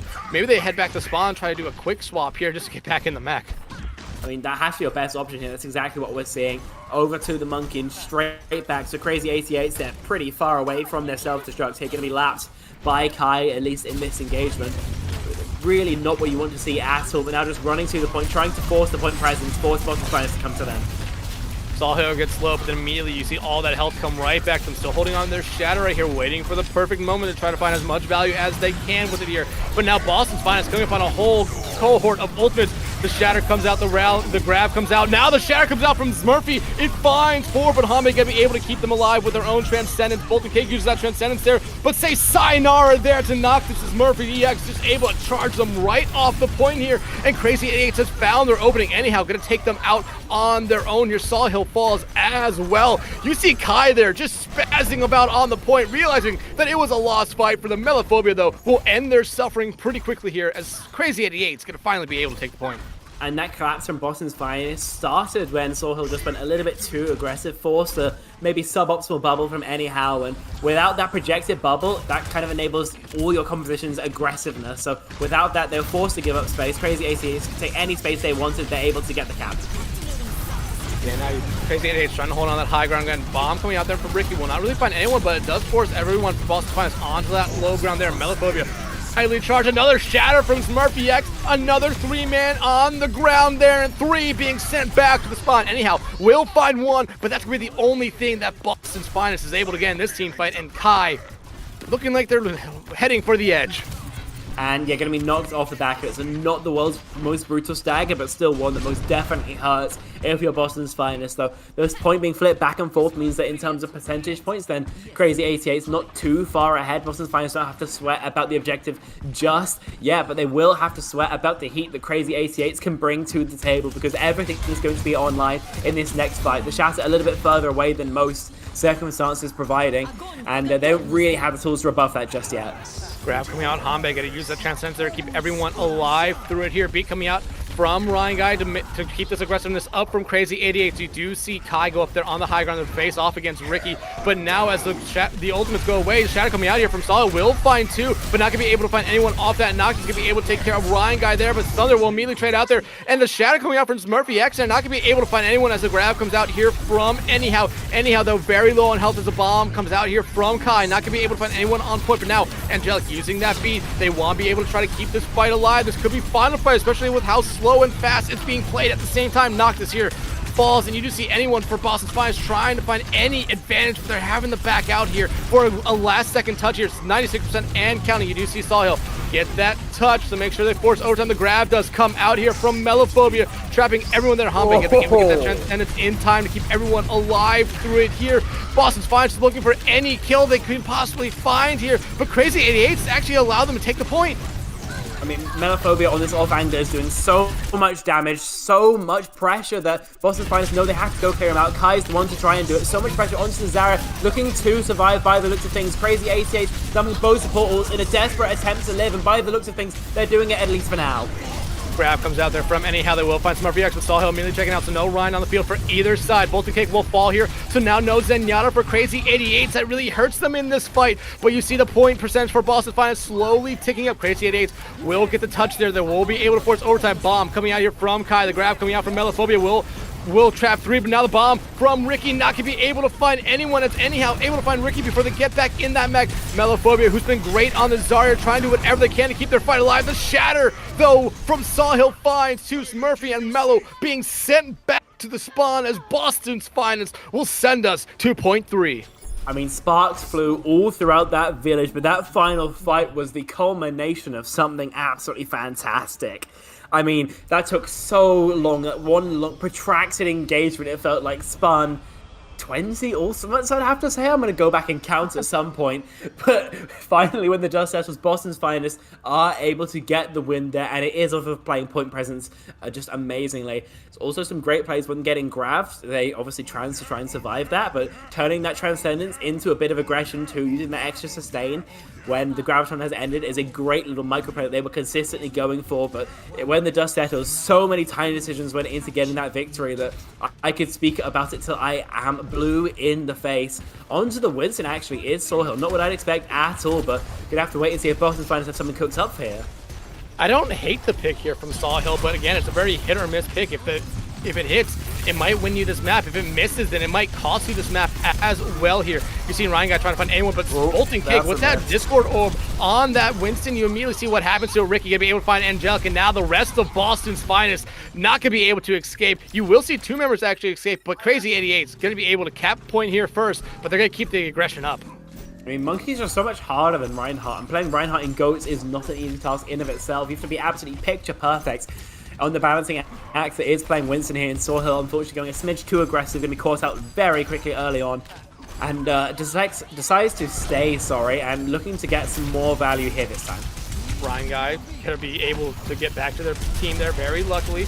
But now you do see Smurfy X there on the far away from the rest of their team, just trying to keep Boston's Finest at bay. Nice whip shot there from Noctis as the grab does come out from Melophobia, trapping a couple of Shatter coming out there from Smurfy X. I don't really think it found anyone there. Hanbei, though, going to be able to use the Transcendence here right now to try to keep their team alive, but it's Ryan Guy finding one boop. Melophobia will find the dueling Zarya there of Anyhow. Melophobia just going in right now, and if you're Boston's Finest, Sawhill coming up on this Primal Rage here, I have to imagine this, once you use the Primal Rage here, you're immediately swapping off.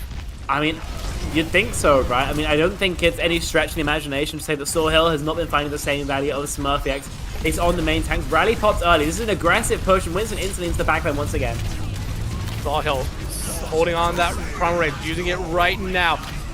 Hanbei will be able to find Smurfy X, and they will find Bolton Cake, knocking them off the map there, but Sawhill accidentally knocks himself off the map there. A little bit of a misplay there from the Winston. Boston's Finance looked like they had a little bit of an advantage, but now they won't. Now the bomb coming out here from Ricky, not going to be able to find anyone. Melophobia, though, will find Noctis there. The grab from Anyhow, not going to be worth it there, as you do see them immediately fall back, but Sawhill looking like they're going to stick on the Winston.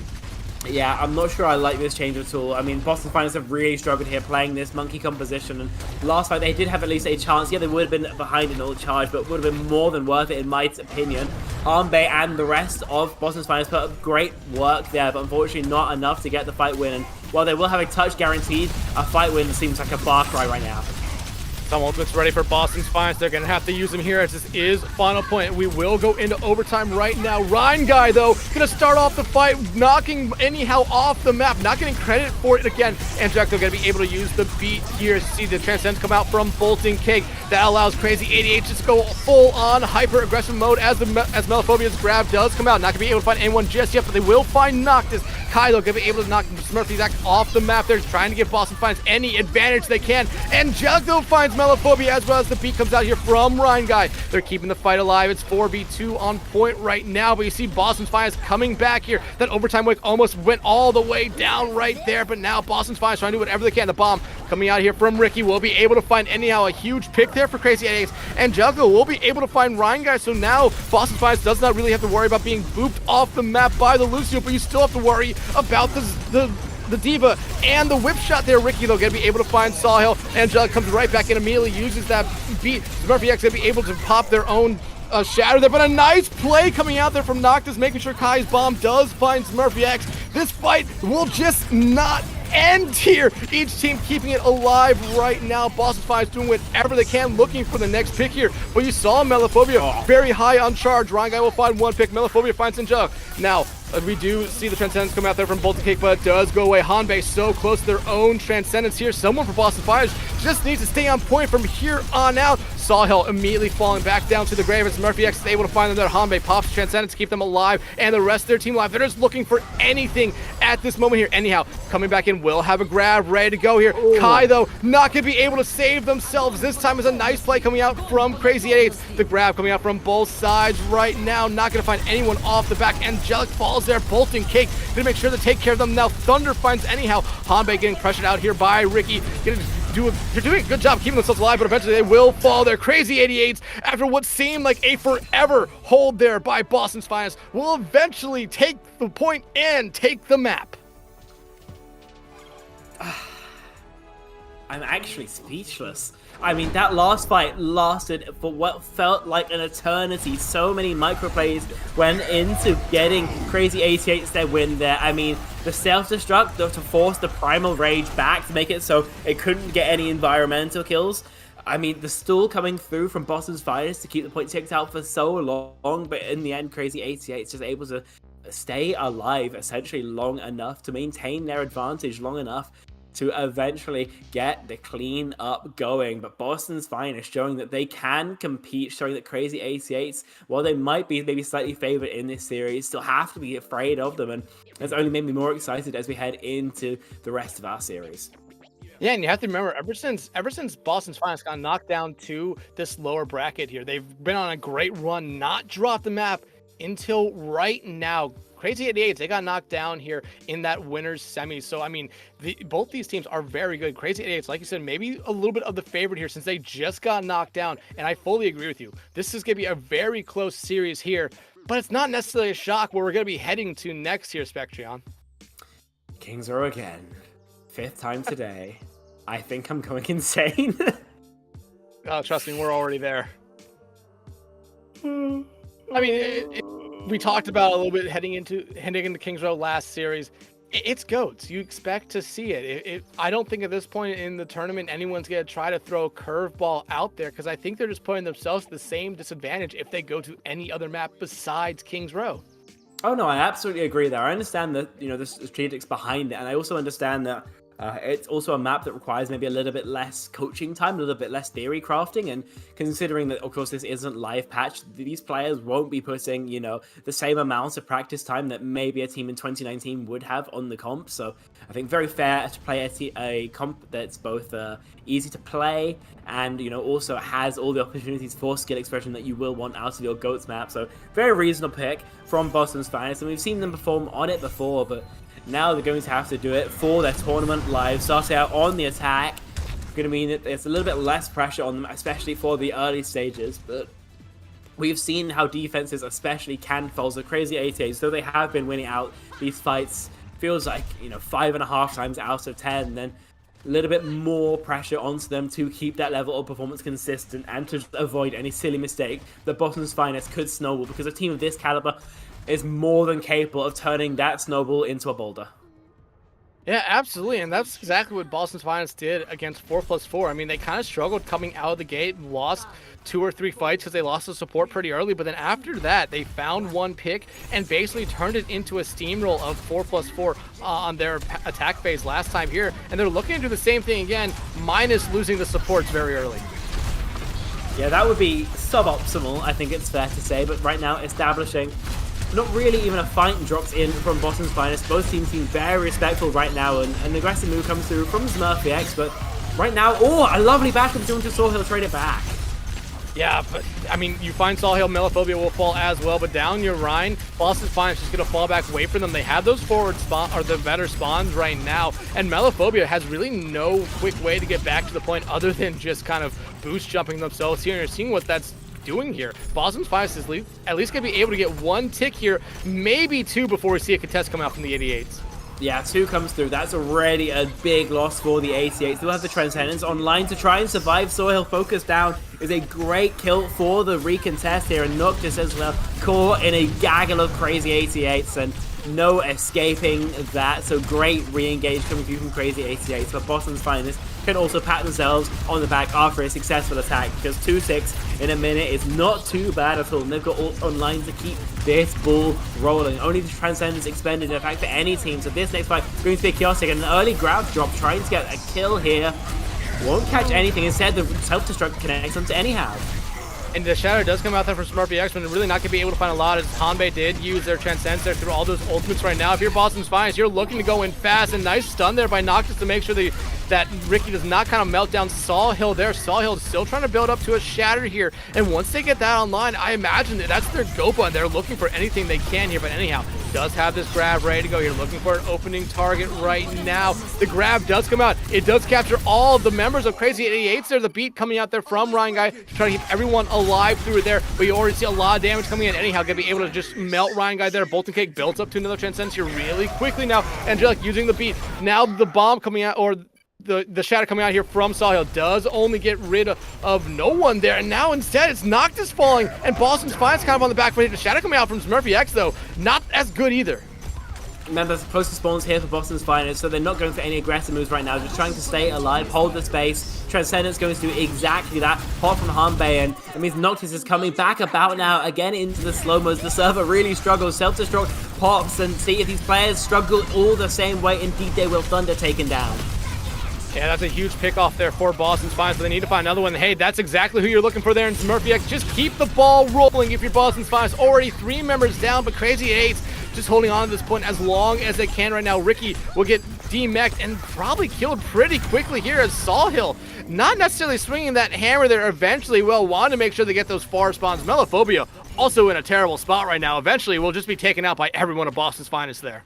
Yeah, that's a brutal stagger, and a stagger like that as well means that your team can't go aggressive either. We see an attempt from Smurfix to go early to take a little bit of forward space, just, you know, pin straight back, and pretty much the entirety of Street Space controlled right now by Boston's Finest. Crazy 88 is going to have to take it from them, and that requires resources, that requires time, and all that is going to give a great advantage to Boston's Finest here. If they can capitalize on it, then they can really take a great time here and stay in contention for the series. Grab coming out here from anyhow. Murphy X though will use that shatter. There does find 5. Ultimate Bolton Cake uses that Transcendence there. And now Crazy 88 just looking to follow up off that huge shatter there from Smurfy X, but it's going to be Boston's Finest just backing out of this one here. But the 88s, they don't care. They're holding those W buttons, looking for more. The grab comes out here from Meliphobia, immediately getting canceled out there by Hanbei's Transcendence. The shatter now coming out from Sawhill will land on to 3 there. Not going to be able to find anyone just yet. They do demech Ricky off of it though, but Hanbei will be the first one to fall here as the beat does come out from Ryan Guy. Meliphobia next one to fall in the fight right now. Crazy 88 so downs Murphy X there. This might be the fight for them, but they're just trying to stagger out this card as long as they can. And it will continue to last at least for a little while, but I mean, this fight is going exactly one way. The maybe advantage here for Crazy 88 is that there's no attempt for a particularly brutal stagger. You know, they just have to clean up as quickly as possible, but that is a slim silver lining, and Boston's Finest right now have a lot more to celebrate. 4 ults, 5 ults in fact, online. Hanbei has been playing at a level where he can more than comfortably charge his Transcendence by the time it's needed. Crazy 88s go another attempt to retake, but they have not really too much at all going in their way, so they're going to have to just play perfectly, essentially. Bomb in deep, will catch nobody. Dueling bombs coming out there, but anyhow, we'll find Ryan Guy and Boston's Finest just going in. 4 kills already going their way. They will find 5. The only person left alive is Ricky. Sawhill does seal him, but this will surely get them the second point, and now 3 minutes on the time bank for them. We've seen exactly what a 3-minute time bank looks like in just our previous series, though, so more than capable are the Crazy 88s of getting a stop here, of burning that time into oblivion. Just going to require a little bit cleaner play than we have seen before here on King's Row. At least we need to return to the form that we saw on Nepal, and if that happens, then Crazy 88s really can get a stop, and this corner, one of the best for it. A huge shatter coming out there from Smurfy X, finds all the members, or the tank line there for Boston Finest. Sawhill will be the first one to fall, even though Hanbei does invest in Transcendence here. And now, if you're Boston Finest, you're just backing up, not trying to lose anyone else here, but you're already kind of failing at that as Angelic does fall, but looks like the rest of them are going to be able to fall back to the safety of spawn.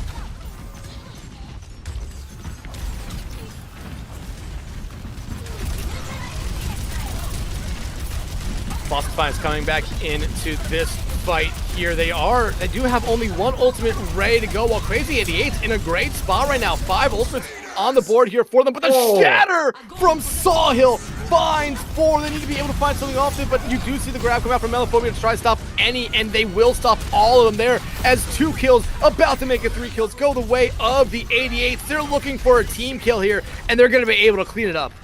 If that previous fight loss was, you know, not a massive deal for Boston's Finest, then that one is a humongous issue for them. Maybe their main silver lining has been that they got a couple ults out of Crazy 88s, and yes, they did, but they really do need more than that. And this time, Mac is taking lower and lower from 3 minutes down to just a minute and a half. So with the ground turn of anyhow, they're going to need to come up big here, else this time Mac is quickly going to evaporate. Shatter from Smurfy X finds 4 as the grab from anyhow will pretty much make sure that there's no follow-up from their Bolton Cake. Has to use the Transcendence as the bomb does come out here from Kai. Not going to be able to find anyone, but it will be Noctis finding Smurfy X there now. Boston's Finest looking to go. Angelic going to be able to boot Meliphobia. They're off the point. Bolton Cake just kind of accepting that they're going to die here, walk straight into anyhow. We'll find some help there from Angelic. And now, though, a nice little stagger here from Ricky. Ryan Guy going to try to do the same thing, but not going to have the same success. Best case scenario here for Boston's Finest is finishing with time, and they would absolutely love that. But at this point, an overtime fight seems all but inevitable with how long some of these fights have been going. Lovely boop actually from Angelic, which takes care of Meliphobia. The grab coming out from Meliphobia up there as well, as you do see anyhow find Bolton Cake right there. Murphy X falls there, and you do see 1 kill go the way of Crazy 88s. It is Angelic, but that's going to be the only thing that really goes their way here. Boston's Finest so close to finishing this map, but there's still 1 more fight ahead of them. Beat coming out. That's if anyone can even leave spawn right now. The spawn hold is humongous for Crazy 88. There is a bomb on point trying to zone it. Will take care of Sawhill, but the focus fire too good. Ricky goes down. No attempt at all to remake, and this objective only closer and closer to the finish line. They did. They C9. They were so focused on trying to keep their team alive right there. They forgot about the objective. A mistake coming out here from the Crazy 88s, and that allows Boston's Finest to complete King's Row with some time in that time bank. I actually speechless. I don't really know. I mean, Crazy What is it with- 88s, it wasn't looking perfect for them, right? But I mean, they had a good shot in that fight. They could have, easily got it to overtime and had a real shot to stop it from being finished at all. But I mean, a slip of the mind, a couple of feet placed a smidge too fast to the right, and yeah, just the objective is able to get all the way to the end. Boston's Finest going to be more than happy to take that gimme on their defense now. They have both the momentum and the mental game one pretty surely out here. So Crazy 88's got a lot of coming back to do, and while the actual time bank itself is pretty attainable, then getting their mental back to a spot where they can play at the same level they have been on Nepal, and to a lesser extent through the last point of King's Row, that's a different matter entirely. Yeah, and you have to imagine, if you're Crazy 88s, I mean, you might not have been able to win that fight there, but you might have been able just to force it into overtime. So all you would have to do is complete the map with time, and then only have to get one tick to win the map and win the series here. A slight mistake like that might come back to haunt them here, but I think this Crazy 88 team is one of those teams that is a mentally strong team, and that really won't get to them here. They go straight through a hotel lobby right now, already kind of taking the Boston's Finest kind of point of like protection away from them here, forcing them to play on point. I like this from the 88s right now. They're just looking for Boston's Finest to maybe make a mistake here, but actually it's gonna be Ricky going into that backline, finding Hanbei, and Jelg will follow them to the grave. And look at what the 88s are coming out with here. We were kind of questioning how they would come back out, if maybe the mentals would be down. No, the mentals look stronger than ever. I mean, that's a great dive onto the backline there. Hanbei, absolutely no chance at all, but I don't think that's going to work again. So that's a pocket strat that Crazy 88s have expended. They get the first point all the same. They're plenty comfortable with where they are on the map now. Being able to push up to the bookshop means that Boston's Finest don't have a chance to go for the arch hold. Yeah, but the grab coming out here from Melophobia will be 8 by Kai. Kai coming up huge again, giving their team a little bit of a momentum boost in this one here, but you do lose anyhow here. This shadow coming out from SmartVX will not find anyone, but look at this. Crazy 88 just building space right now. The shadow coming out from Sawhill will not find anyone. Kai looking like they're throwing that bomb into that backline as Ryan Guy does use the beat here, but they will be the only one to fall to that bomb. However, Crazy 88 will just continue without him. Noctis finds Thunder. The Transcendence coming out here from Hanbei here, and now you see what Boston's Finest is doing. They're taking the aggression to the 88s, and it's working out for them, and now they'll be able to hold arches here. Now they can, and instead they can't even go deeper. It's something we saw out of SRP check, holding here on the spawn door stair and just dropping on anyone who attempts to walk onto the high ground. Boston's Finest going for exactly that play, but we'll see if they can play exactly the same as Cloudy's compadres. Someone's on the cart right now for Crazy. Actually, it's the entirety of Crazy 88, so I thought the cart was maybe a little bit further here, but Boston Finest playing that high ground. Sawhill, first one to come down here as the grab and the bomb come out here from Melophobia and Ricky. The bomb gonna be able to find Kai, who just got DMAC. The shadow coming out for SmartVX will find Sawhill, but there's gonna be no follow-up from them yet. Instead, it's gonna be Sawhill actually taking SmartVX away as the grab now comes out from Anyhow.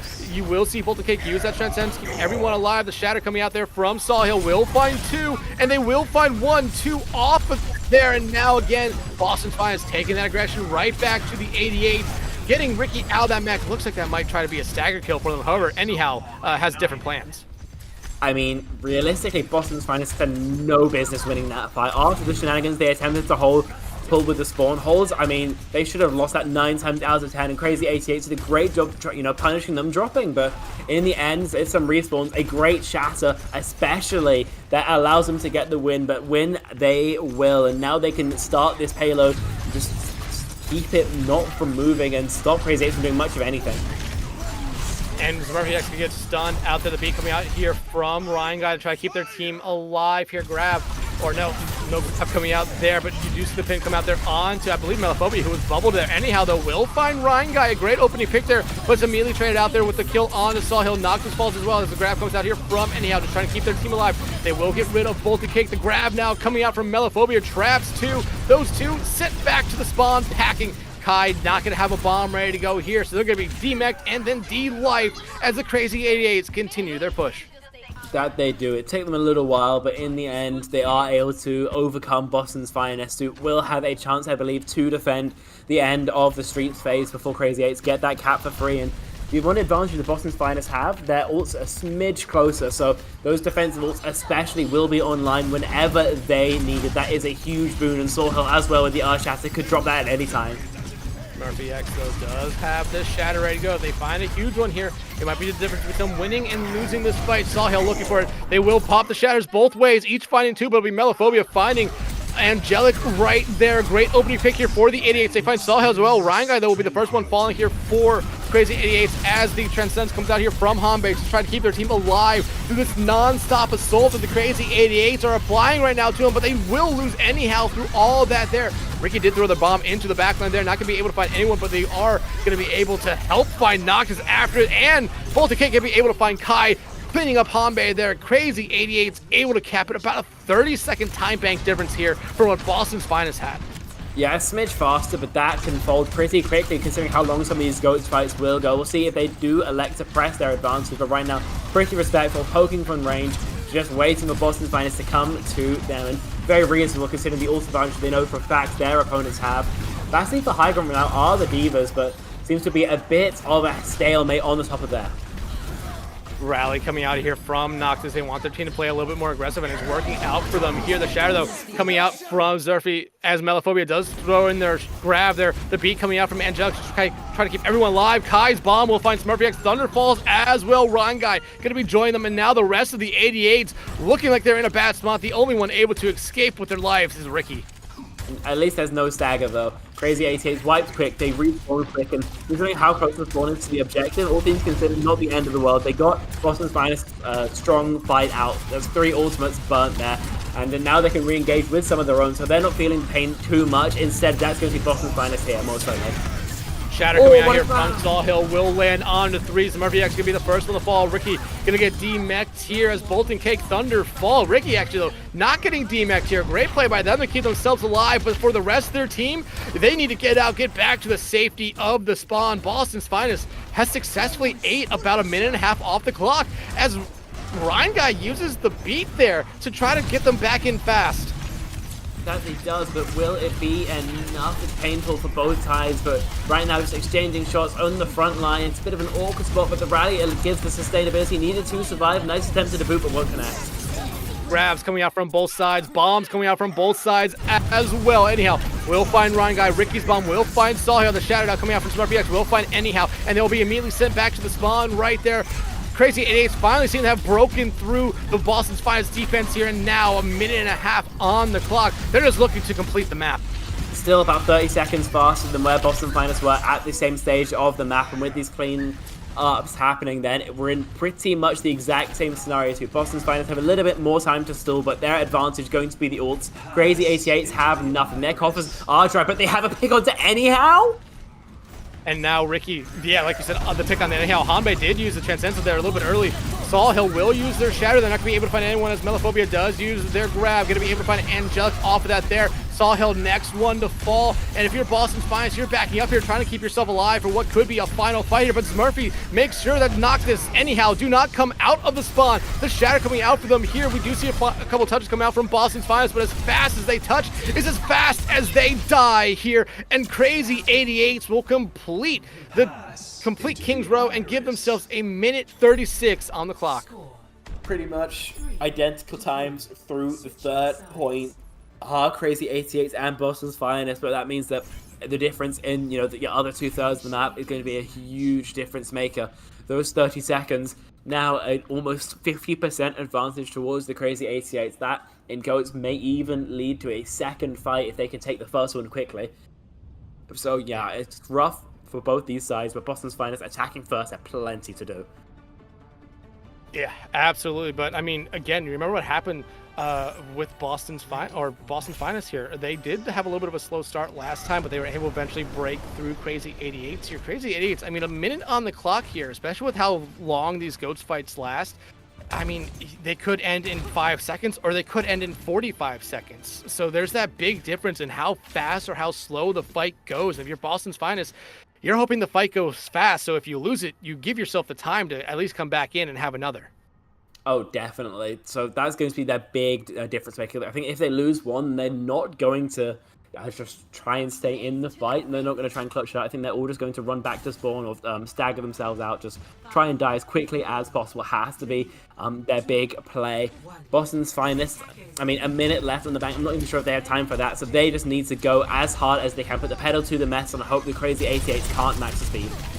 Yeah, they do see Ricky trying to sit in that corner, maybe catch him off guard, but looks like Boston's Finest trying to do the exact same thing that Crazy 88s did. Boston's Finest will lose Hanbei, but you immediately see a trade out there onto Thunder. Their Sawhill will fall here. Now Boston's Finest stuck in the concierge here, just trying to get themselves out, knock this will fall, and like I said, you want to fight to go fast, and that's exactly what happens here if you're Boston's Finest. However, Kai gonna get staggered out here.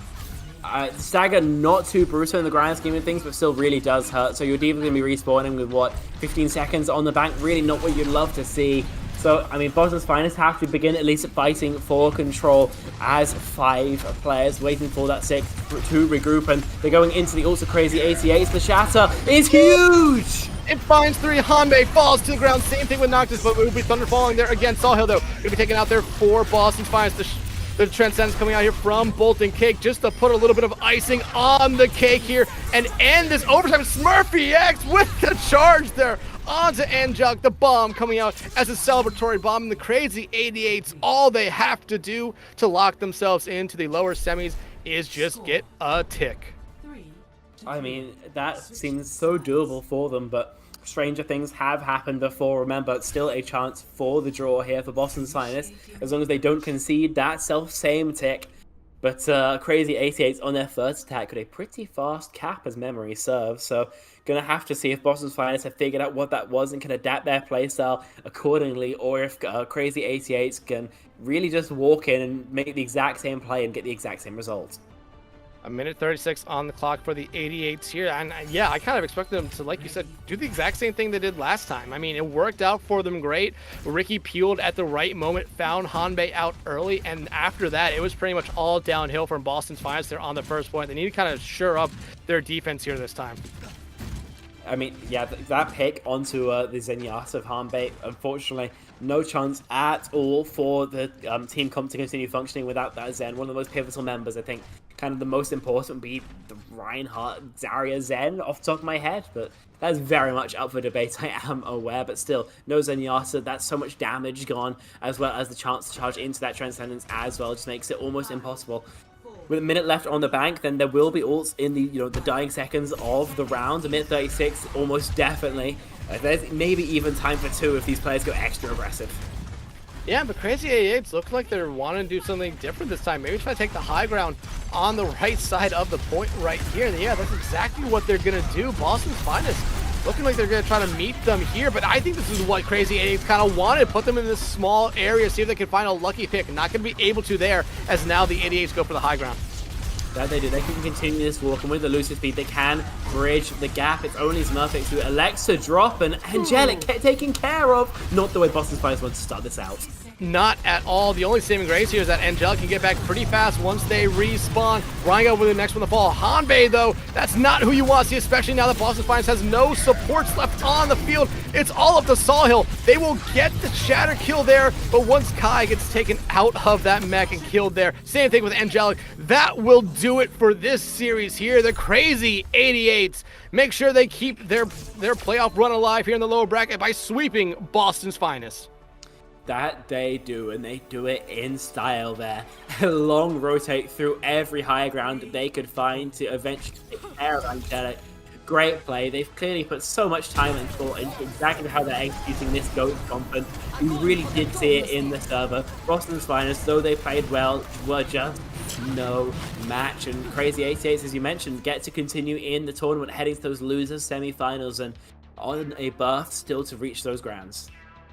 Yeah, absolutely. And remember, Crazy 88s got knocked down to this lower bracket by one of the teams that was already in that uppers in the winners final here. And I believe they're one of the only teams that actually took a map off that team who's in the winners final here. So Crazy 88s, one of those better teams left here in the GOATS tournament. Boston's Finest, though, you have to give them a lot of credit. They got knocked out in the first round. Then they played 3 more series after that, sweeping anyone they came up against. But once they ran into Crazy 88s, their luck kind of ran out there. As it often happens, and unfortunately not able to get the win in the end. I mean, it did come very close, but in the extra innings, then it was the crazy 88's strategy, I think, that really did make the difference between these two teams. Now, I think that is all the action we have for you today. That has been the end of the GOATS tournament, at least for this Saturday. Remember, finals, both EU and NA, are happening tomorrow. I do forget the time, but definitely keep your eyes peeled for that, because that is going to be absolutely fantastic. I want to say EU starts at, I'm going to say 10 a.m. Eastern, 11 Eastern, 4 p.m. GMT, and NA will start back up at 4 p.m. Eastern. And what is that for you, Spectrion? 4 p.m. Eastern, like 9, I think, p.m. GMT? Yeah, so there is a lot of great action still left here. 3 more series in both the NA and EU. You're not going to want to miss that. I just want to give a quick shout out to Rhino, Beam, Hippie. I know there's some other people. I'm just going to say Orange as well for everything they did throughout the series tonight. They did a great job with that. Spectrion, I want to thank you. You were a great caster to work with here tonight. But that will do it for us. Make sure you tune in tomorrow for the final day of the CGL GOATS tournament.